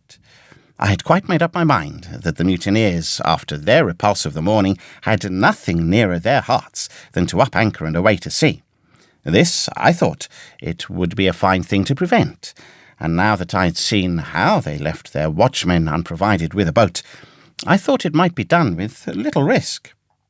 Down I sat to wait for darkness, and made a hearty meal of biscuit. It was a night out of 10,000 for my purpose. The fog had now buried all heaven. As the last rays of daylight dwindled and disappeared, absolute blackness settled down on Treasure Island. And when, at last, I shouldered the coracle and groped my way stumblingly out of the hollow where I had supped, there were but 2 points visible on the whole anchorage. One was the great fire on shore, by which the defeated pirates lay carousing in the swamp. The other, a mere blur of light upon the darkness, indicated the position of the anchored ship. She had swung round to the ebb. Her bow was now towards me. The only lights on board were in the cabin, and what I saw was merely a reflection on the fog of the strong rays that flowed from the stern window. The ebb had already run some time, and I had to wade through a long belt of swampy sand, where I sank several times above the ankle, before I came to the edge of the retreating water, and waded a little way in, with some strength and dexterity, set my coracle, keel downwards, on the surface. Chapter 23. The Ebb Tide Runs. The coracle, as I had ample reason to know before I was done with her, was a very safe boat for a person of my height and weight, both buoyant and clever in a seaway. But she was the most cross-grained, lopsided craft to manage. Do as you pleased, she always made more leeway than anything else, and turning round and round was the manoeuvre she was best at. Even Ben Gunn himself has admitted that she was queer to handle till you knew her way. Certainly, I did not know her way. She turned in every direction, but the one I was bound to go. The most part of the time we were broadside on, and I am very sure I never should have made the ship at all but for the tide.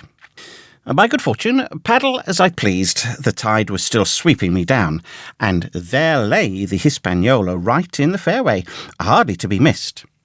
First she loomed before me like a blot of something yet blacker than darkness. Then her spars and hull began to take shape, and the next moment, as it seemed, for the farther I went, the brisker grew the current of the ebb, I was alongside of her hawser, and had laid hold. The hawser was as taut as a bowstring, and the current so strong she pulled upon her anchor. All round the hull, in the blackness, the rippling current bubbled and chattered like a little mountain stream. One cut with my sea gully, and the Hispaniola would go humming down the tide. So far, so good, but it next occurred to my recollection that a taut hawser suddenly cut is a thing as dangerous as a kicking horse, 10 to 1. If I was so foolhardy as to cut the Hispaniola from her anchor, I and the coracle would be knocked clean out of the water. This brought me to a full stop, and if fortune had not again particularly favoured me, I should have had to abandon my design. But the light airs, which had begun blowing from the south-east and south, had hauled round after nightfall into the south-west. Just while I was meditating, a puff came, caught the Hispaniola, and forced her up into the current, and to my great joy, I felt the hawser slacken in my grasp, and the hand by which I held it dip for a second under water. With that, I made my mind up, took out my gully, opened it with my teeth, and cut one strand after another till the vessel swung only by two. Then I lay quiet, waiting to sever these last, when the strain should be once more lightened by a breath of wind.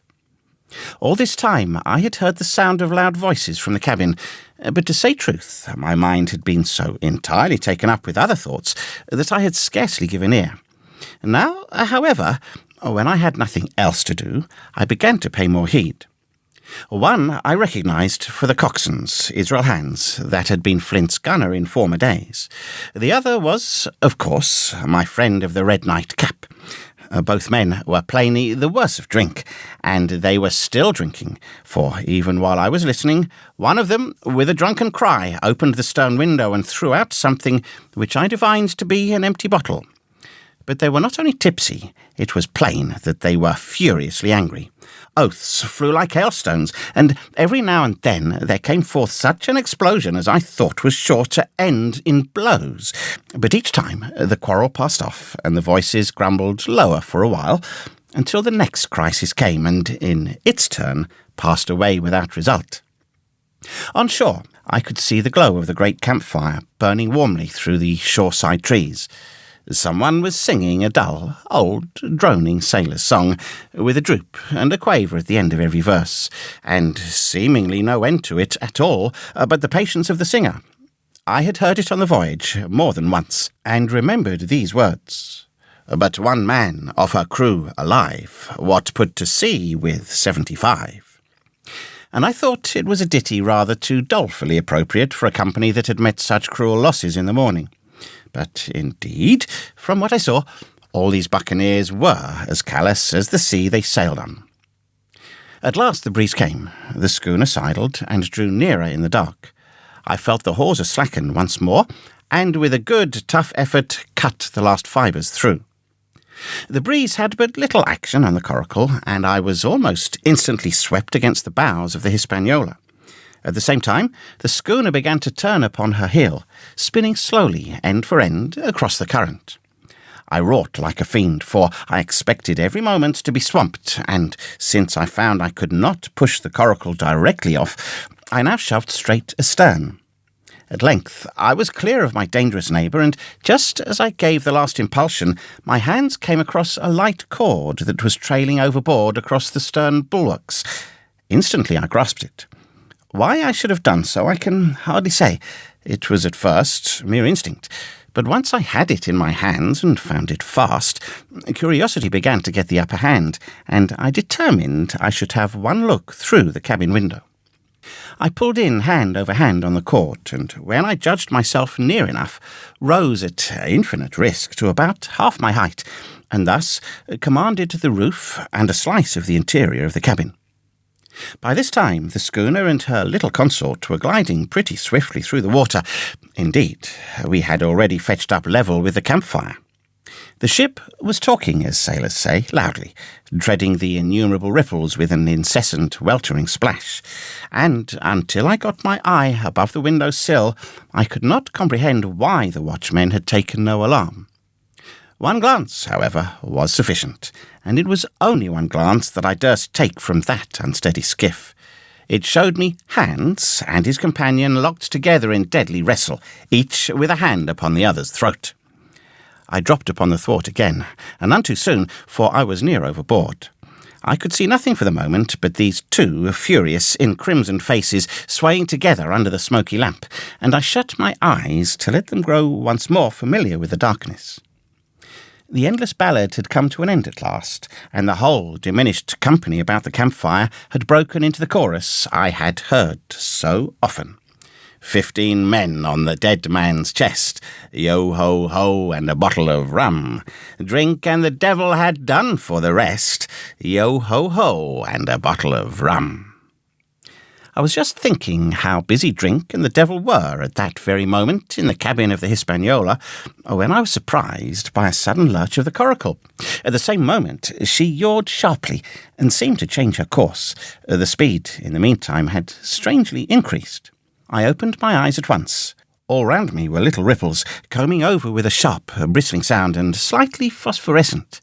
The Hispaniola herself, a few yards in whose wake I was still being whirled along, seemed to stagger in her course, and I saw her spars toss a little against the blackness of the night.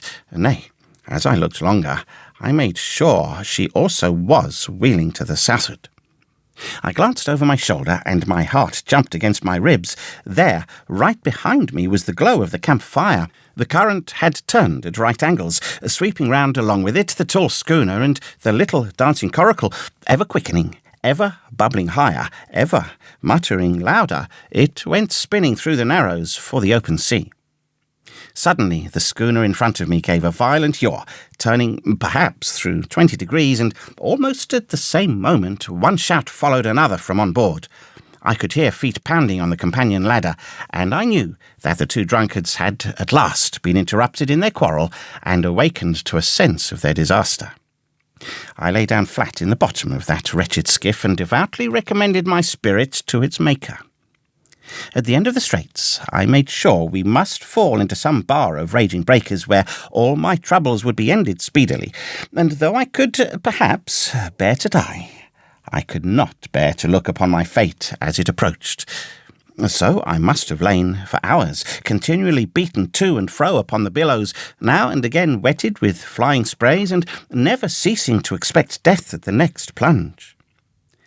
Gradually, weariness grew upon me. A numbness, an occasional stupor fell upon my mind, even in the midst of my terrors, until sleep at last supervened, and in my sea-tossed coracle I lay and dreamed of home and the old Admiral Benbow. Chapter 24. The Cruise of the Coracle. It was broad day when I awoke and found myself tossing at the southwest end of Treasure Island. The sun was up, but was still hid from me behind the great bulk of the spyglass, which on this side descended almost to the sea in formidable cliffs. Haulbowline Head and Mizzenmast Hill were at my elbow, the hill bare and dark, and the head bound with cliffs 40 or 50 feet high and fringed with great masses of fallen rock. I was scarce a quarter of a mile to seaward, and it was my first thought to paddle in and land. That notion was soon given over. Among the fallen rocks, the breakers sprouted and bellowed. Loud reverberations, heavy sprays flying and falling, succeeded one another from second to second, and I saw myself, if I ventured nearer, dashed to death upon the rough shore, or spending my strength in vain to scale the beetling crags. Nor was that all, for crawling together on flat tables of rock, or letting themselves drop into the sea with loud reports, I beheld huge slimy monsters, soft snails, as it were, of incredible bigness, 2 or 3 score of them together, making the rocks to echo with their barkings. I have understood since that they were sea lions and entirely harmless, but the look of them, added to the difficulty of the shore and the high running of the surf, was more than enough to disgust me of that landing place. I felt willing rather to starve at sea than to confront such perils. In the meantime, I had a better chance, as I supposed, before me. North of Haulbowline Head, the land runs in a long way, leaving at low tide a long stretch of yellow sand. To the north of that, again, there comes another cape, Cape of the Woods, as it was marked upon the chart, buried in tall green pines which descended to the margin of the sea. I remembered what Silver had said about the current that sets northward along the whole west coast of Treasure Island, and seeing from my position that I was already under its influence, I preferred to leave Haulbowline Head behind me and reserve my strength for an attempt to land upon the kindlier-looking Cape of the Woods. There was a great, smooth swell upon the sea. The wind blowing steady and gentle from the south, there was no contrariety between that and the current, and the billows rose and fell unbroken. Had it been otherwise, I must long ago have perished, but as it was, It is surprising how easily and securely my little and light boat could ride. Often, as I still lay at the bottom and kept no more than an eye above the gunwale, I would see a big blue summit heaving close above me. Yet the coracle would but bounce a little, dance as if on springs, and subside on the other side into the trough as lightly as a bird.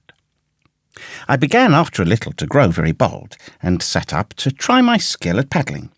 But even a small change in the disposition of the weight will produce violent changes in the behaviour of a coracle, and I had hardly moved before the boat, giving up at once her gentle dancing movement, ran straight down a slope of water so steep that it made me giddy, and struck her nose with a spout of spray deep into the side of the next wave. I was drenched and terrified, and fell instantly back into my old position, whereupon the coracle seemed to find her head again, and led me as softly as before among the billows. It was plain she was not to be interfered with, and at that rate, since I could in no way influence her course, what hope had I of reaching land? I began to be horribly frightened, but I kept my head, for all that.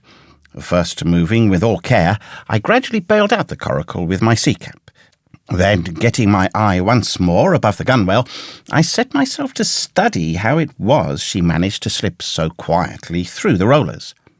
I found each wave, instead of the big, smooth, glossy mountain it looks from shore or from a vessel's deck, was for all the world like any range of hills on dry land, full of peaks and smooth places and valleys. The coracle, left to herself, turning from side to side, threaded, so to speak, her way through these lower parts, and avoided the steep slopes and higher, toppling summits of the wave. Well now, thought I to myself, it is plain I must lie where I am, and not disturb the balance, but it is plain also that I can put the paddle over the side, and from time to time, in smooth places, give her a shove or two towards land. No sooner thought upon than done.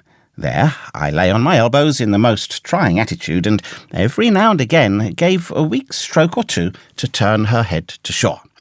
It was very tiring and slow work, yet I did visibly gain ground, and as we grew near the Cape of the Woods, though I saw I must infallibly miss that point, I had still made some 100 yards of easting. I was, indeed, close in. I could see the cool green treetops swaying together in the breeze, and I felt sure I should make the next promontory without fail. It was high time, for I now began to be tortured with thirst.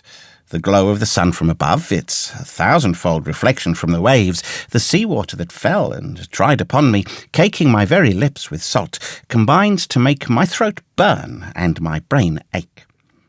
The sight of the trees, so near at hand, had almost made me sick with longing, but the current had soon carried me past the point, and as the next reach of sea opened out, I beheld a sight that changed the nature of my thoughts. Right in front of me, not half a mile away, I beheld the Hispaniola under sail. I made sure, of course, that I should be taken, but I was so distressed for want of water that I scarce knew whether to be glad or sorry at the thought, and long before I had come to a conclusion, surprise had taken entire possession of my mind, and I could do nothing but stare and wonder. The Hispaniola was under her mainsail and 2 jibs, and the beautiful white canvas shone in the sun like snow or silver. When I first sighted her, all her sails were drawing. She was lying a course about northwest, and I presumed the men on board were going round the island on their way back to the anchorage. Presently she began to fetch more and more to the westward, so that I thought they had sighted me and were going about in chase. At last, however, she fell right into the wind's eye, was taken dead aback, and stood there a while helpless, with her sails shivering. "Clumsy fellows," said I, "they must still be drunk as owls," and I thought how Captain Smollett would have set them skipping. Meanwhile the schooner gradually fell off and filled again upon another tack, sailed swiftly for a minute or so, and brought up once more dead in the wind's eye.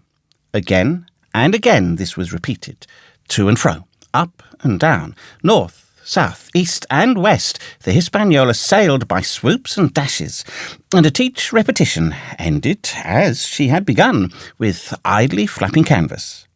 It became plain to me that nobody was steering, and if so, Where were the men? Either they were dead drunk, or had deserted her, I thought, and perhaps, if I could get on board, I might return the vessel to her captain. The current was bearing coracle and schooner southward at an equal rate. As for the latter's sailing, it was so wild and intermittent, and she hung each time so long in irons, that she certainly gained nothing if she did not even lose. If only I dared to sit up and paddle, I made sure that I could overhaul her. The scheme had an air of adventure that inspired me, and the thought of the water breaker beside the fore companion doubled my growing courage. Up I got, was welcomed almost instantly by another cloud of spray, but this time stuck to my purpose and set myself with all my strength and caution to paddle after the unsteered Hispaniola. Once I shipped a sea so heavy that I had to stop and bail, with my heart fluttering like a bird, but gradually I got into the way of the thing and guided my coracle among the waves, with only now and then a blow upon her bows and a dash of foam in my face. I was now gaining rapidly on the schooner. I could see the brass glisten on the tiller as it banged about, and still no soul appeared upon her decks. I could not choose but suppose she was deserted. If not, the men were lying drunk below, where I might batten them down, perhaps, and do what I chose with the ship. For some time she had been doing the worst thing possible for me, standing still. She headed nearly due south, yawing, of course, all the time. Each time she fell off, her sails partly filled, and these brought her in a moment right to the wind again. I have said this was the worst possible thing for me, for, helpless as she looked in this situation, with the canvas cracking like cannon and blocks trundling and banging on the deck, she still continued to run away from me, not only with the speed of the current, but by the whole amount of her leeway, which was naturally great. But now, at last, I had my chance. The breeze fell for some seconds, very low, and the current gradually turning her. The Hispaniola revolved slowly around her centre, and at last presented me her stern, with the cabin window still gaping open, and the lamp over the table still burning on into the day. The mainsail hung drooped like a banner. She was stock still but for the current. For the last little while I had even lost, but now, redoubling my efforts, I began once more to overhaul the chase. I was not 100 yards from her when the wind came again in a clap. She filled on the port tack and was off again, stooping and skimming like a swallow. My first impulse was one of despair, but my second was towards joy. Round she came till she was broadside onto me, round still till she had covered a half, and then 2/3, and then 3/4 of the distance that separated us. I could see the waves boiling white under her forefoot. Immensely tall she looked to me from my low station in the coracle, and then, of a sudden, I began to comprehend. I had scarce time to think, scarce time to act and save myself. I was on the summit of one swell when the schooner came stooping over the next. The bowsprit was over my head. I sprang to my feet and leaped, stamping the coracle under water. With one hand, I caught the jib boom, while my foot was lodged between the stay and the brace, and, as I still clung there panting, a dull blow told me that the schooner had charged down upon and struck the coracle, and that I was left without retreat on the Hispaniola. Chapter 25. I Strike the Jolly Roger. I had scarce gained a position on the bowsprit when the flying jib flapped and filled upon the other tack with a report like a gun. The schooner trembled to her keel under the reverse, but next moment, the other sails still drawing, the jib flapped back again and hung idle. This had nearly tossed me off into the sea, and now I lost no time, crawling back along the bowsprit and tumbled head foremost on the deck. I was on the lee side of the forecastle, and the mainsail, which was still drawing, concealed from me a certain portion of the afterdeck. Not a soul was to be seen. The planks, which had not been swabbed since the mutiny, bore the print of many feet, and an empty bottle, broken by the neck, tumbled to and fro like a live thing in the scuppers. Suddenly the Hispaniola came right into the wind. The jibs behind me cracked loud, the rudder slammed to, the whole ship gave a sickening heave and shudder, and, at the same moment, the main boom swung inboard, the sheet groaning in the blocks, and showed me the lee afterdeck. There were the two watchmen, sure enough, a red cap on his back, as stiff as a handspike, with his arms stretched out like those of a crucifix and his teeth showing through his open lips. Israel Hands propped against the bulwarks, his chin on his chest, his hands lying open before him on the deck, his face as white under its tan as a tallow candle. For a while the ship kept bucking and sidling like a vicious horse, the sails filling, now on one tack, now on another, and the boom swinging to and fro till the mast groaned aloud under the strain.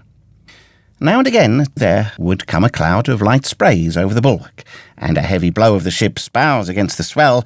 So much heavier weather was made of it by this great rigged ship than by my home-made lopsided coracle, now gone to the bottom of the sea.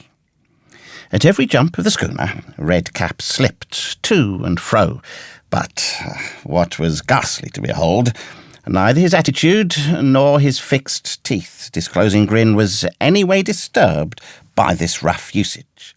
At every jump, too, Hands appeared still more to sink into himself and settle down upon the deck, his feet sliding ever the farther out, and the whole body canting towards the stern, so that his face became, little by little, hid from me, and at last I could see nothing beyond his ear and the frayed ringlet of one whisker. At the same time, I observed around both of them splashes of dark blood upon the planks, and began to feel sure that they had killed each other in their drunken wrath.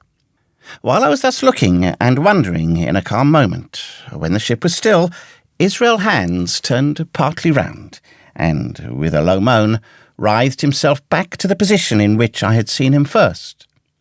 The moan, which told of pain and deadly weakness, and the way in which his jaw hung open, went right to my heart. But when I remembered the talk I had overheard from the apple barrel, all pity left me. I walked aft until I reached the mainmast. "Come aboard, Mr. Hands," I said ironically. He rolled his eyes round heavily, but he was too far gone to express surprise. All he could do was to utter one word. "Brandy." It occurred to me that there was no time to lose, and dodging the boom as it once more lurched across the deck, I slipped aft and down the companion stairs into the cabin. It was such a scene of confusion as you can hardly fancy.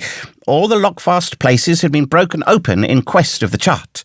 The floor was thick with mud, where ruffians had sat down to drink or consult after wading in the marshes round their camp. The bulkheads, all painted in clear white and beaded round with gilt, bore a pattern of dirty hands. Dozens of empty bottles clinked together in corners to the rolling of the ship. One of the doctor's medical books lay open on the table. Half of the leaves gutted out, I suppose, for pipe lights. In the midst of all this, the lamp still cast a smoky glow, obscure and brown as umber. I went into the cellar. All the barrels were gone, and of the bottles, a most surprising number had been drunk out and thrown away. Certainly, since the mutiny began, not a man of them could ever have been sober. Foraging about, I found a bottle with some brandy left, for Hands, and for myself I routed out some biscuit, some pickled fruits, a great bunch of raisins, and a piece of cheese. With these I came on deck, put down my own stock behind the rudder head, and well out of the coxswain's reach, went forward to the water breaker, and had a good, deep drink of water. And then, and not till then, gave Hands the brandy. He must have drunk a gill before he took the bottle from his mouth. "Aye," said he, "by thunder, I've wanted some of that." I had sat down already in my own corner, and begun to eat. "Much hurt?" I asked him. He grunted, or rather, I might say, he barked. "If that doctor was aboard," he said, "I'd be right enough in a couple of turns. But I don't have no manner of luck, you see. And that's what's the matter with me. As for that swab, he's good and dead, he is," he added, indicating the man with the red cap. "He weren't no seaman anyhow. And where more'd you have come from?" "Well," said I, "I've come aboard to take possession of this ship, Mr. Hands, and you'll please regard me as your captain until further notice." He looked at me sourly enough, but said nothing. Some of the colour had come back into his cheeks, though he still looked very sick and still continued to slip out and settle down as the ship banged about. "By the by," I continued, "I can't have these colours, Mr. Hands, and by your leave I'll strike them. Better none than these." And again, dodging the boom, I ran to the colour lines, handed down their cursed black flag, and chucked it overboard. "God save the King," said I, waving my cap, "and there's an end to Captain Silver." He watched me keenly and slyly, his chin all the while on his breast. "I reckon," he said at last, Captain Hawkins, you'll kind of want to get ashore now. Suppose we talks." "Why, yes," says I, "with all my heart, Mr. Hands, say on." And I went back to my meal with a good appetite. "This man," he began, nodding feebly at the corpse, "O'Brien were his name, a rank Irelander. This man and me got the canvas on her, meaning for to sail her back. Well, he's dead now, he is, as dead as bilge. And who's to sail this ship, I don't see. Without I gives you a hint, you ain't that man, as far as I can tell. And now look here. You gives me food and drink, and a old scarf and ketcher to tie my wounds up. You do. And I'll tell you how to sail her. And that's about square all round, I take it." "I'll tell you one thing," says I. "I'm not going back to Captain Kidd's anchorage. I mean to get into North Inlet and beach her quietly there." "To be sure you did," he cried. "Why, I ain't such an infernal lubber after all. I can see, can't I? I've tried my fling, I have, and I've lost. And it's you has the wind of me. North Inlet, why, I haven't no choice, not I. I'll help you sail her up to Execution Dock, by thunder, so I would." Well, as it seemed to me there was some sense in this, we struck our bargain on the spot. In 3 minutes I had the Hispaniola sailing easily before the wind along the coast of Treasure Island, with good hopes of turning the northern point ere noon, and beating down again as far as North Inlet before high water, when we might beach her safely and wait till the subsiding tide permitted us to land. Then I lashed the tiller and went below to my own chest, where I got a soft silk handkerchief of my mother's. With this, and with my aid, Hans bound up the great bleeding stab he had received in the thigh, and after he had eaten a little and had a swallow or two more of the brandy, he began to pick up visibly, sat straighter up, spoke louder and clearer, and looked in every way another man. The breeze served us admirably. We skimmed before it like a bird, the coast of the island flashing by, and the view changing every minute. Soon we were past the highlands and bowling beside low, sandy country, sparsely dotted with dwarf pines, and soon we were beyond that again and had turned the corner of the rocky hill that ends the island on the north. I was greatly elated with my new command and pleased with the bright, sunshiny weather and these different prospects of the coast. I had now plenty of water and good things to eat, and my conscience, which had smitten me hard for my desertion, was quieted by the great conquest I had made. I should, I think, have had nothing left me to desire but for the eyes of the coxswain as they followed me derisively about the deck, and the odd smile that appeared continually on his face. It was a smile that had in it something both of pain and weakness, a haggard old man's smile. But there was, besides that, a grain of derision, a shadow of treachery in his expression, as he craftily watched and watched and watched me at my work. Chapter 26. Israel Hands. The wind, serving us to a desire, now hauled into the west.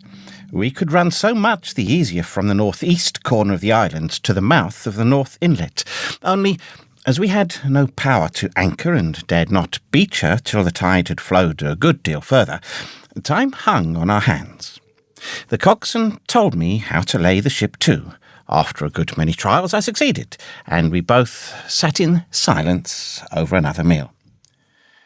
"Captain," said he at length, with that same uncomfortable smile, "here's my old shipmate O'Brien. Suppose you was to heave him overboard. I ain't particular as a rule, and I don't take no blame for settling his hash, but I don't reckon him ornamental now. Do you? I'm not strong enough, and I don't like the job, and there he lies for me, said I. This here's an unlucky ship, this Hispaniola, Jim, he went on, blinking. There's a power of men been killed in this Hispaniola. A sight of poor seamen dead and gone since you and me took ship to Bristol. I never seen such dirty luck, not I. There was this here O'Brien now. He's dead, ain't he? Well, now, I'm no scholar, and you're a lad as can read and figure. And to put it straight, do you take it as a dead man is dead for good, or do we come alive again? You can kill the body, Mr. Hands, but not the spirit. You must know that already, I replied. O'Brien there is in another world, and may be watching us. Ah, says he. Well, that's unfortunate. Appears as if killing parties was a waste of time. Howsomever, spirits don't reckon for much by what I've seen. I'll chance it with the spirits, Jim. I know you spoke up free, and I'll take it kind if you'd step down into that there cabin and get me shiver me timbers, I can't hit the name on it well. You get me a bottle of wine, Jim. This here brandy's too strong for me head. Now the coxswain's hesitation seemed to be unnatural, and as for the notion of his preferring wine to brandy, I entirely disbelieved it. The whole story was a pretext. He wanted me to leave the deck, so much was plain, but with what purpose I could in no way imagine. His eyes never met mine. They kept wandering to and fro, up and down, now with a look to the sky, now with a flitting glance upon the dead O'Brien. All the time he kept smiling and putting his tongue out in the most guilty, embarrassed manner, so that a child could have told that he was bent on some deception. I was prompt with my answer, however, for I saw where my advantage lay, and that with a fellow so densely stupid I could easily conceal my suspicions to the end. Some wine, I said. Far better. Will you have white or red? Well, I reckon it's about the blessed same to me, shipmate, he replied. So it's strong, and plenty of it. What's the odds? All right, I answered. I'll bring you port, Mr. Hands, but I'll have to dig for it. With that, I scuttled down the companion with all the noise I could, slipped off my shoes, ran quietly along the sparred gallery, mounted the fossil ladder, and popped my head out of the fore companion. I knew he would not expect to see me there, yet I took every precaution possible, and certainly the worst of my suspicions proved to be true. He had risen from his position to his hands and knees, and though his leg obviously hurt him pretty sharply when he moved, for I could hear him stifle a groan, yet it was at a good, rattling rate that he trailed himself across the deck. In half a minute he had reached the port scuppers and picked out a coil of rope, a long knife, or rather a short dirk, discoloured to the hilt with blood. He looked upon it for a moment, thrusting forth his under jaw, tried the point upon his hand, and then, hastily concealing it in the bosom of his jacket, trundled back again into his old place against the bulwark. This was all that I required to know. Israel could move about. He was now armed, and if he had been at so much trouble to get rid of me, it was plain that I was meant to be the victim. What he would do afterwards, whether he would try to crawl right across the island from North Inlet to the camp among the swamps, or whether he would fire Long Tom, trusting that his own comrades might come first to help him, was, of course, more than I could say. Yet I felt sure that I could trust him in one point, since in that our interests jumped together, and that was in the disposition of the schooner. We both desired to have her stranded safe enough in a sheltered place, and so that, when the time came, she could be got off again with as little labour and danger as might be, and until that was done, I considered that my life would certainly be spared. While I was thus turning the business over in my mind, I had not been idle with my body. I had stolen back to the cabin, slipped once more into my shoes, and laid my hand at random on a bottle of wine, and now, with this for an excuse, I made my reappearance on the deck. Hans lay as I had left him, all fallen together in a bundle, and with his eyelids lowered as though he were too weak to bear the light. He looked up, however, at my coming, knocked the neck off the bottle like a man who had done the same thing often, and took a good swig with his favourite toast of "Here's luck." Then he lay quiet for a while, and then, pulling out a stick of tobacco, begged me to cut him a quid.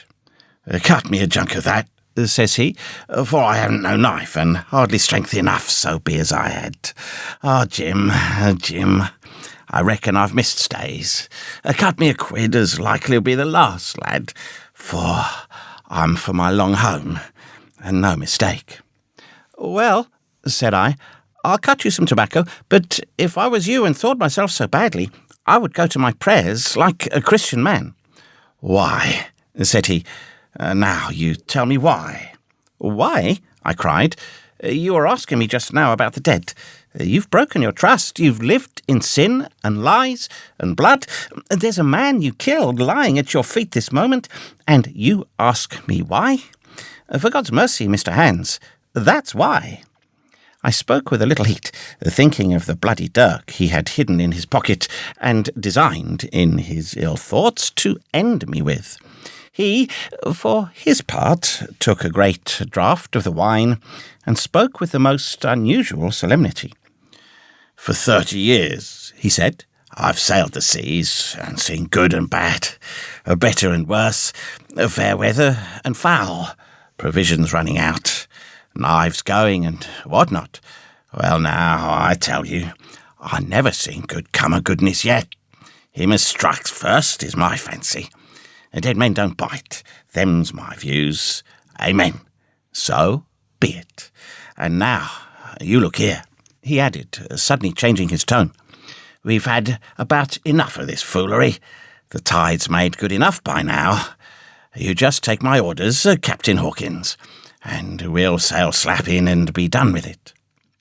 All told, we had scarce 2 miles to run, but the navigation was delicate. The entrance to this northern anchorage was not only narrow and shoal, but lay east and west, so that the schooner must be nicely handled to be got in. I think I was a good, prompt subaltern, and I am very sure that Hans was an excellent pilot, for we went about and dodged in, shaving the banks, with a certainty and a neatness that were a pleasure to behold. Scarcely had we passed the heads before the land closed around us. The shores of North Inlet were as thickly wooded as those of the southern anchorage, but the space was longer and narrower, and more like what in truth it was, the estuary of a river. Right before us, at the southern end, we saw the wreck of a ship in the last stages of dilapidation. It had been a great vessel of 3 masts, but had lain so long exposed to the injuries of the weather that it was hung about with great webs of dripping seaweed. And on the deck of it shore bushes had taken root, and now flourished thick with flowers. It was a sad sight, but it showed us that the anchorage was calm. "Now," said Hans, "look there. There's a pet bit for to beach a ship in, a fine flat sand, and never a cat's paw, trees all around of it, and flowers are blowing like a guarding on that old ship." "And once beached," I inquired, "how shall we get her off again?" "Why so?" he replied. "You take a line ashore there on the other side at low water, take a turn about one of them big pines, bring it back, take a turn around the capstan and lie to for the tide. Come high water, all hands take a pull upon the line, and off she comes as sweet as nature. And now, boy, you stand by. We're near the bit now, and she's too much way on her. Starboard a little. So, steady. Starboard. Larboard. A little. Steady. Steady." So he issued his commands, which I breathlessly obeyed, till, all of a sudden, he cried, "Now, my hearty, luff!" And I put the helm hard up, and the Hispaniola swung round rapidly and ran stem on for the low wooded shore. The excitement of these last manoeuvres had somewhat interfered with the watch I had kept hitherto, sharply enough upon the coxswain. Even then, I was still so much interested, waiting for the ship to touch, that I'd quite forgot the peril that hung over my head and stood craning over the starboard bulwarks and watching the ripples spreading wide before the bows. I might have fallen without a struggle for my life had not a sudden disquietude seized upon me and made me turn my head. Perhaps I'd heard a creak or seen his shadow moving with the tail of my eye. Perhaps it was an instinct like a cat's. But sure enough, when I looked round, there was Hans, already halfway towards me, with the dirk in his right hand. We must both have cried out aloud when our eyes met, but while mine was the shrill cry of terror, his was a roar of fury like a charging bully's. At the same instant, he threw himself forward, and I leapt sideways towards the bows. As I did so, I let go of the tiller, which sprang sharp to leeward, and I think this saved my life, for it struck Hans across the chest and stopped him, for the moment, dead. Before he could recover, I was safe out of the corner where he had me trapped, with all the deck to dodge about. Just forward of the mainmast, I stopped, drew a pistol from my pocket, took a cool aim, though he had already turned and was once more coming directly after me, and drew the trigger. The hammer fell, but there followed neither flash nor sound. The priming was useless with seawater. I cursed myself for my neglect. Why had not I long before reprimed and reloaded my only weapons? Then I should not have been as now a mere fleeing sheep before this butcher. Wounded as he was, it was wonderful how fast he could move, his grizzled hair tumbling over his face, and his face itself as red as a red ensign with his haste and fury. I had no time to try my other pistol, nor, indeed, much inclination, for I was sure it would be useless. One thing I saw plainly: I must not simply retreat before him, or he would speedily hold me boxed into the bows, as a moment since he had so nearly boxed me in the stern. Once so caught, and 9 or 10 inches of the blood-stained dirk would be my last experience on this side of eternity. I placed my palms against the mainmast, which was of a goodish bigness, and waited, every nerve upon the stretch. Seeing that I meant to dodge, he also paused, and a moment or two passed in feints on his part, and corresponding movements upon mine. It was such a game as I had often played at home, but the rocks of Black Hill Cove, but never before, you may be sure, with such a wildly beating heart as now. Still, as I say, it was a boy's game, and I thought I could hold my own at it against an elderly seaman with a wounded thigh. Indeed, my courage had begun to rise so high that I allowed myself a few darting thoughts on what would be the end of the affair, and while I saw certainly that I could spin it out for long, I saw no hope of any ultimate escape. Well, things stood thus. Suddenly, the Hispaniola struck, staggered, ground for an instant in the sand, and then, swift as a blow, canted over to the port side till the deck stood at an angle of 45 degrees, and about a puncheon of water splashed into the scupper holes and lay in a pool between the deck and bulwark.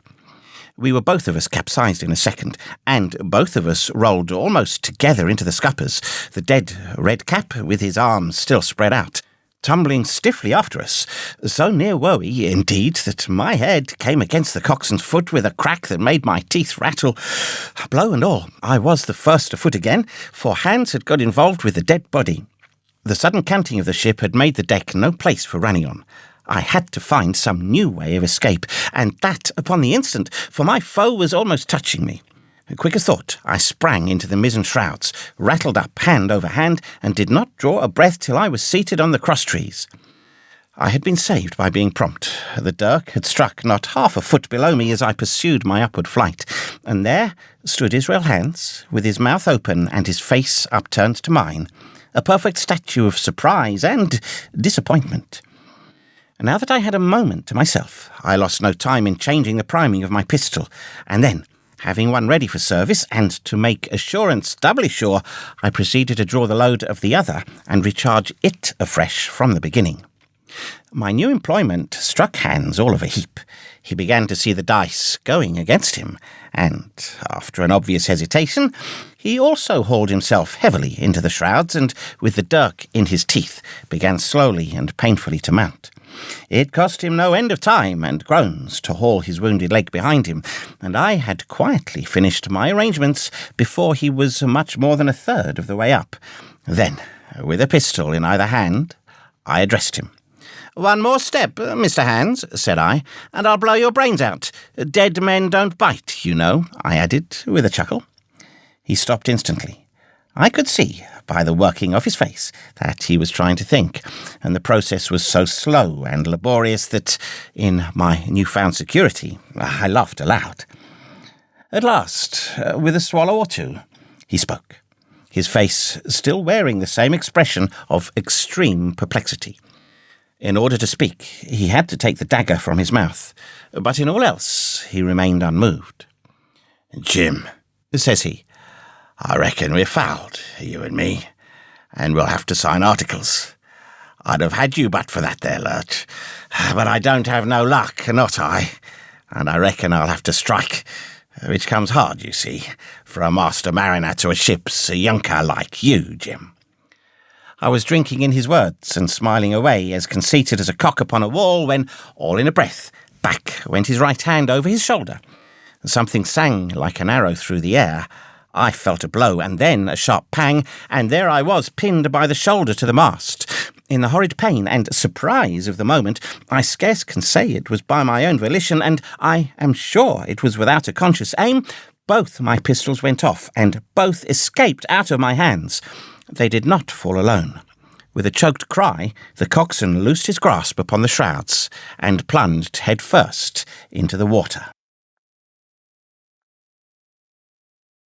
Chapter 27. Pieces of 8. Owing to the cant of the vessel, the masts hung far out over the water, and from my perch on the cross-trees I had nothing below me but the surface of the bay. Hans, who was not so far up, was in consequence nearer to the ship and fell between me and the bulwarks. He rose once to the surface in a lather of foam and blood, and then sank again for good. As the water settled, I could see him lying huddled together on the clean, bright sand in the shadow of the vessel's sides. A fish or two whipped past his body. Sometimes, by the quivering of the water, he appeared to move a little, as if he were trying to rise, but he was dead enough for all that, being shot and drowned, and was food for fish in the very place where he had designed my slaughter. I was no sooner certain of this than I began to feel sick, faint, and terrified. The hot blood was running over my back and chest. The dirk, where it had pinned my shoulder to the mast, seemed to burn like a hot iron. Yet it was not so much these real sufferings that distressed me. For these, it seemed to me, I could bear without a murmur. It was the horror I had upon my mind of falling from the cross trees into that still green water beside the body of the coxswain. I clung with both hands till my nails ached, and I shut my eyes as if to cover up the peril. Gradually, my mind came back again. My pulses quieted down to a more natural time, and I was once more in possession of myself. It was my first thought to pluck forth the dirk, but either it stuck too hard, or my nerve failed me, and I desisted with a violent shudder. Oddly enough, that very shudder did the business. The knife, in fact, had come the nearest in the world to missing me altogether. It held me by a mere pinch of skin, and this shudder tore away. The blood ran down the faster, to be sure, but I was my own master again, and only tacked to the mast by my coat and shirt. These last I broke through with a sudden jerk, and then regained the deck by the starboard shrouds. For nothing in the world would I have again ventured, shaken as I was, upon the overhanging port shrouds from which Israel had so lately fallen.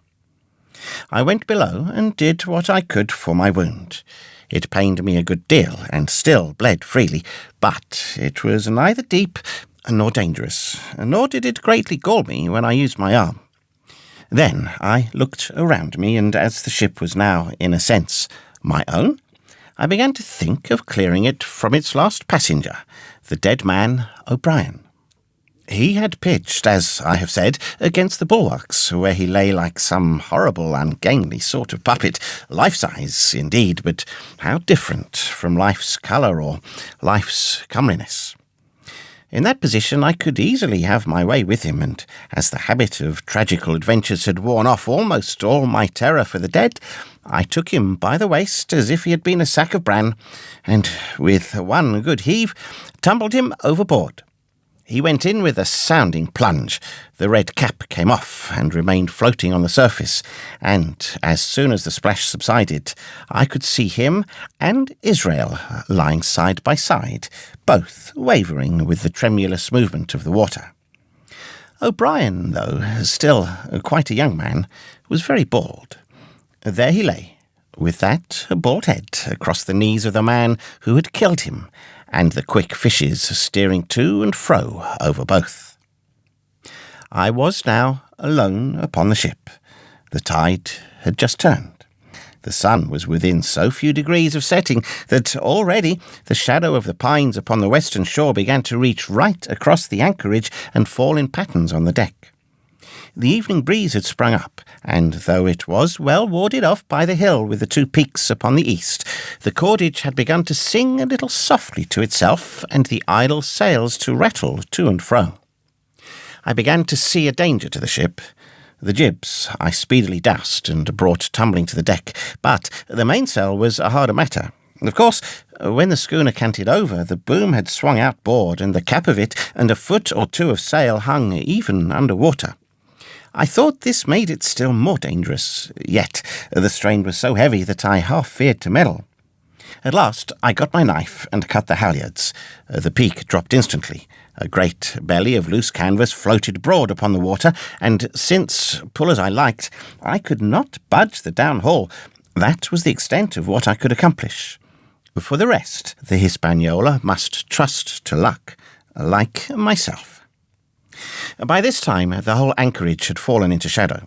The last rays, I remember, falling through a glade of the wood and shining bright as jewels on the flowery mantle of the wreck. It began to be chill. The tide was rapidly fleeting seaward, the schooner settling more and more on her beam ends. I scrambled forward and looked over. It seemed shallow enough, and holding the cut hawser in both hands for a last security, I let myself drop softly overboard. The water scarcely reached my waist.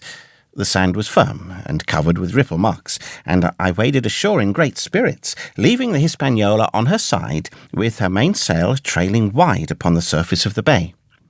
About the same time, the sun went fairly down, and the breeze whistled low in the dusk among the tossing pines. At least, and at last, I was off the sea, nor had I returned thence empty-handed. There lay the schooner, clear at last from buccaneers, and ready for our own men to board and get to sea again. I had nothing nearer my fancy than to get home to the stockade and boast of my achievements.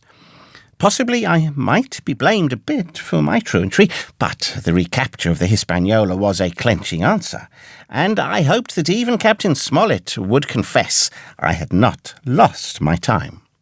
So thinking, and in famous spirits, I began to set my face homeward for the blockhouse and my companions. I remembered that the most easterly of the rivers which drain into Captain Kidd's anchorage ran from the two-peaked hill upon my left, and I bent my course in that direction, that I might pass the stream while it was small. The wood was pretty open, and keeping the lower spurs, I had soon turned the corner of that hill, and not long after waded to the mid-calf across the watercourse. This brought me near to where I had encountered Ben Gunn, the maroon, and I walked more circumspectly, keeping an eye on every side. The dusk had come nigh hand completely, and as I opened out the cleft between the two peaks, I became aware of a wavering glow against the sky, where, as I judged, the man of the island was cooking his supper before a roaring fire. And yet I wondered in my heart that he should show himself so careless, for if I could see his radiance, might it not reach the eyes of Silver himself, where he camped upon the shore among the marshes? Gradually the night fell blacker. It was all I could do to guide myself, even roughly, towards my destination. The double hill behind me, and the spyglass on my right hand loomed faint and fainter. The stars were few and pale, and in the low ground where I wandered, I kept tripping among bushes and rolling into sandy pits. Suddenly, a kind of brightness fell about me. I looked up. A pale glimmer of moonbeams had alighted on the summit of the spyglass, and soon after I saw something broad and silvery moving low down behind the trees, and knew the moon had risen.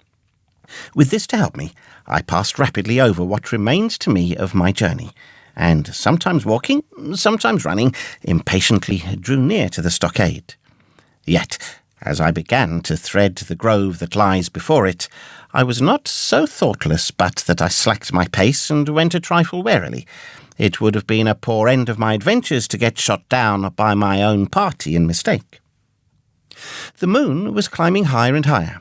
Its light began to fall here and there in masses through the more open districts of the wood, and right in front of me a glow of a different colour appeared among the trees. It was red and hot, and now and again it was a little darkened, as it were, the embers of a bonfire smouldering. For the life of me, I could not think what it might be. At last I came right down upon the borders of the clearing. The western end was already steeped in moonshine. The rest, and the blockhouse itself, still lay in a black shadow, checkered with long silvery streaks of light. On the other side of the house, an immense fire had burned itself into clear embers and shed a steady, red reverberation, contrasted strongly with the mellow paleness of the moon. There was not a soul stirring, nor a sound beside the noises of the breeze. I stopped, with much wonder in my heart, and perhaps a little terror also. It had not been our way to build great fires. We were, indeed, by the captain's orders, somewhat niggardly of firewood, and I began to fear that something had gone wrong while I was absent. I stole round by the eastern end, keeping close in shadow, and at a convenient place where the darkness was thickest, crossed the palisade. To make assurance surer, I got upon my hands and knees and crawled, without a sound, towards the corner of the house. As I drew nearer, my heart was suddenly and greatly lightened. It is not a pleasant noise in itself, and I have often complained of it at other times, but just then it was like music to hear my friends snoring together so loud and peaceful in their sleep. The sea cry of the watch, that beautiful "All's well," never fell more reassuringly on my ear. In the meantime, there was no doubt of one thing: they kept an infamous bad watch. If it had been Silver and his lads that were now creeping in on them, not a soul would have seen daybreak. That was what it was, thought I, to have the captain wounded, and again I blamed myself sharply for leaving them in that danger with so few to mount guard. By this time I had got to the door and stood up. All was dark within, so that I could distinguish nothing by the eye. As for the sounds, there was the steady drone of the snorers, and a small occasional noise, a flickering or pecking that I could in no way account for. With my arms before me, I walked steadily in. I should lie down in my own place, I thought, with a silent chuckle, and enjoy their faces when they found me in the morning. My foot struck something yielding. It was a sleeper's leg, and he turned and groaned, but without awaking.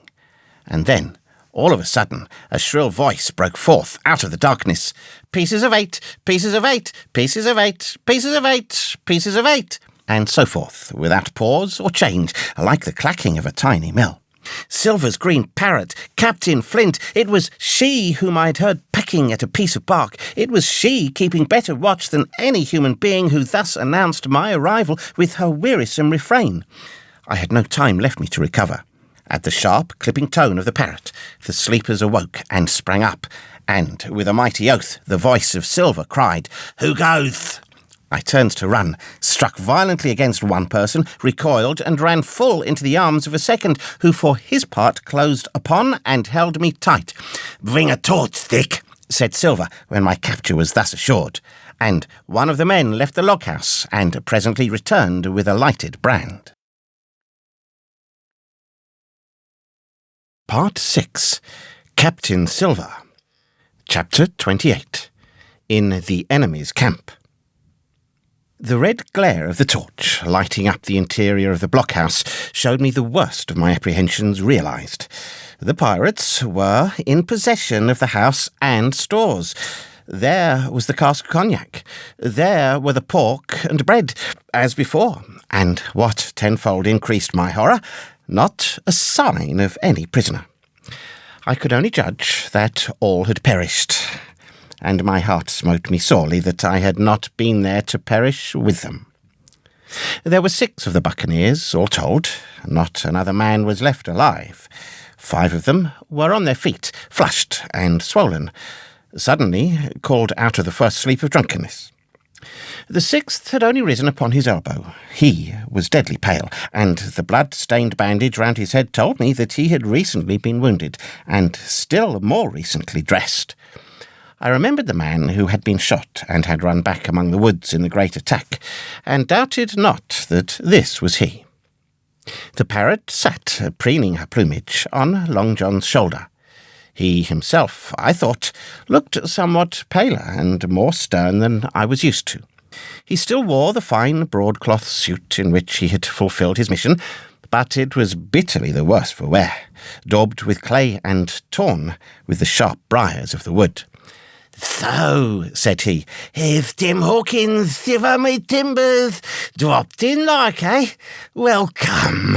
I take that friendly." And thereupon he sat down across the brandy cask and began to fill a pipe. "Give me a loan of the link, Dick," said he.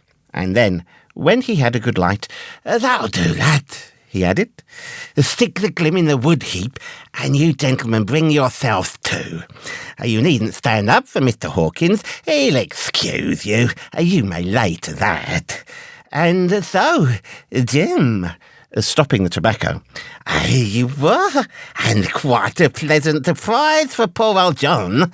I see you were smart when first I set my eyes on you, but this here gets away from me clean, it do." To all this, as may well be supposed, I made no answer. They had set me with my back against the wall, and I stood there, looking Silver in the face, pluckily enough, I hope, to all outward appearance, but with black despair in my heart. Silver took a whiff or two of his pipe with great composure, and then ran on again. "Now you see, Jim, so be as you are here," says he, "I'll give you a piece of my mind. I've always liked you, I have, a lad of spirit, and a picture of me own self when I was young and handsome. I always wanted you to dine and take your share, and die a gentleman, and now, my cock, you've got to. Captain Smollett's a fine seaman, as I'll own up to any day, but stiff on discipline. A duty is duty, said he, and right he is. Just you keep clear of the captain. The doctor himself is gone dead again, you ungrateful scamp, is what he said, and the short and the long of the whole story is about here. You can't go back to your own lot, for they won't have you. And without you start a third ship's company all by yourself, which might be lonely, you have to join with Captain Silver." So far, so good. My friends, then, were still alive, and though I partly believed the truth of Silver's statement that the cabin party were incensed at me for my desertion, I was more relieved than distressed by what I heard. "I don't say nothing as to your being in our hands," continued Silver, "though there you are, and you may lay to it. I'm all for argument. I never seen good come out of threatening. If you like the service, well, you'll join. And if you don't, Jim, why, you're free to answer no. Free and welcome, shipmate. And if fairer can be said by mortal seamen, shiver me sides." "Am I to answer, then?" I asked, with a very tremulous voice. Through all this sneering talk, I was made to feel the threat of death that overhung me, and my cheeks burned, and my heart beat painfully in my breast. "Lad," said Silver, "no one's a-pressing of you. Take your bearings. None of us won't hurry you, mate. The time goes so pleasant in your company, you see." "Well," says I, growing a bit bolder. "If I'm to choose, I declare I have a right to know what's what, and why you're here, and where my friends are." "What's what?" repeated one of the buccaneers in a deep growl. He'd be a lucky one as knowed that." "You'll perhaps batten down your hatches till you're spunk to, my friend," cried Silver truculently to this speaker. And then, in his first gracious tones, he replied to me. "Yesterday morning, Mr. Hawkins," said he, "in the Dogwatts, down came Dr. Livesey with a flag of truce. Says he, 'Captain Silver, you're sold out, ship's gone.' Well, maybe we'd been taking a glass and a song to help it round. I won't say no, leastways. None of us had looked out. We looked out, and by thunder, the old ship was gone. I never seen a pack of fools look fissier, and you may lay to that if I tells you that looked the fissiest."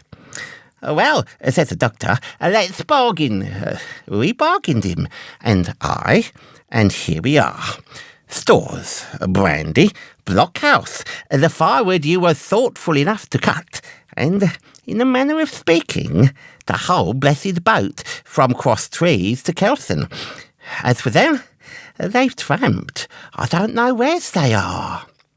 He drew again quietly at his pipe. "Unless you should take it into that head of yours," he went on, "that you was included in the treaty, is the last word that was said.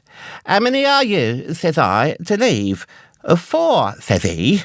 4, and one of us wounded. As for that boy, I don't know where he is. Confound him," says he. "No, I don't much care. We're about sick of him." These was his words. "Is that all?" I asked. "Well, it's all you're to hear, my son," returned Silver. "And now I am to choose?" "And now you are to choose, and you may lay to that," said Silver. "Well," said I am not such a fool, but I know pretty well what I have to look for. Let the worst come to the worst. It's little I care. I've seen too many die since I fell in with you.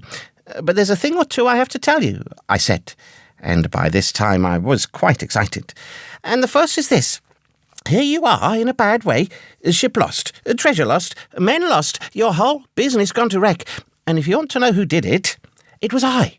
I was in the Apple Barrel the night we sighted land, and I heard you, John, and you, Dick Johnson, and Hans, who is now at the bottom of the sea, and told every word you said before the hour was out. And as for the schooner, it was I who cut a cable, and it was I that killed the men you had aboard of her, and it was I who brought her where you'll never see her more, not one of you. The laugh's on my side. I've had the top of this business from the first. I no more fear you than I fear a fly. Kill me if you please, or spare me, but one thing I'll say, and no more. If you spare me, bygones are bygones, and when you fellows are in court for piracy, I'll save you all I can. It is for you to choose. Kill another and do yourselves no good, or spare me and keep a witness to save you from the gallows." I stopped, for, I tell you, I was out of breath, and to my wonder, not a man of them moved, but all sat staring at me like as many sheep. And while they were still staring, I broke out again. "And now, Mr. Silver," I said, "I believe you're the best man here, and if things go to the worst, I'll take it kind of you to let the doctor know the way I took it." "I'll bear it in mind," said Silver, with an accent so curious that I could not, for the life of me, decide whether he were laughing at my request or had been favourably affected by my courage. "I'll put one to that," cried the mahogany-faced seaman, Morgan by name, whom I had seen in Long John's public house upon the quays of Bristol. "It was him that knowed Black Dog." "Well, and see here," added the sea cook, "I'll put another again to that, by thunder, for it was this same boy that faked the chart from Billy Bones. First and last, we've split upon Jim Hawkins." "There he goes," said Morgan with an oath, and he sprang up, drawing his knife as if he'd been 20. "Avast there!" cried Silver. "Who are you, Tom Morgan? Maybe you thought you was captain here, perhaps? By the powers, I'll teach you better. Cross me and you'll go where many a good man's gone before you, first and last, these 30 year back. Some to the alarm, shiver me timbers, and some by the board, and all to feed the fishes. There's never a man looked me between the eyes and seen a good day afterwards, Tom Morgan. You may lay to that." Morgan paused, but a hoarse murmur rose from the others. "Tom's right," said one. "I stood hazing long enough from one," added another. "I'll be hanged if I'll be hazed by you, John Silver." "Did any of you gentlemen want to have it out with me?" roared Silver, bending far forward from his position on the keg, with his pipe still glowing in his right hand. "Put a name on what you're at. You ain't dumb, I reckon. Him that wants shall get it. Have I lived this many years, and a son of a unpuncheon cock his hat athwart my horse at the latter end of it? You know the way. You're all gentlemen of fortune by your account. Well, I'm ready. Take a cutlass, him that dares, and I'll see the colour of his inside, crutch and all, before that pipe's empty." Not a man stirred. Not a man answered. "That's your thought, is it?" he added, returning his pipe to his mouth. "Well, you're a gay lot to look at anyway. Not much worth to fight. You ain't.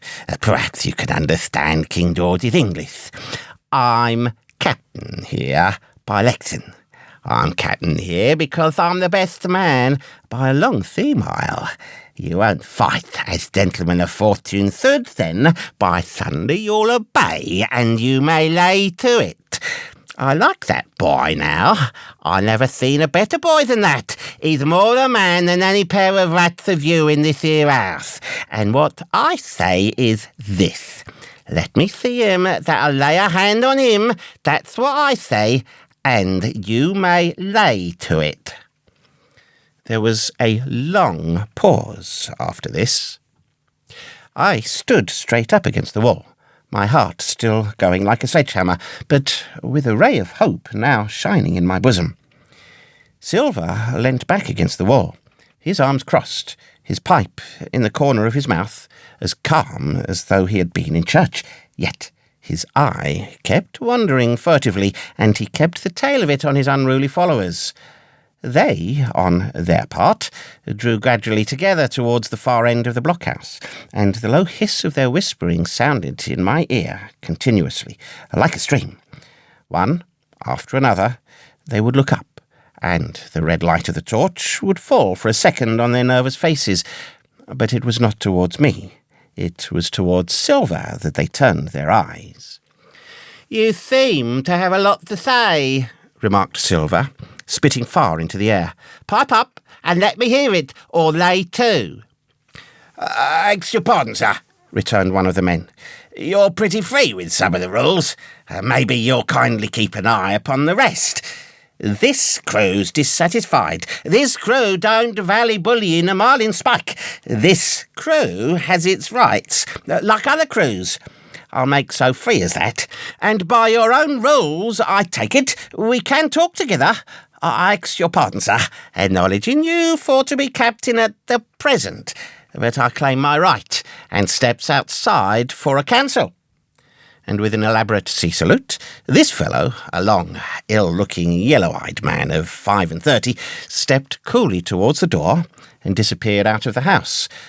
One after another, the rest followed his example, each making a salute as he passed, each adding some apology.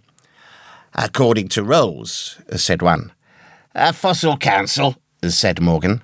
And so, with one remark or another, all marched out and left Silver and me alone with the torch.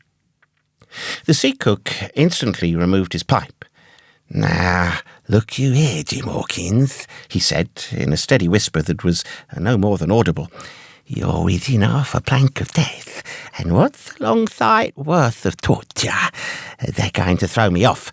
But you, Mark, I stand by you through thick and thin. I didn't mean to, no, not till you spoke up. I was about desperate to lose that much blunt, and be hanged into the bargain. But I see you was the right sort. I says to myself, you stand by Hawkins, John, and Hawkins will stand by you. You're his last card, and by the living thunder, John, he's yours. Back to back, said I. You save your witness, and he'll save your neck. I began dimly to understand. You mean all's lost? I asked. Aye, by gum, I do, he answered. Zip's gone, neck gone. That's the size of it. Once I looked into that bay, Jim Hawkins, and seen no schooner. Well, I'm tough, but I gave out.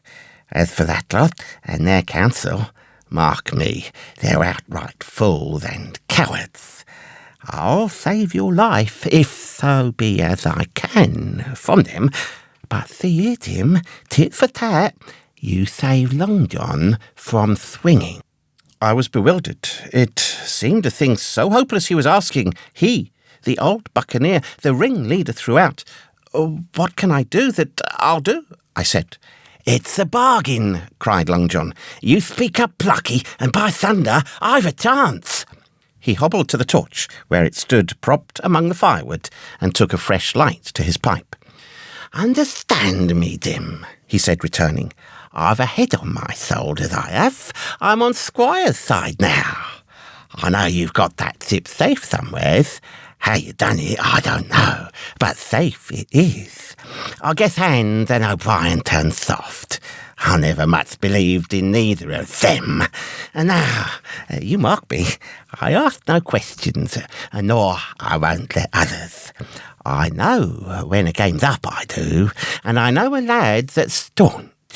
Ah, you that's young, you and me might have done a power of good together. He drew some cognac from the cask into a tin cannikin.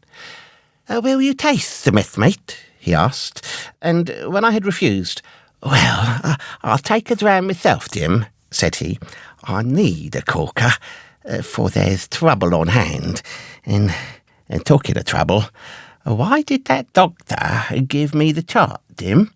His face expressed a wonder so unaffected that he saw the needlessness of further questions. Well, he did, though, said he, and there's something under that, no doubt. Something, surely, under that, Jim. Bad or good. And he took another swallow of the brandy, shaking his great, fair head, like a man who looks forward to the worst. Chapter 29. The Black Spot Again. The council of buccaneers had lasted some time when one of them re-entered the house, and with a repetition of the same salute, which had in my eyes an ironical air, begged for a moment's loan of the torch. Silver briefly agreed, and this emissary retired again, leaving us together in the dark. "There's a breeze coming, Jim," said Silver, who had by this time adopted quite a friendly and familiar tone.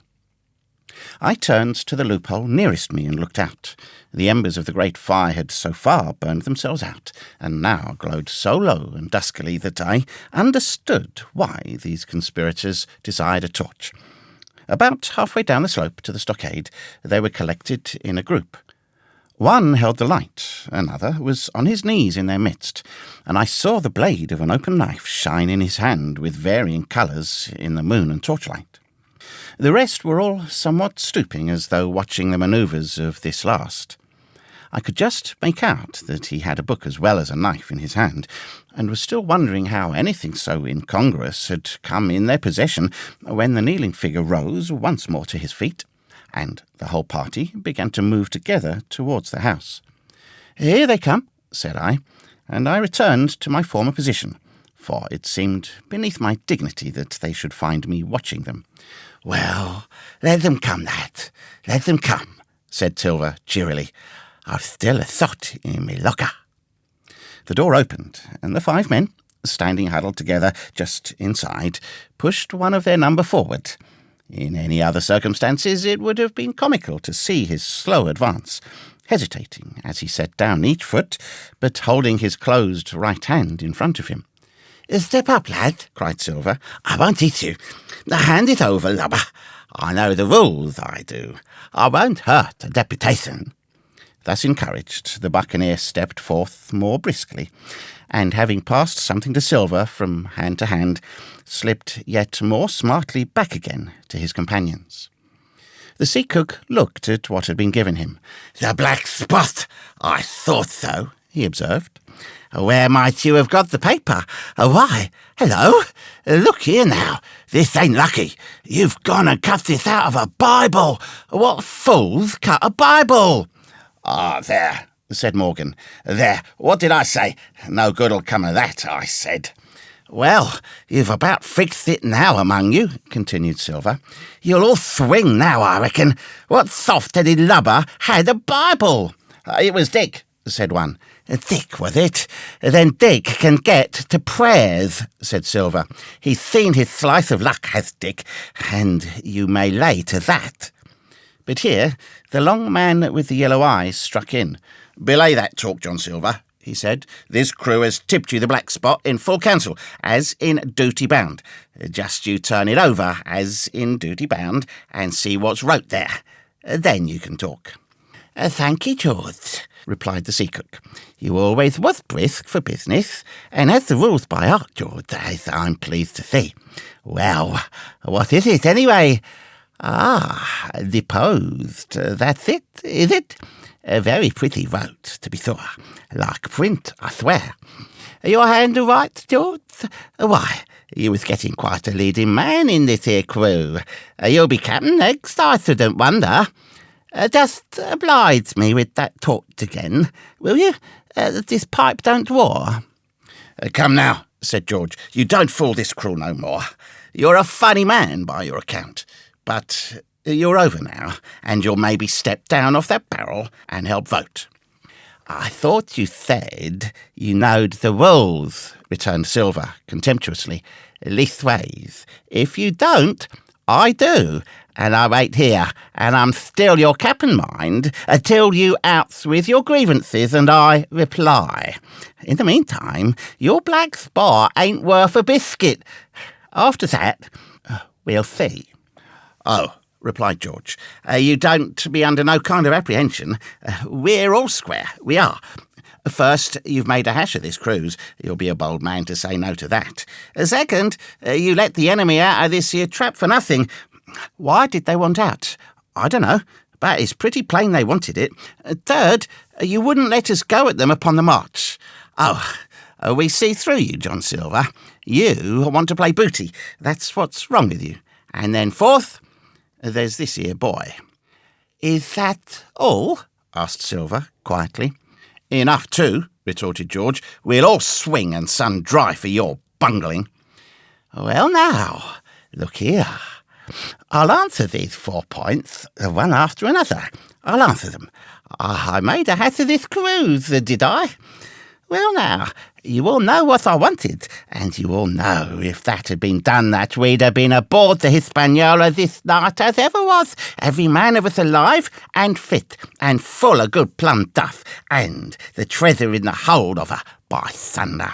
Well, who crossed me?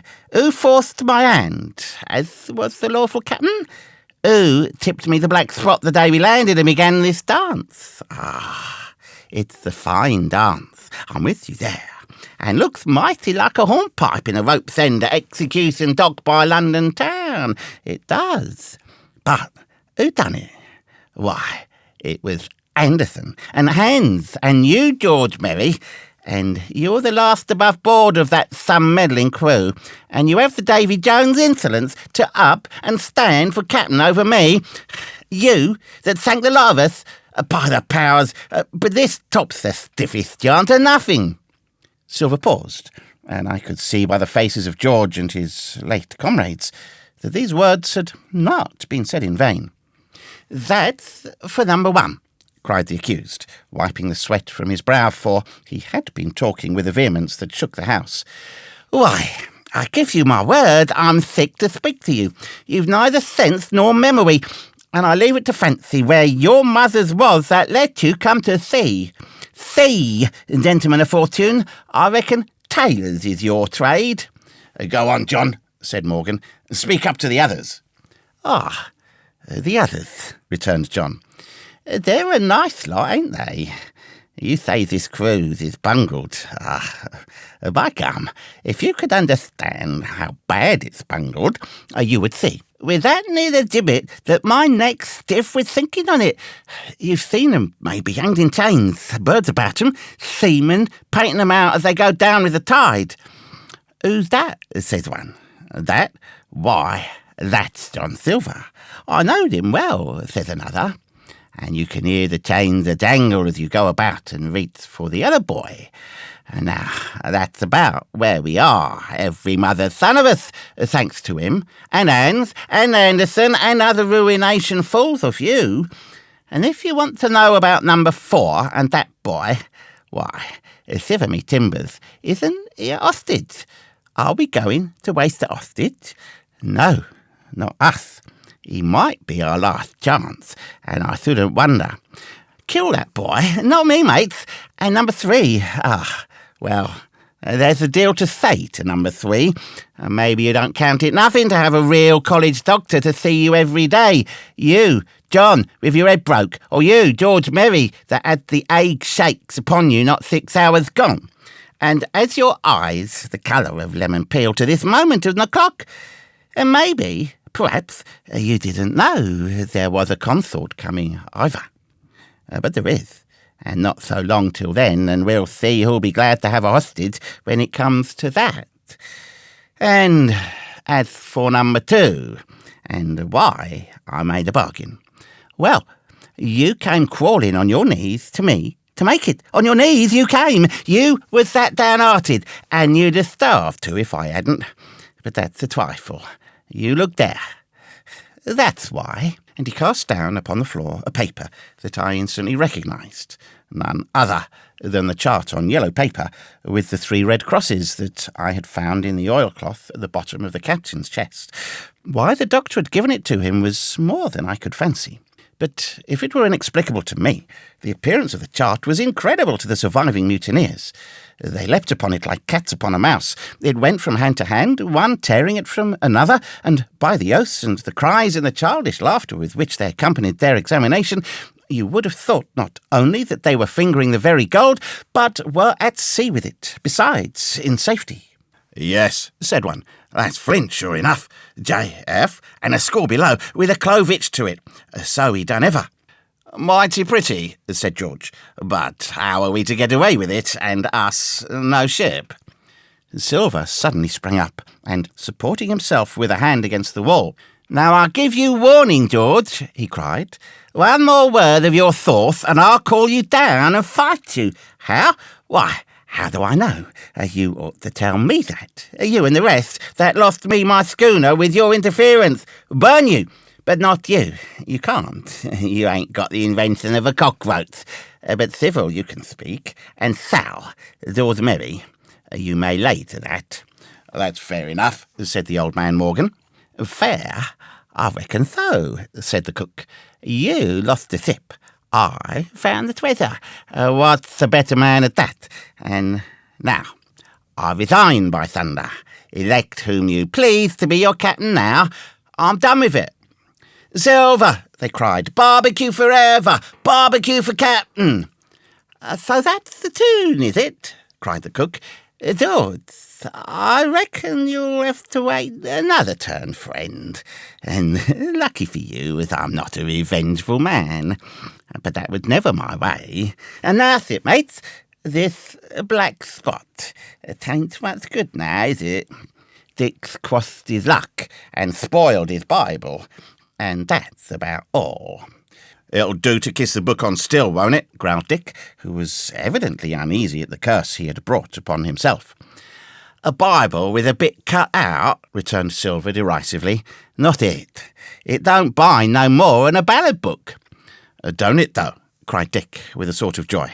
"Well, I reckon that's worth having too." "Here's him. Here's a curiosity for you," said Silver, and he tossed me the paper. It was around about the size of a crown piece. One side was blank, for it had been the last leaf. The other contained a verse or two of Revelation. These words, among the rest, which struck sharply home upon my mind. Without are dogs and murderers. The printed side had been blackened with wood ash, which already began to come off and soil my fingers. On the blank side had been written with the same material the one word, deposed. I have that curiosity beside me at this moment, but not a trace of writing now remains beyond a single scratch, such as a man might make with his thumbnail. That was the end of the night's business. Soon after, with a drink all round, we lay down to sleep, and the outside of Silver's vengeance was to put George Merry up for sentinel and threaten him with death if he should prove unfaithful. It was long ere I could close an eye, and heaven knows I had matter enough for thought in the man whom I had slain that afternoon, in my own most perilous position, and above all, in the remarkable game that I saw Silver now engaged upon, keeping the mutineers together with the one hand and grasping with the other after every means possible and impossible to make his peace and save his miserable life. He himself slept peacefully and snored aloud, yet my heart was sore for him, wicked as he was, to think on the dark perils that environed and the shameful gibbet that awaited him. Chapter 30. On Parole. I was wakened. Indeed, we were all wakened, for I could see even the sentinel shake himself together from where he had fallen against the doorpost by a clear, hearty voice hailing us from the margin of the wood. "Blockhouse, ahoy!" it cried. "Here's the doctor." And the doctor it was, although I was glad to hear the sound, yet my gladness was not without admixture.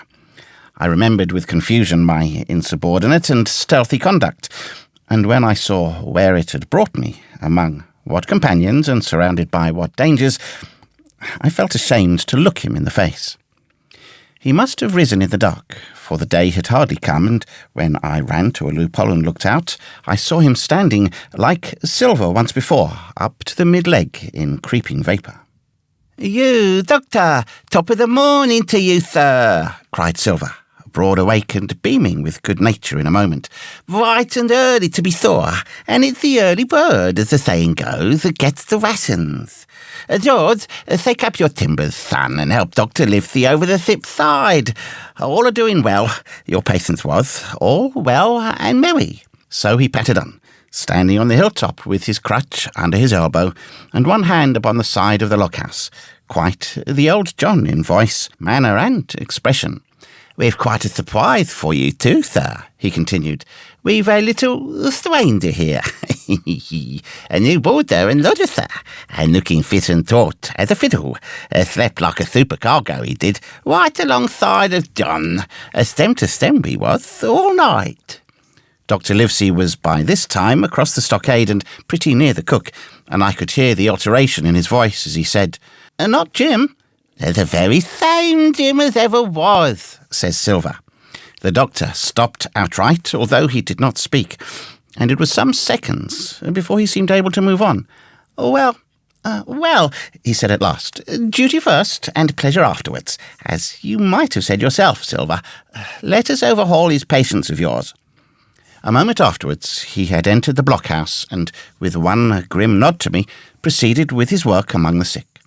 He seemed under no apprehension, though he must have known that his life among these treacherous demons depended on a hair, and he rattled on to his patients as if he were paying an ordinary professional visit in a quiet English family.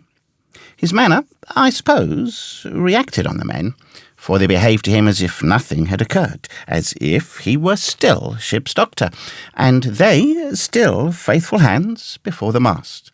"You're doing well, my friend," he said to the fellow with the bandaged head, "and if ever any person has a close shave, it was you. Your head must be as hard as iron. Well, George, how goes it? You're a pretty colour." "Certainly. Why, your liver, man, is upside down. Did you take that medicine? Men?" Aye, sir. He took it sure enough," returned Morgan. "Because, you see, I am a mutineer's doctor, or prison doctor as I prefer to call it," said Dr. Livesey in his pleasantest way.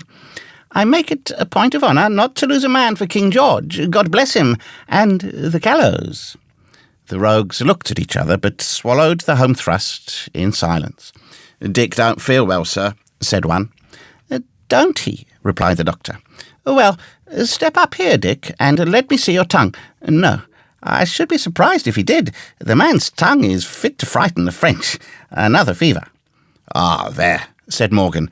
"That come to spoiling Bibles." "That comes, as you call it, being arrant asses," retorted the doctor, "and not having sense enough to know honest air from poison, and the dry land from a vile pestiferous slough. I think it most probable, though, of course, it's only opinion, that you'll all have the deuce to pay before you get that malaria out of your systems. Camp in a bog, would you, Silver? I'm surprised at you. You're less of a fool than many, take you all round, but you don't appear to me to have the rudiments of a notion of the rules of health. Well," he added, after he'd dosed them round, and they had taken his prescriptions with really laughable humility, more like charity schoolchildren than blood-guilty mutineers and pirates. "Well, that's done for today, and now I should wish to have a talk with that boy, please." And he nodded his head in my direction carelessly.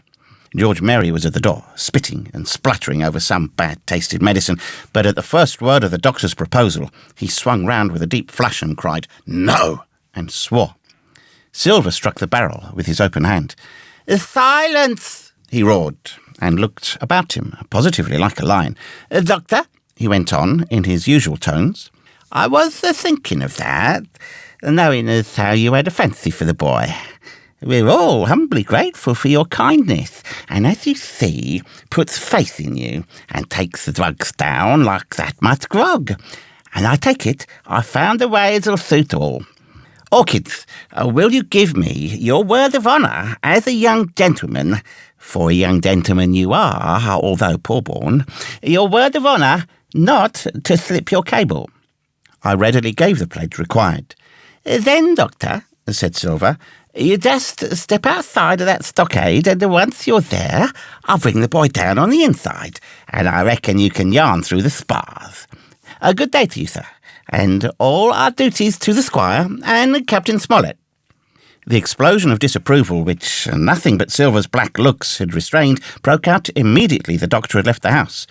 Silver was roundly accused of playing double, of trying to make a separate peace for himself, of sacrificing the interests of his accomplices and victims, and, in one word, of the identical exact thing that he was doing.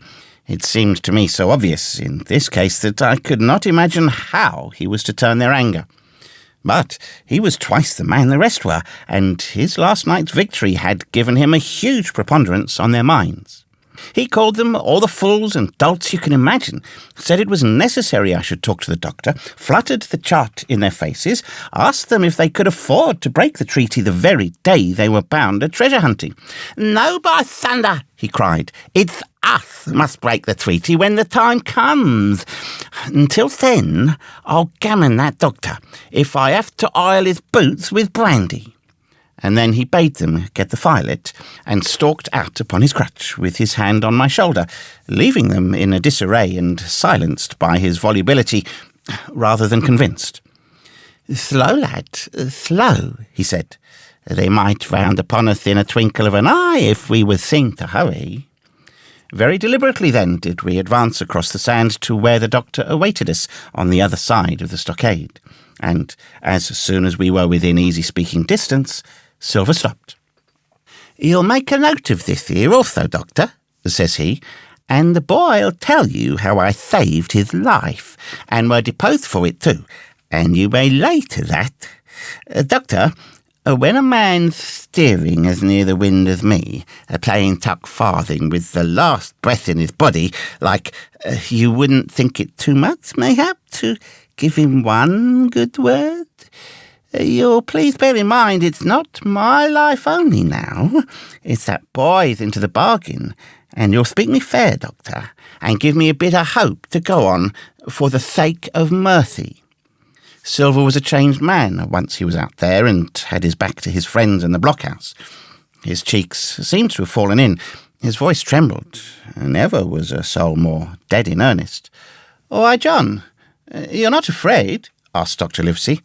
"Doctor, I'm no coward, no, not I, not so much." And he snapped his fingers. "If I was, I wouldn't say it, but I'll own up fairly. I've the stake upon me for the gallows. You're a good man, and a true. I never seen a better man. And you'll not forget what I done good, not any more than you'll forget the bad, I know. And I step aside, see here, and leave you and Jim alone. And you'll put that down for me too, for it's a long stretch, is that?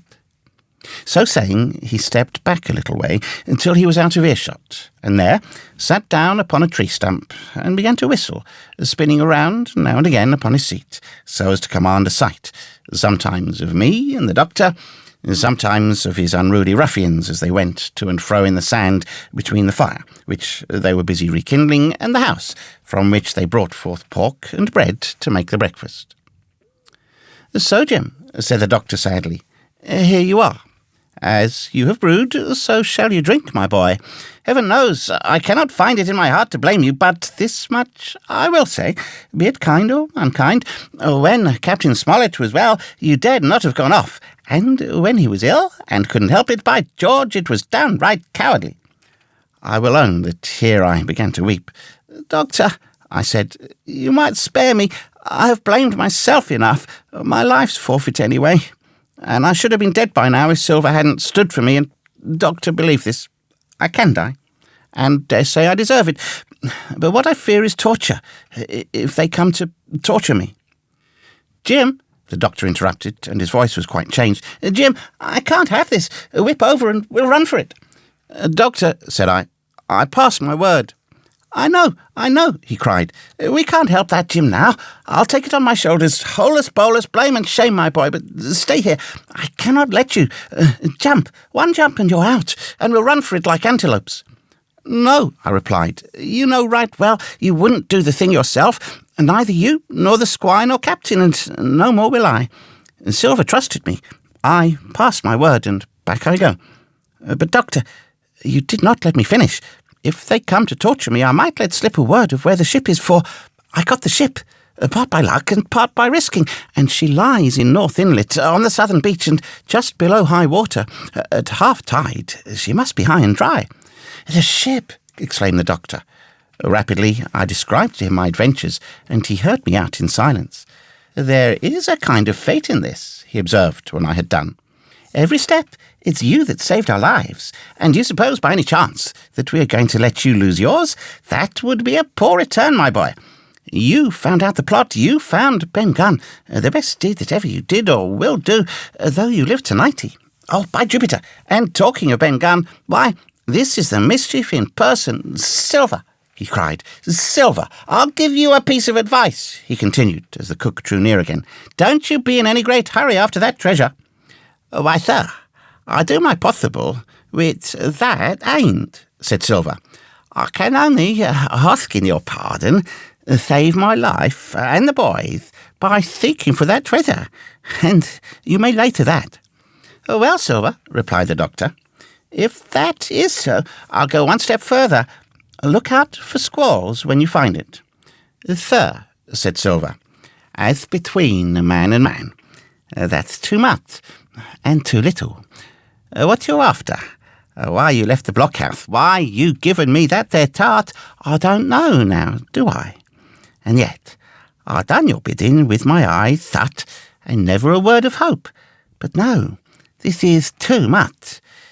If you won't tell me what you mean plain out, just say so, and I'll leave the helm."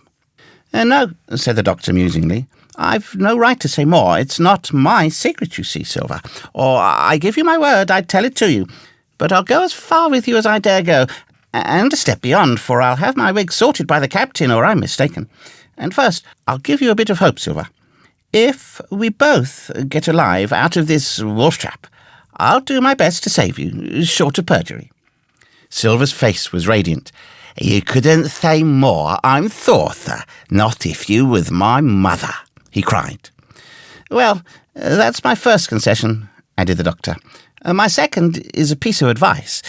Keep the boy close to you, and when you need help, hallo, I'm off to seek it for you, and that itself will show you if I speak at random. Goodbye, Jim." And Dr. Livesey shook hands with me through the stockade, nodded to Silver, and set off at a brisk pace into the wood. Chapter 31. The Treasure Hunt of Flint's Pointer. "Jim," said Silver, when we were alone, "if I saved your life, you saved mine, and I'll not forget it. I seen the doctor waving you to run for it with the tail of me eye, I did, and I seen you say no, as plain as hearing, Jim. That's one to you. This is the first glint of hope I had since the attack failed, and I owe it to you. And now, Jim, we're to go in for this here treasure hunting with sealed orders too, and I don't like it. And you and me must stick close, back to back like, and we'll save our necks in spite of fate and fortune." Just then, a man hailed us from the fire that breakfast was ready, and we were soon seated here and there about the sand over biscuit and fried junk. They had lit a fire fit to roast an ox, and it was now grown so hot that they could only approach it from the windward, and even there not without precaution. In the same wasteful spirit, they had cooked, I suppose, 3 times more than we could eat, and one of them, with an empty laugh, threw what was left into the fire, which blazed and roared again over this unusual fuel. I never in my life saw men so careless of the morrow. Hand-to-mouth is the only word that can describe their way of doing, and what with wasted food and sleeping sentries, though they were bold enough for a brush and be done with it, I could see their entire unfitness for anything like a prolonged campaign. Even Silver, eating away with Captain Flint upon his shoulder, had not a word of blame for their recklessness, and this the more surprised me, for I thought he had never shown himself so cunning as he did then. "Aye, mates," said he, "it's lucky you have barbecue to think for you with this here head. I got what I wanted, I did. Sure enough, they have the ship. Where they have it, I don't know yet, but once we hit the treasure, we'll have to jump out and find out. And then, mates, us that has the boats, I reckon, has the upper hand." Thus he kept running on, with his mouth full of the hot bacon. Thus he restored their hope and confidence, and, I more than suspect, repaired his own at the same time. "As for hostage," he continued, "that's his last talk, I guess, with them he loves so dear. I got my piece of news, and thank you to him for that, but it's over and done. I'll take him in a line when we go treasure hunting, for we'll keep him like so much gold, in case of accidents, you mark, and in the meantime. Once we got the ship and treasure both, and off to sea like jolly companions, why, then we'll talk Mr. Hawkins over, we will. And we'll give him his share, to be sure, for all his kindness." It was no wonder the men were in a good humour now. For my part, I was horribly cast down. Should the scheme he had now sketched prove feasible, Silver, already doubly a traitor, would not hesitate to adopt it. He had still a foot in either camp, and there was no doubt he would prefer wealth and freedom with the pirates to a bare escape from hanging, which was the best he had to hope on our side. Nay, and even if things so fell out that he was forced to keep his faith with Dr. Livesey, even then what danger lay before us? What a moment that would be when the suspicions of his followers turned to certainty, and he and I should have to fight for dear life, he a cripple, and I a boy, against 5 strong and active seamen. Add to this double apprehension the mystery that still hung over the behaviour of my friends, their unexplained desertion of the stockade, their inexplicable cession of the chart, or, harder still to understand, the doctor's last warning to Silver, "Look out for squalls when you find it," and you will readily believe how little taste I found in my breakfast, and how with uneasier heart I set forth behind my captors on the quest for treasure. We made a curious figure. Had anyone been there to see us, all in soiled sailor clothes and all, but me armed to the teeth. Silver had 2 guns slung about him, one before and one behind, besides the great cutlass at his waist, and a pistol in each pocket of his square-tailed coat. To complete his strange appearance, Captain Flint sat perched upon his shoulder and gabbling odds and ends of purposeless sea-talk.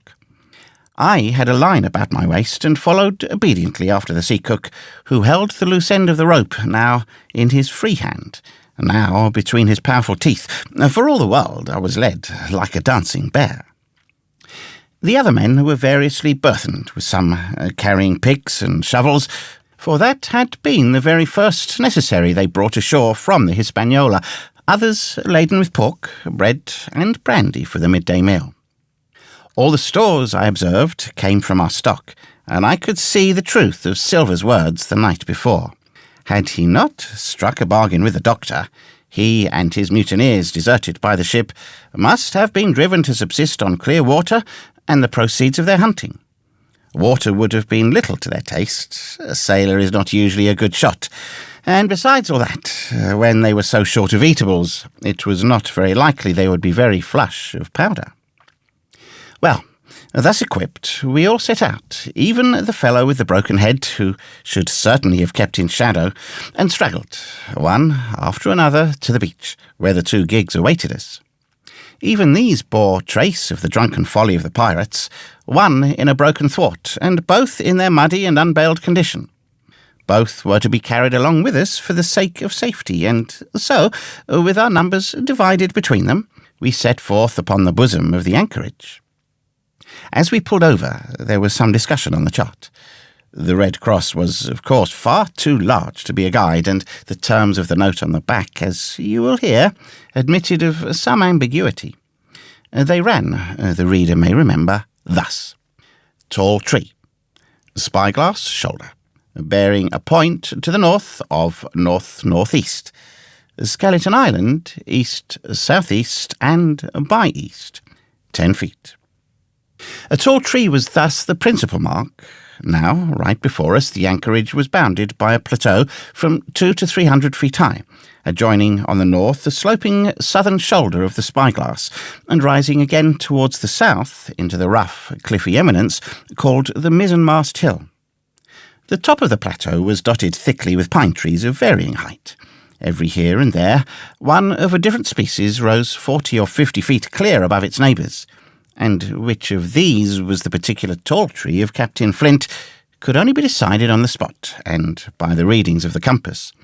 Yet, although that was the case, every man on board the boats had picked a favourite of his own ere we were halfway over, Long John alone shrugging his shoulders and bidding them wait till they were there. We pulled easily, by Silver's directions, not to weary the hands prematurely, and after quite a long passage, landed at the mouth of the second river, that which runs down a woody cleft of the spyglass. Thence, bending to our left, we began to ascend the slope towards the plateau. At the first outset, heavy, miry ground and a matted, marish vegetation greatly delayed our progress, but by little and little the hill began to steepen and become stony underfoot, and the wood to change its character and to grow in a more open order. It was, indeed, a most pleasant portion of the island that we were now approaching. A heavy-scented broom and many flowering shrubs had almost taken the place of grass. Thickets of green nutmeg trees were dotted here and there with the red columns, and the broad shadow of the pines and the first mingled their spice with the aroma of the others. The air, besides, was fresh and stirring, and this, under the sheer sunbeams, was a wonderful refreshment to our senses. The party spread itself abroad in a fan shape, shouting and leaping to and fro. About the centre, and a good way behind the rest, Silver and I followed. I tethered by my rope, he ploughing with deep pants among the sliding gravel. From time to time, indeed, I had to lend him a hand, or he must have missed his footing and fallen backward down the hill. We had thus proceeded for about half a mile, and were approaching the brow of the plateau, when the man upon the farthest left began to cry aloud, as if in terror. Shout after shout came from him, and the others began to run in his direction. "He can't have found the treasure," said old Morgan, hurrying past us from the right, "for that's clean atop."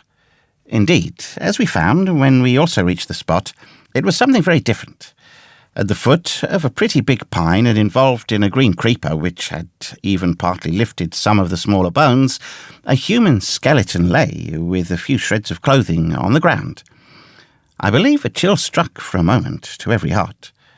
"He was a seaman," said George Merry, who, bolder than the rest, had gone up close and was examining the rags of clothing. "Leastways, this is good sea-cloth." Aye, aye, said Silver. Like enough, you wouldn't look to find a bishop here, I reckon. But what sort of a way is that for bones to lie? Tain't in nature. Indeed, on a second glance it seemed impossible to fancy that the body was in a natural position, but for some disarray, the work, perhaps, of the birds that had fed upon him, or of the slow-growing creeper that had gradually enveloped his remains, the man lay perfectly straight, his feet pointing in one direction, his hands raised above his head like a diver's, pointing directly in the opposite. "I've taken a notion in my old numbskull," observed Silver. "Here's the compass. There's the tip-top point of Skeleton Island sticking out like a tooth. Just take a bearing, will you, along the line of them bones." It was done. The body pointed straight in the direction of the island, and the compass read duly east, southeast, and by east. "I thought so," cried the cook. "This here's the pointer. Right up there is our line for the pole star and the jolly dollars. But by thunder, if it don't make me cold inside to think of Flint. This is one of his jokes, and no mistake. Him and these six was alone here. He killed 'em, every man, and this one he hauled here and laid down by the compass. Shiver me timbers, they're long bones, and the air's been yellow. Aye, that would be Allardyce. You mind Allardyce, Tom Morgan?" Aye, aye, returned Morgan. "I mind him. He owed me money, he did, and took my knife ashore with him." "Speaking of knives," said another, "why don't we find his and lying around? Flint wasn't the man to pick a seaman's pocket, and the birds, I guess, would leave it be." "By the powers, and that's true," cried Silver. "There ain't nothing left here," said Mary, still feeling round among the bones. "Not a copper do-it or a baccy box. It don't look natural to me." "No, bugum it don't," agreed Silver. "Not natural, nor not nice, says you. Great guns, the messmates, but if Flint was living, this would be a hot spot for you and me. 6 they were, and 6 are we, and bones is what they are now." "I saw him dead with these here deadlights," said Morgan. "Billy took me in. There he laid with penny pieces on his eyes." "A dead eye, sure enough he's dead and gone below," said the fellow with the bandage. "But if ever spirit walked, it would be Flint's. Dear art, but he died bad, did Flint." "Aye, that he did," observed another. "Now he raged, and now he hollered for the rum, and now he sang. 15 men were his only song, mates, and I tell you true, I never rightly liked to hear it since. It was main hot, and the wind he was open, and I hear that old song coming out as clear, and the death hall on the man already." "Come, come," said Silver. "Stow this talk. He's dead, and he don't walk. That I know. Leastways, he won't walk by day, and you may lay to that. Care killed the cat. Fetch ahead for the doubloons." We started, certainly, but in spite of the hot sun and the staring daylight, the pirates no longer ran separate and shouting through the wood, but kept side by side and spoke with bated breath. The terror of the dead buccaneer had fallen on their spirits. Chapter 32. The Treasure Hunt. The Voice Among the Trees. Partly from the damping influence of this alarm, partly to rest Silver and the sick folk, the whole party sat down as soon as they had gained the brow of the ascent. The plateau being somewhat tilted towards the west, this spot on which we had paused commanded a wide prospect on either hand. Before us, over the treetops, we beheld the Cape of the Woods, fringed with surf. Behind, we not only looked down upon the anchorage and Skeleton Island, but saw clear across the spit and the eastern lowlands a great field of open sea upon the east. Sheer above us rose the spyglass, here dotted with single pines, there black with precipices. There was no sound but that of the distant breakers mounting from all around, and the chirp of countless insects in the brush. Not a man, not a sail upon the sea. The very largeness of the view increased the sense of solitude. Silver, as he sat, took certain bearings with his compass. "There are 3 tall trees," said he, "about in the right line from Skeleton Island. A spyglass solder, I take it, means that low point there. It's child's play to find the stuff now. I've half a mind to dine first." "I don't feel sharp," growled Morgan. "Thinking of Flint, I think it were as done me." "Ah, well, my son, you praise your stars he's dead," said Silver. "He were an ugly devil," cried a third pirate with a shudder. "That blue in the face, too." "That was how the rum took him," added Mary. "Blue. Well, I reckon he was blue. That's a true word." Ever since they had found the skeleton and got upon this train of thought, they had spoken lower and lower, and they had almost got to whispering by now, so that the sound of their talk hardly interrupted the silence of the wood. All of a sudden, out of the middle of the trees in front of us, a thin, high, trembling voice struck up the well-known air and words.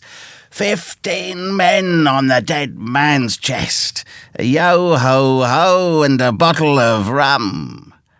I never have seen men more dreadfully affected than the pirates. The colour went from their 6 faces like enchantment. Some leapt to their feet, some clawed hold of others. Morgan grovelled on the ground. "It's Flint by," cried Mary. The song had stopped as suddenly as it began. Broken off, you would have said, in the middle of a note, as though someone had laid his hand on the singer's mouth. Coming through the clear, sunny atmosphere, among the green treetops, I thought it had sounded airily and sweetly, and the effect on my companions was the stranger. "Come," said Silver, struggling with his ashen lips to get the word out. "This won't do. Stand by to go about. This is a rum start. And I can't name the voice, but it's someone skylarking, someone that's flesh and blood, and you may lay to that." His courage had come back as he spoke, and some of the colour to his face along with it. Already the others had begun to lend an ear to this encouragement, and were coming a little to themselves, when the same voice broke out again, not this time singing, but in a faint, distant hail that echoed yet fainter among the clefts of the spyglass. "Darby McGraw," it wailed, for that is the word that best describes the sound. "Darby McGraw, Darby McGraw." Again, and again, and again, and then rising a little higher, and with an oath that I leave out. "Fetch aft the rum, Darby." The buccaneers remained rooted to the ground, their eyes starting from their heads. Long after the voice had died away, they still stared in silence, dreadfully, before them. "That fixes it," gasped one. "Let's go." "They was his last words," moaned Morgan. "His last words above board." Dick had his Bible out and was praying volubly. He had been well brought up, had Dick, before he came to sea and fell among bad companions. Still, Silver was unconquered. I could hear his teeth rattle in his head, but he had not yet surrendered. "Nobody in this here island ever heard of Darby," he muttered. "Not one but us that's here." And then, making a great effort, "Shipmates," he cried, "I'm here to get that stuff, and I'll not be beat by man or devil. I never was feared of Flint in his life, and by the powers I'll face him dead. There's £700,000, not a quarter of a mile from here. When did ever a gentleman of fortune so is stern to that much dollars for a booty old seaman with a blue mug, and him dead too?" But there was no sign of reawakening courage in his followers, or rather, indeed, of growing terror at the irreverence of his words. "Belay there, John," said Mary. "Don't you cross a spirit." And the rest, all too, were terrified to reply. They would have run away severally had they dared, but fear kept them together, and kept them close by John, as his daring helped them.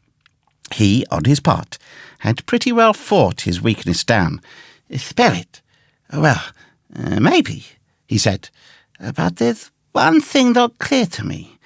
There was an echo. Now, no man ever seen a spirit with a shadow. Well then, what's he doing with an echo to him, I should like to know? That ain't in nature, surely. This argument seemed weak enough to me, but you can never tell what will affect the superstitious, and to my wonder George Merry was greatly relieved. "Well, that's so," he said. "You've a head upon your shoulders, John, and no mistake. About shipmates, this here crew is on a wrong tack, I do believe, and come to think on it, it was like Flint's voice, I grant you, but not just so clear a way like it after all. It was like somebody else's voice now. It was like—" "By the powers, Ben Gunn!" roared Silver. "Aye, and so it were," cried Morgan, springing to his knees. "Ben Gunn it were." "It don't make much odds, do it now?" asked Dick. "Ben Gunn's not here in the body any more'n Flint." But the older hands greeted this remark with scorn.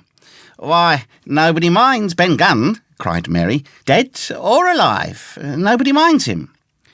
It was extraordinary how their spirits had returned, and how the natural colour had revived in their faces.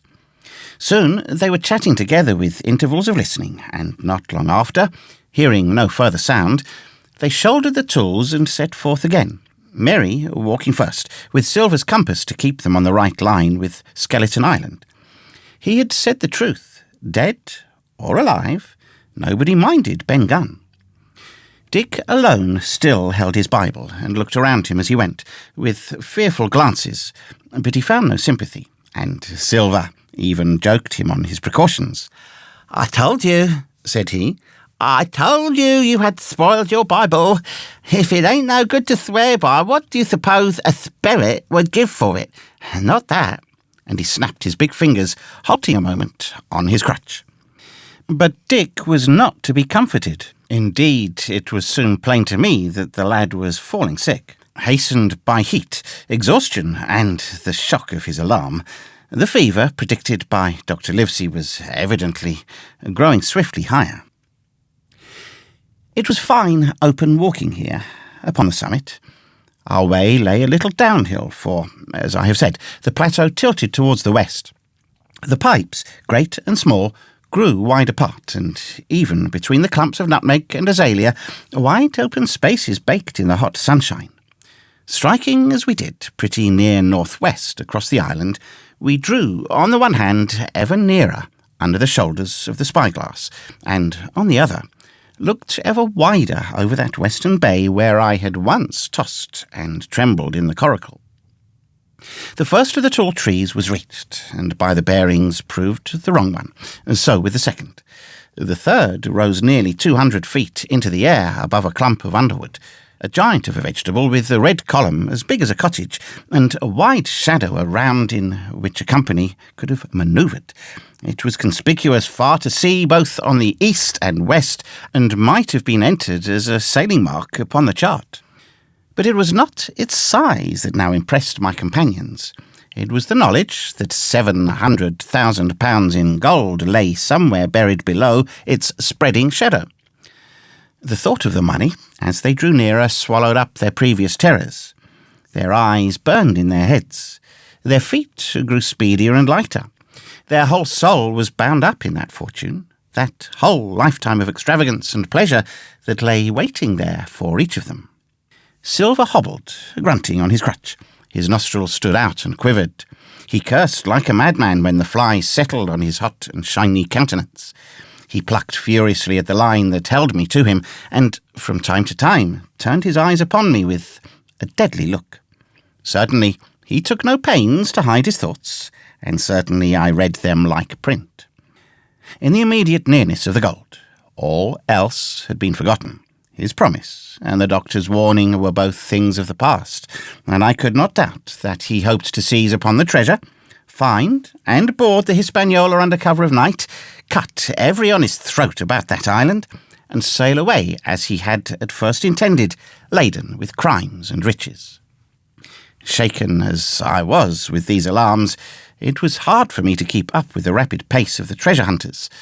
Now and again I stumbled, and it was then that Silver plucked so roughly at the rope and launched at me his murderous glances. Dick, who had dropped behind us and now brought up the rear, was babbling to himself both prayers and curses as his fever kept rising. This also added to my wretchedness, and to crown all, I was haunted by the thought of the tragedy that had once been acted on that plateau when that ungodly buccaneer with the blue face, he who died at Savannah, singing and shouting for drink, had there, with his own hand, cut down his 6 accomplices. This grove that was now so peaceful must then have rung with cries, I thought, and even with the thought I could believe I heard it ringing still. We were now at the margin of the thicket. "Huzzah, mates, all together!" shouted Mary, and the foremost broke into a run. And suddenly, not 10 yards further, we beheld them stop. A low cry arose. Silver doubled his pace, digging away with the foot of his crutch like one possessed, and next moment he and I had come also to a dead halt. Before us was a great excavation, not very recent, for the sides had fallen in, and grass had sprouted on the bottom. In this were the shaft of a pick broken in 2, and the boards of several packing cases strewn around. On one of these boards I saw, branded with a hot iron, the name Walrus, the name of Flint's ship. All was clear to probation. The cash had been found and rifled. The £700,000 were gone. Chapter 33. The Fall of a Chieftain. There never was such an overturn in this world. Each of these 6 men was as though he had been struck, but with Silver the blow passed almost instantly. Every thought of his soul had been set full stretch, like a racer, on that money. Well, he was brought up in a single second, dead, and he kept his head, found his temper, and changed his plan before the others had had time to realise the disappointment. "Jim," he whispered, "take that, and stand by for trouble." And he passed me a double-barrelled pistol. At the same time, he began quietly moving northward, and in a few steps had put the hollow between us 2 and the other 5.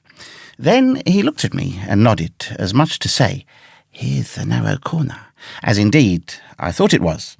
His looks were not quite friendly, and I was so revolted at these constant changes that I could not forbear whispering, "So, you've changed sides again?" There was no time left for him to answer in. The buccaneers, with oaths and cries, began to leap, one after another, into the pit, and to dig with their fingers, throwing their boards aside as they did so. Morgan found a piece of gold. He held it up with a perfect spout of oaths. It was a 2-guinea piece, and it went from hand to hand among them for a quarter of a minute. 2 guineas, roared Mary, shaking it at Silver. "That's your £700,000, is it? You're the man for bargains, ain't you? You're him that never bungled nothing, you wooden-headed lubber." "Dig away, boys," said Silver, with the coolest insolence. "You'll find some pig nuts, and I shouldn't wonder." "Pig nuts," repeated Mary in a scream. "Mates, do you hear that? I tell you now, that man there knew it all along. Look in the face of him, and you'll see it wrote there." "Ah, Mary," remarked Silver. "Standing for captain again? You're a pudding lad, to be sure." But this time everyone was entirely in Mary's favour. They began to scramble out of the excavation, darting furious glances behind them.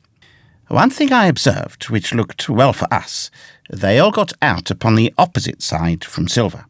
Well, there we stood, 2 on one side, 5 on the other, the pit between us, and nobody screwed up high enough to offer the first blow. Silver never moved. He watched them, very upright on his crutch, and looked as cool as ever I saw him. He was brave, and no mistake. At last, Mary seems to think a speech might help matters. "Mates," says he, "there's 2 of them alone here. One's the old cripple that brought us here and blundered us down to this. The other's that cub that I mean to have the heart of. Now, mates," he was raising his arm and his voice, and mainly meant to lead a charge, but just then, crack, crack, crack, 3 musket shots flashed out of the thicket. Mary tumbled head foremost into the excavation. The man with the bandage spun round like a teetotum and fell all his length upon his side, where he lay dead, but still twitching, and the other 3 turned and ran for it with all their might. Before you could wink, Long John had fired 2 barrels of a pistol into the struggling Merry, and as the man rolled up his eyes at him in the last agony, "George," said he, "I reckon I settled you." At the same moment, the doctor, Gray, and Ben Gunn joined us with smoking muskets from among the nutmeg trees. "Forward," cried the doctor. "Double quick, my lads. We must head 'em off the boats." And we set off at a great pace, sometimes plunging through the bushes to the chest. I tell you, but Silver was anxious to keep up with us. The work that man went through, leaping on his crutch till the muscles of his chest were fit to burst, was work no sound man ever equalled, and so thinks the doctor. As it was, he was already 30 yards behind us and on the verge of strangling when we reached the brow of the slope. "Doctor," he hailed, "see there, no hurry." Sure enough, there was no hurry. In a more open part of the plateau, we could see the 3 survivors still running in the same direction as they had started, right for Mizzenmast Hill. We were already between them and the boats, and so we 4 sat down to breathe, while Long John, mopping his face, came slowly up with us. "Thank you kindly, Doctor," says he. "You came in about the nick, I guess, for me and Hawkins. And so it's you, Ben Gunn," he added. "Well, you're a nice one, to be sure." "I'm Ben Gunn, I am," replied the Maroon, wriggling like an eel in his embarrassment. "And," he added, after a long pause, "how do, Mr. Silver?" "Pretty well, I thank ye," says you. Ben, murmured Silver, "to think as you've done me." The doctor sent back Gray for one of the pickaxes deserted in their flight by the mutineers, and then, as we proceeded leisurely downhill to where the boats were lying, related in a few words what had taken place. It was a story that profoundly interested Silver, and Ben Gunn, the half-idiot Maroon, was the hero from beginning to end. Ben, in his long, lonely wanderings about the island, had found the skeleton. It was he that had rifled it. He had found the treasure. He had dug it up. It was the haft of his pickaxe that lay broken in the excavation. He had carried it on his back in many weary journeys from the foot of the tall pine to a cave he had on the 2-pointed hill at the northeast angle of the island, and there it had lain stored in safety since 2 months before the arrival of the Hispaniola. When the doctor had wormed this secret from him on the afternoon of the attack, and when next morning he saw the anchorage deserted, he had gone to Silver, given him the chart, which was now useless, given him the stores, for Ben Gunn's cave was well supplied with goat's meat, salted by himself, given anything and everything to get a chance of moving in safety from the stockade to the 2-pointed hill, there to be clear of malaria and keep a guard upon the money. "As for you, Jim," he said, "it went against my heart, but I did what I thought best for those who had stood by their duty, and if you were not one of these, whose fault was it?" That morning, finding that I was to be involved in the horrid disappointment he had prepared for the mutineers, he had run all the way to the cave, and, leaving the squire to guard the captain, had taken Gray and the Maroon, and started making the diagonal across the island to be at hand beside the pine. Soon, however, he saw that our party had the start of him, and Ben Gunn, being fleet of foot, had been dispatched in front to do his best alone. Then it had occurred to him to work upon the superstitions of his former shipmates, and he was so far successful that Gray and the doctor had come up, and were already ambushed before the arrival of the treasure hunters. "Ah," said Silver, "it were fortunate for me that I had Hawkins here. You would have let old John be cut to bits and never given it a thought, Doctor." "Not a thought," replied Dr. Livesey cheerily. And by this time we had reached the gigs. The doctor, with the pickaxe, demolished one of them, and then we all got aboard the other and set out to go round by sea for North Inlet. This was a run of 8 or 9 miles. Silver, though he was almost killed already with fatigue, was set to an oar like the rest of us, and we were soon skimming swiftly over a smooth sea. Soon we passed out of the straits and doubled the southeast corner of the island, round which, 4 days ago, we had towed the Hispaniola. As we passed the 2-pointed hill, we could see the black mouth of Ben Gunn's cave, and a figure standing by it, leaning on a musket. It was the squire, and we waved a handkerchief and gave him 3 cheers, in which the voice of Silver joined as heartily as any. 3 miles farther, just inside the mouth of North Inlet, what should we meet but the Hispaniola cruising by herself? The last flood had lifted her, and had there been much wind or strong tide current, as in the southern anchorage, we should never have found her more or found her stranded beyond help. As it was, there was little amiss beyond the wreck of the mainsail. Another anchor was got ready, and dropped in 1.5 fathoms of water. We all pulled round again to Rum Cove, the nearest point for Ben Gunn's treasure house, and then Gray, single-handed, returned with the gig to the Hispaniola, where he was to pass the night on guard. A gentle slope ran up from the beach to the entrance of the cave. At the top, the squire met us.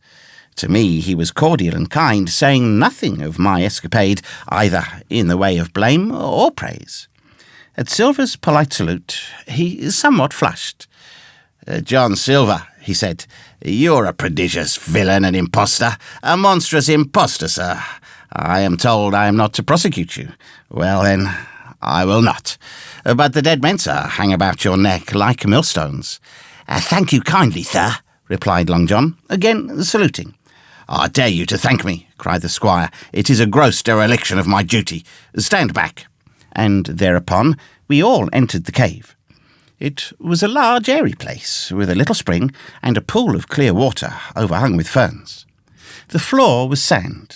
Before a big fire lay Captain Smollett, and in a far corner, only duskily flickered over by the blaze, I beheld great heaps of coin and quadrilaterals built of bars of gold. That was Flint's treasure that we had come so far to seek, and that had cost already the lives of 17 men from the Hispaniola. How many it had cost in the amassing, what blood and sorrow, what good ships scuttled on the deep, what brave men walking the plank blindfold, what shot of cannon, what shame and lies and cruelty, perhaps no man alive could tell. Yet there were still 3 upon that island, Silver and old Morgan and Ben Gunn, who had each taken his share in these crimes, as each had hoped in vain to share in the reward. "Come in, Jim," said the captain. "You're a good boy in your line, Jim, but I don't think you and me'll go to sea again. You're too much of the born favourite for me. Is that you, John Silver? What brings you here, man?" "I come back to do my duty, sir," returned Silver. "Ah," said the captain, and that was all he said. What a supper I had of it that night, with all my friends around me, and what a meal it was, with Ben Gunn's salted goat and some delicacies and a bottle of old wine from the Hispaniola. Never, I'm sure, were people gayer or happier. And there was Silver, sitting back almost out of the firelight, but eating heartily, prompt to spring forward when anything was wanted, even joining quietly in our laughter, the same bland, polite, obsequious seaman of the voyage out. Chapter 34. And last. The next morning we fell early to work, for the transportation of this great mass of gold near 1 mile by land to the beach, and thence 3 miles by boat to the Hispaniola, was a considerable task for so small a number of workmen. The 3 fellows still abroad upon the island did not greatly trouble us. A single sentry on the shoulder of the hill was sufficient to ensure us against any sudden onslaught, and we thought, besides, they had had more than enough of fighting. Therefore, the work was pushed on briskly. Gray and Ben Gunn came and went with the boat, while the rest, during their absences, piled treasure on the beach. 2 of the bars, slung in a rope's end, made a good load for a grown man, one that he was glad to walk slowly with. For my part, as I was not much use at carrying, I was kept busy all day in the cave, packing the minted money into bread bags. It was a strange collection, like Billy Bones' hoard for the diversity of coinage, but so much larger and so much more varied that I think I never had more pleasure than in sorting them. English, French, Spanish, Portuguese, George and Louise, doubloons and double guineas and moidores and sequins, the pictures of all the kings of Europe for the last 100 years, strange oriental pieces stamped with what looked like wisps of string or bits of spider's web, round pieces and square pieces and pieces bored through the middle, as if to wear them around your neck. Nearly every variety of money in the world must, I think, have found a place in that collection, and for number, I am sure they were like autumn leaves, so that my back ached with stooping, and my fingers with sorting them out. Day after day, this work went on. By every evening, a fortune had been stowed aboard, but there was another fortune waiting for the morrow, and all this time we heard nothing of the 3 surviving mutineers. At last, I think it was on the 3rd night, the doctor and I were strolling on the shoulder of the hill where it overlooks the lowlands of the Isle, when from out the thick darkness below the wind brought us a noise between shrieking and singing. It was only a snatch that reached our ears, followed by the former silence. "Heaven forgive them," said the doctor. "'Tis the mutineers." "All drunk, sir," struck in the voice of Silver from behind us. Silver, I should say, was allowed his entire liberty, and in spite of daily rebuffs, seemed to regard himself once more as quite a privileged and friendly dependent. Indeed, it was remarkable how well he bore these slights, and with what unwearying politeness he kept on trying to ingratiate himself with all. Yet, I think, none treated him better than a dog, unless it was Ben Gunn, who was still terribly afraid of his old quartermaster, or myself, who had really something to thank him for, although, for that matter, I suppose I had reason to think even worse of him than anybody else, for I had seen him meditating a fresh treachery upon the plateau. Accordingly, it was pretty gruffly that the doctor answered him. "Drunk or raving," said he. "Right you were, sir," replied Silver, "and precious little odds, with to you and me." "I suppose you would hardly ask me to call you a humane man," returned the doctor with a sneer, "and so my feelings may surprise you, Master Silver. But if I was sure they were raving, as I am morally certain one, at least of them, is down with fever, I should leave this camp, and at whatever risk to my own carcass, take them the assistance of my skill." "Ask your pardon, sir. You would be very wrong," quoth Silver. "You would lose your precious life, and you may lay to that. I'm on your side now, hand and glove, and I shouldn't wish for to see the party weakened, let alone yourself, seeing as I know what I owes you. But these men, down there, they couldn't keep their word. No, not supposing they wished to, and what's more, they couldn't believe as you could." "No," said the doctor, "you're the man to keep your word. We know that." Well, that was about the last news we had of the 3 pirates. Only once we heard a gunshot a great way off, and supposed them to be hunting. A council was held, and it was decided that we must desert them on the island, to the huge glee, I must say, of Ben Gunn, and with the strong approval of Grey. We left a good stock of powder and shot, the bulk of the salt goat, a few medicines and some other necessaries, tools, clothing, a spare sail, a fathom or 2 of rope, and, by the particular desire of the doctor, a handsome present of tobacco. That was about our last doing on the island. Before that, we had got the treasure stowed, and had shipped enough water and the remainder of the goat meat in case of any distress. And at last, one fine morning, we weighed anchor, which was about all that we could manage, and stood out of North Inlet, the same colours flying that the captain had flown, and fought under at the palisade.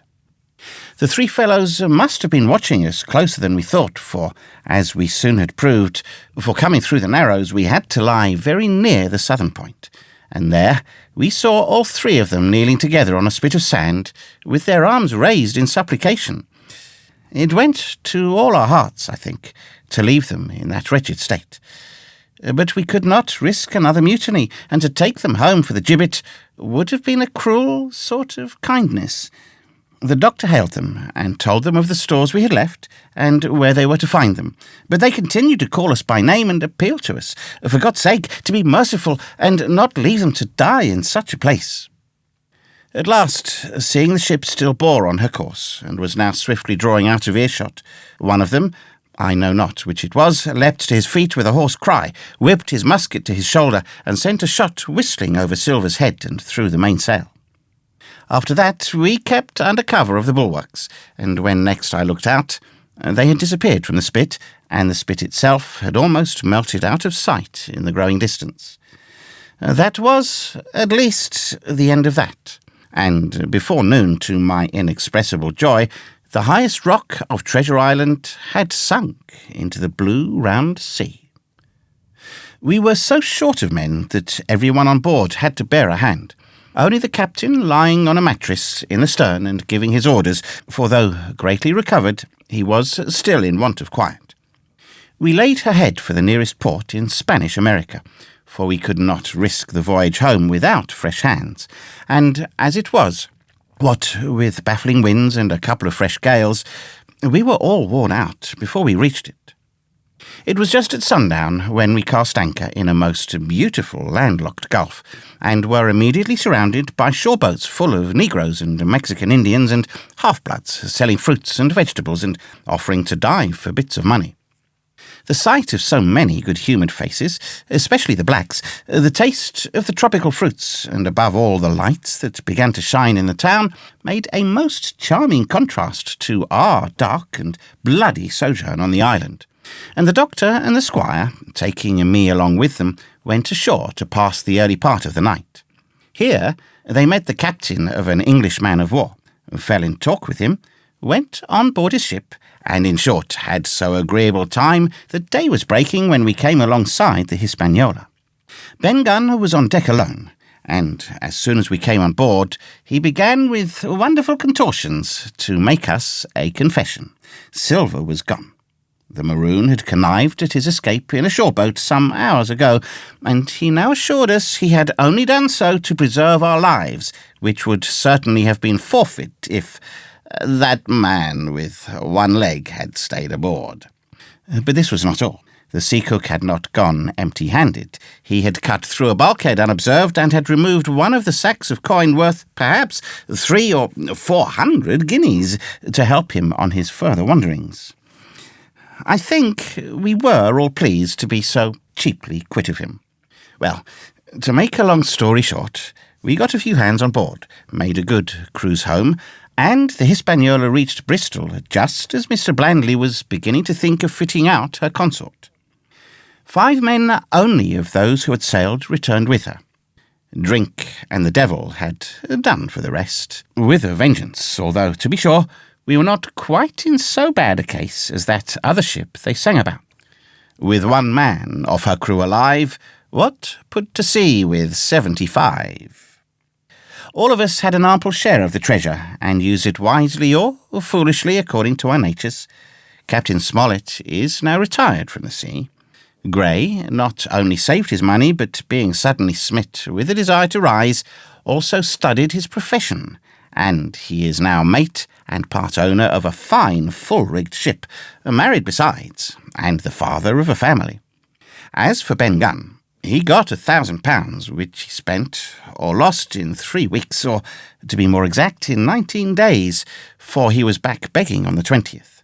Then he was given a lodge to keep, exactly as he had feared upon the island, and he still lives, a great favourite, though something of a butt, with the country boys, and a notable singer in church on Sundays and saints' days. Of Silver we have heard no more. That formidable seafaring man with 1 leg has at last gone clean out of my life. But I dare say he met his old negress, and perhaps still lives in comfort with her and Captain Flint. It is to be hoped so, I suppose, for his chances of comfort in another world are very small. The bar silver and the arms still lie, for all that I know, where Flint buried them, and certainly they shall lie there for me.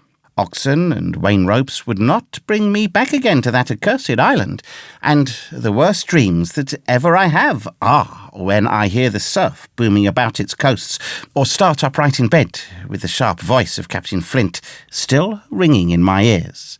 Pieces of 8, pieces of 8.